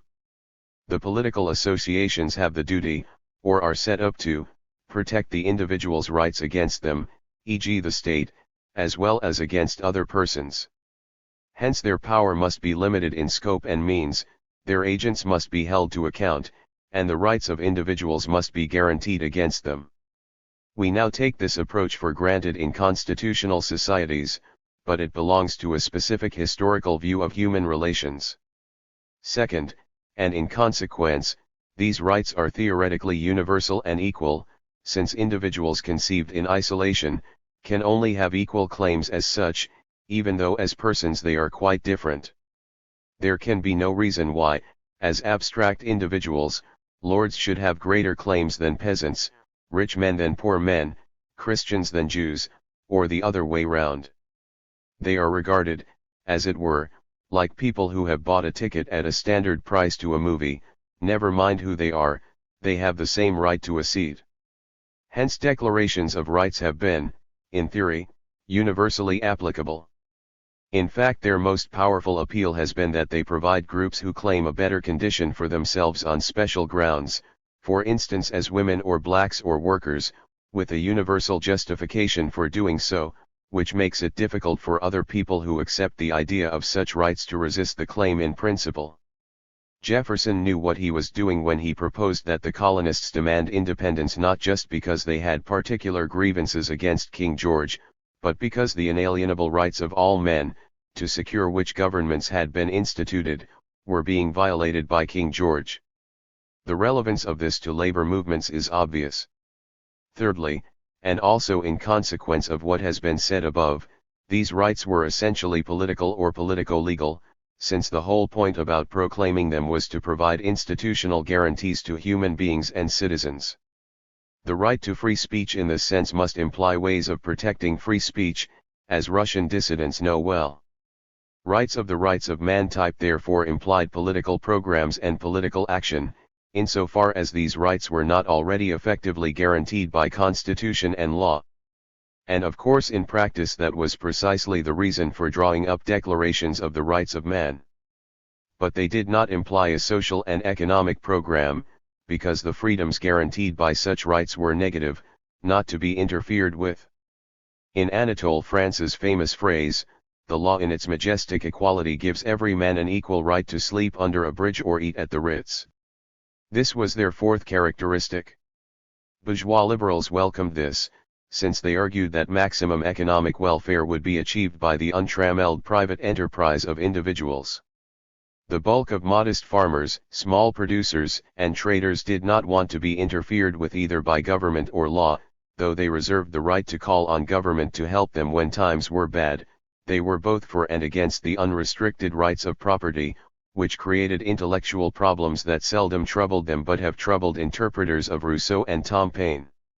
Yet, as Adam Smith knew well, for certain purposes a declaration of rights to negative freedom was not enough.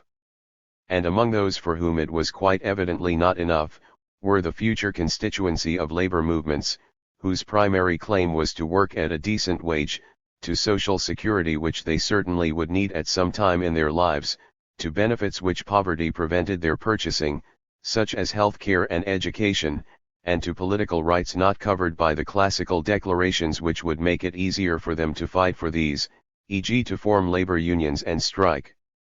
How to combine the rights of man rights with these other demands?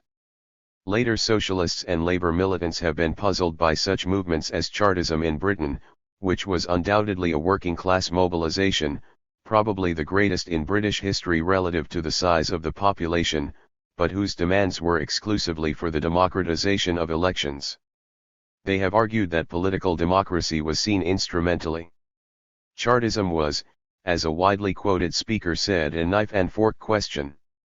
Democracy was necessary because, once the poor majority was politically decisive, it could pass the laws which would realize its social program. That is not completely untrue, but recent research has shown that early radicals and political labor militants saw the achievement of political democracy as an end rather than just a means. 8 In fact, there is little doubt that, in terms of their politics, radical and labor movements before the rise of socialist political parties were indistinguishable from non-socialist and non-working class Democrats. We may say, this is certainly the case in 19th century Britain, but not only there, that until the rise of mass labor and socialist parties, or, ideologically, of Marxism, labor and socialist movements were not political as such, though their potential members as individuals often were. They operated outside politics by means of various collective initiatives such as unions, cooperative societies, and communities or utopian colonies, though naturally they needed to acquire the legal/political rights to do so, which classical declarations of right did not include, and sometimes excluded. They might even, as in the case of the later anarchist and syndicalist traditions, specifically reject political action. The essential difference between Marxist and anarchists was precisely that the ones insisted on political action and the others refused it. In politics, pre-socialist labor militants were Democrats. What exactly they expected from the triumph of political, i.e. electoral, democracy and why they thought it would solve their problems, are questions which historians are now investigating, but from our point of view it is sufficient to observe that in general they did not look beyond the achievement of political democracy. Chartism may or may not have implied a social program in the minds of its laboring supporters, but it certainly did not, as a movement, have such a program. Now socialist labor parties, especially the Marxist ones, obviously had such a program and, apart from its intrinsic attractions, saw political democracy chiefly as a way of creating the conditions for achieving it. But, of course, since there were very few political democracies in Europe before the very late 19th century, the fight to establish or make effective democratic political rights remained primary. By far the most powerful mobilizations of labor on the continent, e.g. general strikes, were for electoral reform, as in Belgium and Sweden. The first labor movement in Europe which gave a systematic priority in its politics to social reforms and specific labor demands over general democratic and republican political demands, was probably the British at the very end of the century. Hence, insofar as they were politically active as movements, most 19th century labor movements still operated in the framework of the American and French revolutions and their type of the rights of man.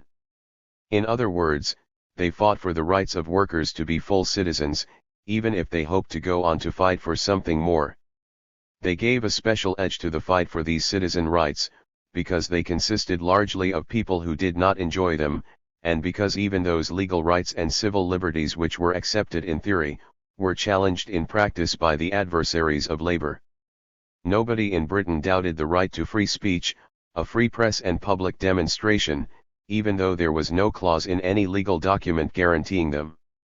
Yet, as we know, the effective right of free speech and assembly, e.g. on Trafalgar Square and in the royal parks of London, had to be fought for in a series of free speech fights or mass demonstrations, and the effective right to a popular or radical free press had to be fought for similarly.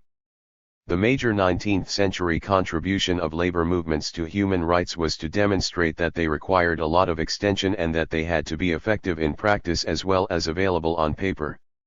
This was, of course, a major and quite crucial contribution. But it still left a number of potential human rights covered by neither of the two major families of rights which were the heritage of labor from the past. To be more precise, even when such rights had been formulated in theory or practice in the pre-industrial past, the situation of 19th century bourgeois, capitalist, and industrializing societies was so different from that past, that the old formulations simply could no longer serve. The first group of such rights were the political and legal ones essential for the operation of any labor movement, for instance the right to strike and collective organization. I need hardly remind you that some of these were specifically excluded from the liberal radical declarations of the rights of man, or law codes, or constitutions, e.g. in France legally between 1791 and 1884. To this extent the era of classical bourgeois liberalism actually cut down the rights of corporate organization and action which pre-industrial societies had not only recognized in practice, but actually regarded as key institutions in the structuring of society.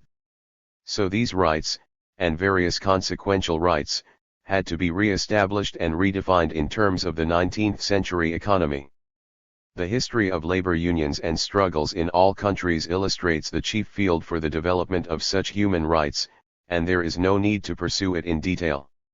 Still, these were and are instrumental rights, by which I mean that the right to strike or form a union is significant not usually for itself, but essentially for what strikes and unions can get for workers. In this respect they are not ends in themselves but means. This is not true of the second group of neglected rights, of which the classical formulation is Roosevelt's freedom from want. As I argued at the outset of this paper, pre-industrial societies recognized that people had a legitimate moral claim to certain basic essentials of life.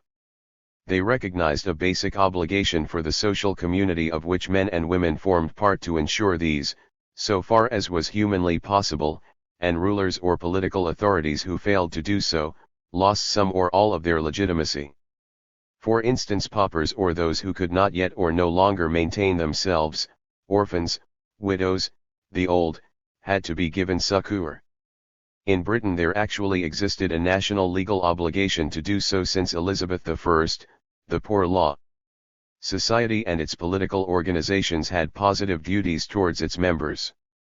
Now the dramatic, and indeed for most people the diabolical, innovation of bourgeois society and its capitalist economy was that it had no place for these positive rights and duties, and indeed tried to abolish them. To quote a 19th century folk song, "If life was a thing that money could buy, the rich might live and the poor might die." And often it was, and the poor were left to die, as in the Great Irish Famine. The point was not that liberal economics did not mind if people died, let alone wanted them to. On the contrary, it argued with great force that the mechanisms of profit-making enterprise operating through the market would make most people better off than ever before. The point is that it could not, and did not want to, express this aspiration in the form of rights. There could be no place for, say, a right to employment or a right to earn a living wage in its system. Yet most people felt and still feel that they have such rights, or at least that they ought to have. But for the great mass of the population who felt that way in the early 19th century, and, I repeat, they included not only the poor but also many of their traditional superiors and rulers, who thought in terms of some kind of paternalism, for all these the appeal to the numerous old institutions designed to ensure these rights, was increasingly barred. Thus the first instinct of the trade societies in Napoleonic England, was to appeal against the new capitalist market economy to the Elizabethan Labor Code, from which I have already quoted, which, for instance, gave the justices of the peace the authority to fix wages.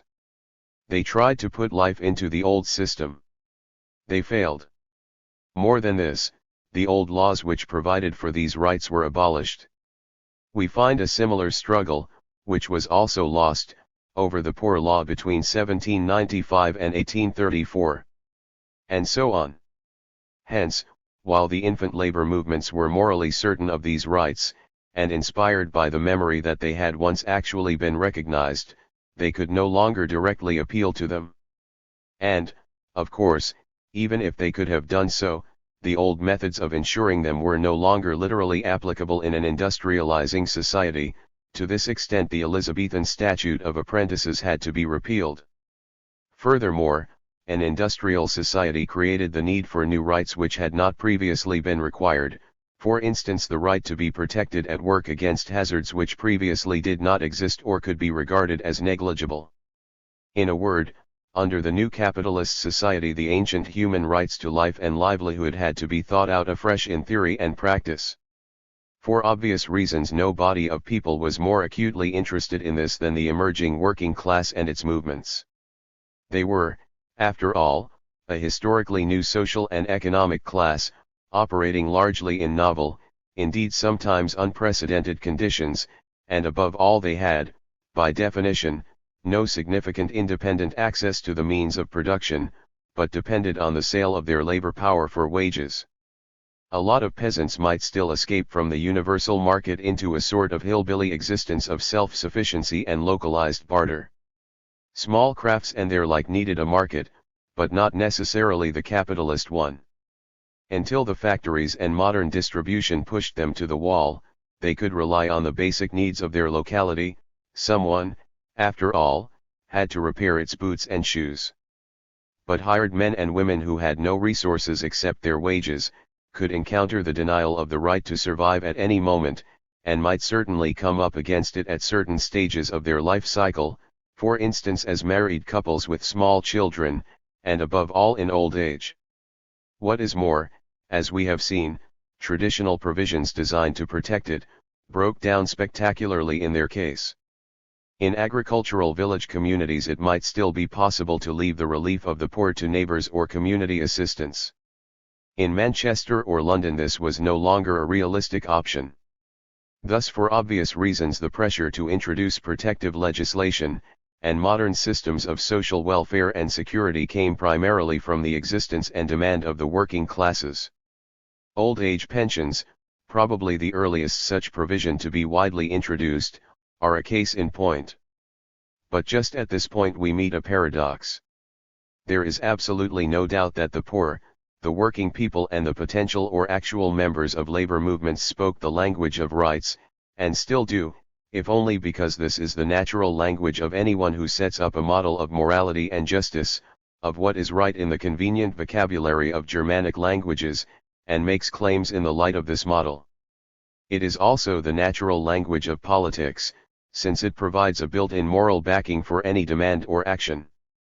British politicians defending some debatable decision invariably claim that we have thought it right to do this or that or not to. When British labour movements demanded a living wage or that wages should be the first charge on industry, they were patently speaking this language.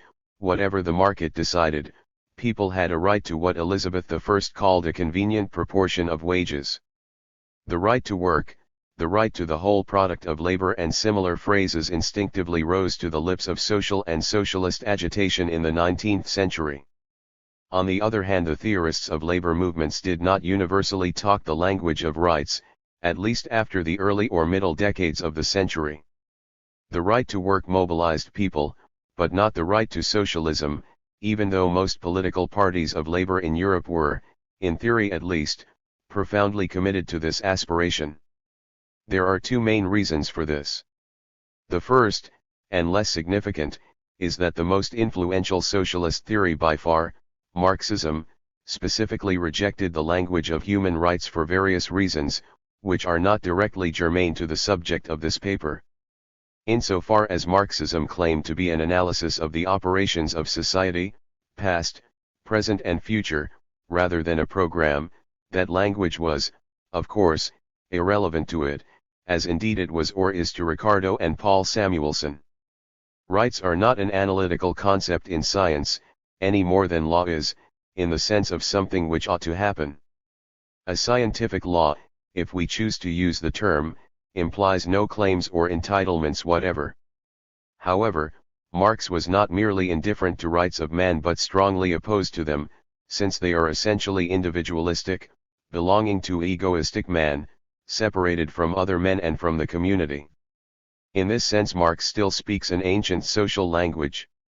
This fundamental incompatibility of Marx's ideas with classical liberal theory has had far-reaching consequences for the position of individual citizens in states established on the Bolshevik model since 1917, though it is quite wrong to deduce from this incompatibility in theory a permanent incompatibility of Marxist regimes with legal and constitutional guarantees of citizen rights, either formally or in practice, any more than it is legitimate to suppose that no state based on the classical liberal rights of man can be a police state.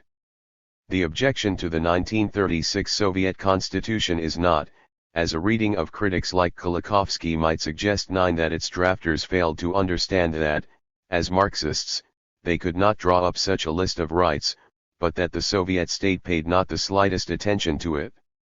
However, the justified critique of the deficiencies, including legal, constitutional, and political ones, of states claiming inspiration from Marx, has no bearing on the problem of the historical connections between labor movements, which are not to be identified with states even when states claim such identification, and human rights. But the second, and much more significant reason is that rights in the sense of wide-ranging claims to a good or tolerable life, are not ends in themselves, but broad aspirations which can be realized only through complex and changing social strategies, on which they throw no specific light. It is possible, as Jefferson saw, to make the pursuit of happiness into a natural right. We may, of course, prefer to think of it simply as a psychological generalization, true or false, about the behavior of individuals, insofar as we can define certain immediately removable situations which inhibit this pursuit. If we suppose that being a slave inhibits it, then the elimination of slavery helps to secure this right. But it is not possible to formulate a right to be happy in the same sense, since only advertising agencies would argue that there is a readily definable program, e.g. drinking Coca-Cola or smoking dope, which could guarantee happiness, which could thus be assured by a law to supply all citizens with the requisite quantities of the magic ingredient. So a declaration of the right to live a good life is either a rhetorical flourish, as it is in most cases, or a sort of declaration of intent. To say that human beings have the right to freedom from want is merely another way of saying that public policy or private behavior or both ought to be dedicated to this broad purpose. Such a declaration tells us nothing at all in itself about how this end is to be achieved in practice. There is no way it could do so. Some people might try to achieve it by a social revolution introducing a centrally planned socialist economy, others by a Reaganite trickle-down effect from unrestricted private enterprise in a market society, yet others by means of Scandinavian social democratic strategies. We may legitimately discuss which of these and other possible strategies is more effective, and under what circumstances, providing we define the meaning of freedom from want adequately. However, this is not an argument about the purpose, but about the means of achieving it. We may also question whether some of these strategies are really devoted to this purpose as distinct from paying their tribute to the values of public opinion. One may well ask how far some believers in supply-side economics really believe in the right of every last man, woman, and child in the world to a decent life. But of course, today no politician in a democratic country will say flatly to hell with the poor, unless they are a negligible minority of his or her constituents, and if some of them are lying through their teeth, others may be entirely sincere in believing that freedom from want is achievable by giving J.R. Moore in Dallas. So the language of human rights was and is unsuited, except rhetorically an agitation ally, to the struggle for the achievement of the economic and social changes to which labor movements were dedicated, whether reforms within existing society or gradual changes, or revolutionary transformations of the social and economic order. In short, it is possible to translate the rights of man of the classical declarations, which are essentially concerned with individuals, into laws which specifically guarantee them, even though the guarantees may be neither invariable nor unconditional, and even though experience shows that they do not guarantee them as simply and automatically as one might hope, as witness the right to equality irrespective of race and sex. But it is not possible to give the rights to a decent human life equal expression in law. They are not rights of individuals in the same sense, but programs for society and social action. Everything depends on the strategies and mechanisms for achieving them, not to mention situations beyond legal control which may affect them. So this is the paradox. More than any other force, the labor movement helped to unlock the politico-legal, individualist straitjacket which confined human rights of the type of the French Declaration and the American Constitution. Compare the UN's Universal Declaration of Human Rights, which is, I suppose, the currently standard document of this kind, with the American Bill of Rights. If the UN Declaration includes economic, social, and educational rights, and in doing so is closer to Tom Paine than to Madison, it is primarily due to the historical intervention of labor movements. At the same time, labor movements demonstrated the limitations of a human rights approach to politics. Madisonian rights can be made operational to some extent by laws and constitutions. Such concepts as the right to live a decent life can become operational only in a society so constructed as to make them possible, and can be approached only indirectly through policies and ongoing institutional changes. This is clear even in the famous fifth chapter of the second part of Paine's Rights of Man. The crux of this chapter is not that men have economic and social rights, but in the policies of taxing the rich to create a fund for paying the poor, the unemployed, and old, as well as the cost of popular education. Without such policies, these human rights are entirely ineffective. Now, in pursuit of such policies, conflicts between the individual and the social rights inevitably develop. Almost any attempt to change society or to improve it in the interests of the poor in our century, has been shown to mean more public interference with the freedom of the individual than is provided for in the literal meaning of the American Bill of Rights, hence the exegetical contortions of the U.S. Supreme Court in this century. The classical rights, or rather freedoms from interference, have not only tended to be of little operational use to people trying to improve social arrangements. They have readily served the propaganda of their adversaries. The right to work at a decent wage, as seen by labor movements, i.e., to quote an early Jacobin communist declaration of rights, society's duty of providing for the sustenance of all its members 10 is opposed by the right to work laws of American state legislatures, which are a charter for scabs and sweaters, and implicitly deny any claim to social rights. You will recall that British conservatives thought Lloyd George's National Insurance Act opened the way to state slavery, the servile state, because it forced ladies to buy insurance stamps for their maids, and perhaps even personally to lick them in order to stick them on insurance cards. It is the paradox of liberty that it became the slogan of those who needed it least and wanted to deny it to those who needed it most, of the Liberty and Property Defense League which opposed socialism in Britain in the 1880s, of the Liberty League which fought the New Deal, or for that matter of General Pinochet, who used coercion and torture to persuade Chileans of the virtues of the free market economy, as understood by the disciples of Professor Milton Friedman, whom there is no reason to think of as other than sincerely devoted to libertarian ideals. This observation is not to be understood as a criticism of liberty in the old-fashioned individualist sense of the French revolutionary declarations of the rights of man. The theorist may regard this concept of freedom as inadequate, unsatisfactory, and analytically feeble, but it is an empirically verifiable fact that for most human beings in the 20th century freedom from being told by outside, secular, authorities what to do and what not to do, beyond a varying minimum accepted as legitimate in the interests of society and its members, is a crucial component of what they consider liberty. No modern political order is likely to be considered satisfactory by its members which overlooks people's dislike of being coerced.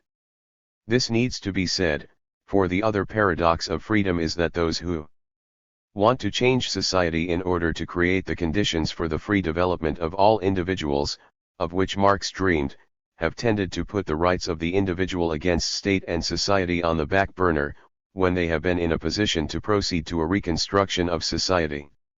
In extreme cases, such as the Soviet Union under Stalin, they have taken them off the burner altogether.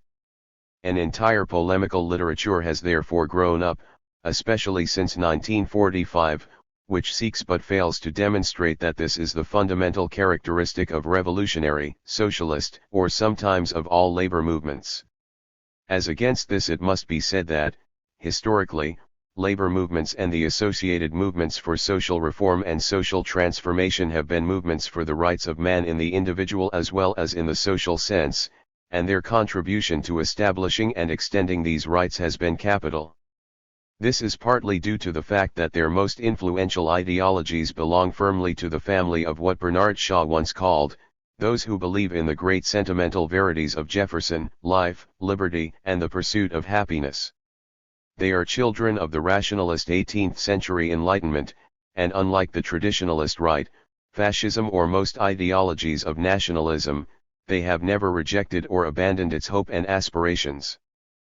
But it has been mostly due to the fact that, as already observed, the constituency of these movements is one of people who are short of rights, who need them and demand them. Where labor and socialist movements have become powerful, they have naturally gathered in their neighborhood protesters, defenders of civil liberties, champions of the rights of minorities and the rightless of all kinds, slaves, blacks, women, homosexuals, or whoever, as well as libertarian believers in individual development and a new society, counterculturists and new lifers of various sorts, who in turn demand their rights, from vegetarians to those who refuse compulsory vaccination. Socialist movements of the late 19th and 20th centuries, particularly in the early days, thus provided one of the few environments in which, say, emancipated women, Jews, and people with colored skins could expect to be accepted on their merits as human beings and not suffer formal discrimination, perhaps the only such environments for those who had neither a great deal of money nor family connections. Perhaps they did not give the rights of such groups as exclusive a priority as their supporters might have wished, but they not only defended them, but actively campaigned for them, as part of the general championship of liberty, equality, and fraternity, slogans which early labor and socialist movements took over from the French Revolution, and of human emancipation. The struggle against social oppression implied the struggle for liberty. What makes this libertarianism more impressive is that we know that most rank-and-file workers in these movements were, to take some examples, strong male chauvinists, and the instincts of many of them were both conventional and xenophobic. We even know of leading figures in such movements, not on their Marxist wing, who themselves propagated anti-Semitism and the inferiority of women, like Proudhon, one of the gurus of libertarian anarchism. It was the historical descent of labor and socialist movements from the 18th century tradition of rationalist enlightenment which kept such instincts under control. Without it they would neither have tried nor succeeded in becoming the focus for universal and equal rights and universal human emancipation. For not all movements of those who demand rights had either this intention or this capacity. Roman Catholic minorities in the 19th century were often discriminated against, and therefore found themselves campaigning against discrimination, supported by, and sometimes supporting, those who were hostile to any discrimination. But, unlike the movements of the poor, Catholic agitation did not normally become the rallying ground for the struggle for human rights in general. Is all this still true? Probably only to a limited extent. The language of human rights is still spoken, but in a different setting from the 19th and early 20th centuries. The fight for human rights is still seen in many countries as part of a general program for the progress of mankind, individually and collectively, towards a better and more genuinely human future. But in even more countries human rights are today chiefly used in defense against the re-emergence of a barbarism, which has been encroaching on human society since World War I. Who would have thought in the days of John Stuart Mill and Karl Marx, that in the 1980s one of the primary human rights to fight for in most parts of the world would be the right not to be tortured, or for civilians not to be massacred in wars of which they have become the main targets. In both capitalist and socialist societies and in what is called the Third World, people are fighting for the good, just and human societies which were never achieved, but also for the maintenance of, or the return to, the rights and liberties which were at least partly achieved during the 150 years when, on balance, the world was advancing, however unevenly, towards a greater state of civility as well as prosperity, the era of hope for and belief in progress. What the future will be, we do not know. But we can say that one of the main forces which helped civility to progress in the century and a half between the American Revolution and World War I, when it clearly did, was that which found its organized expression in the labor and socialist movements of the Western world. 1982.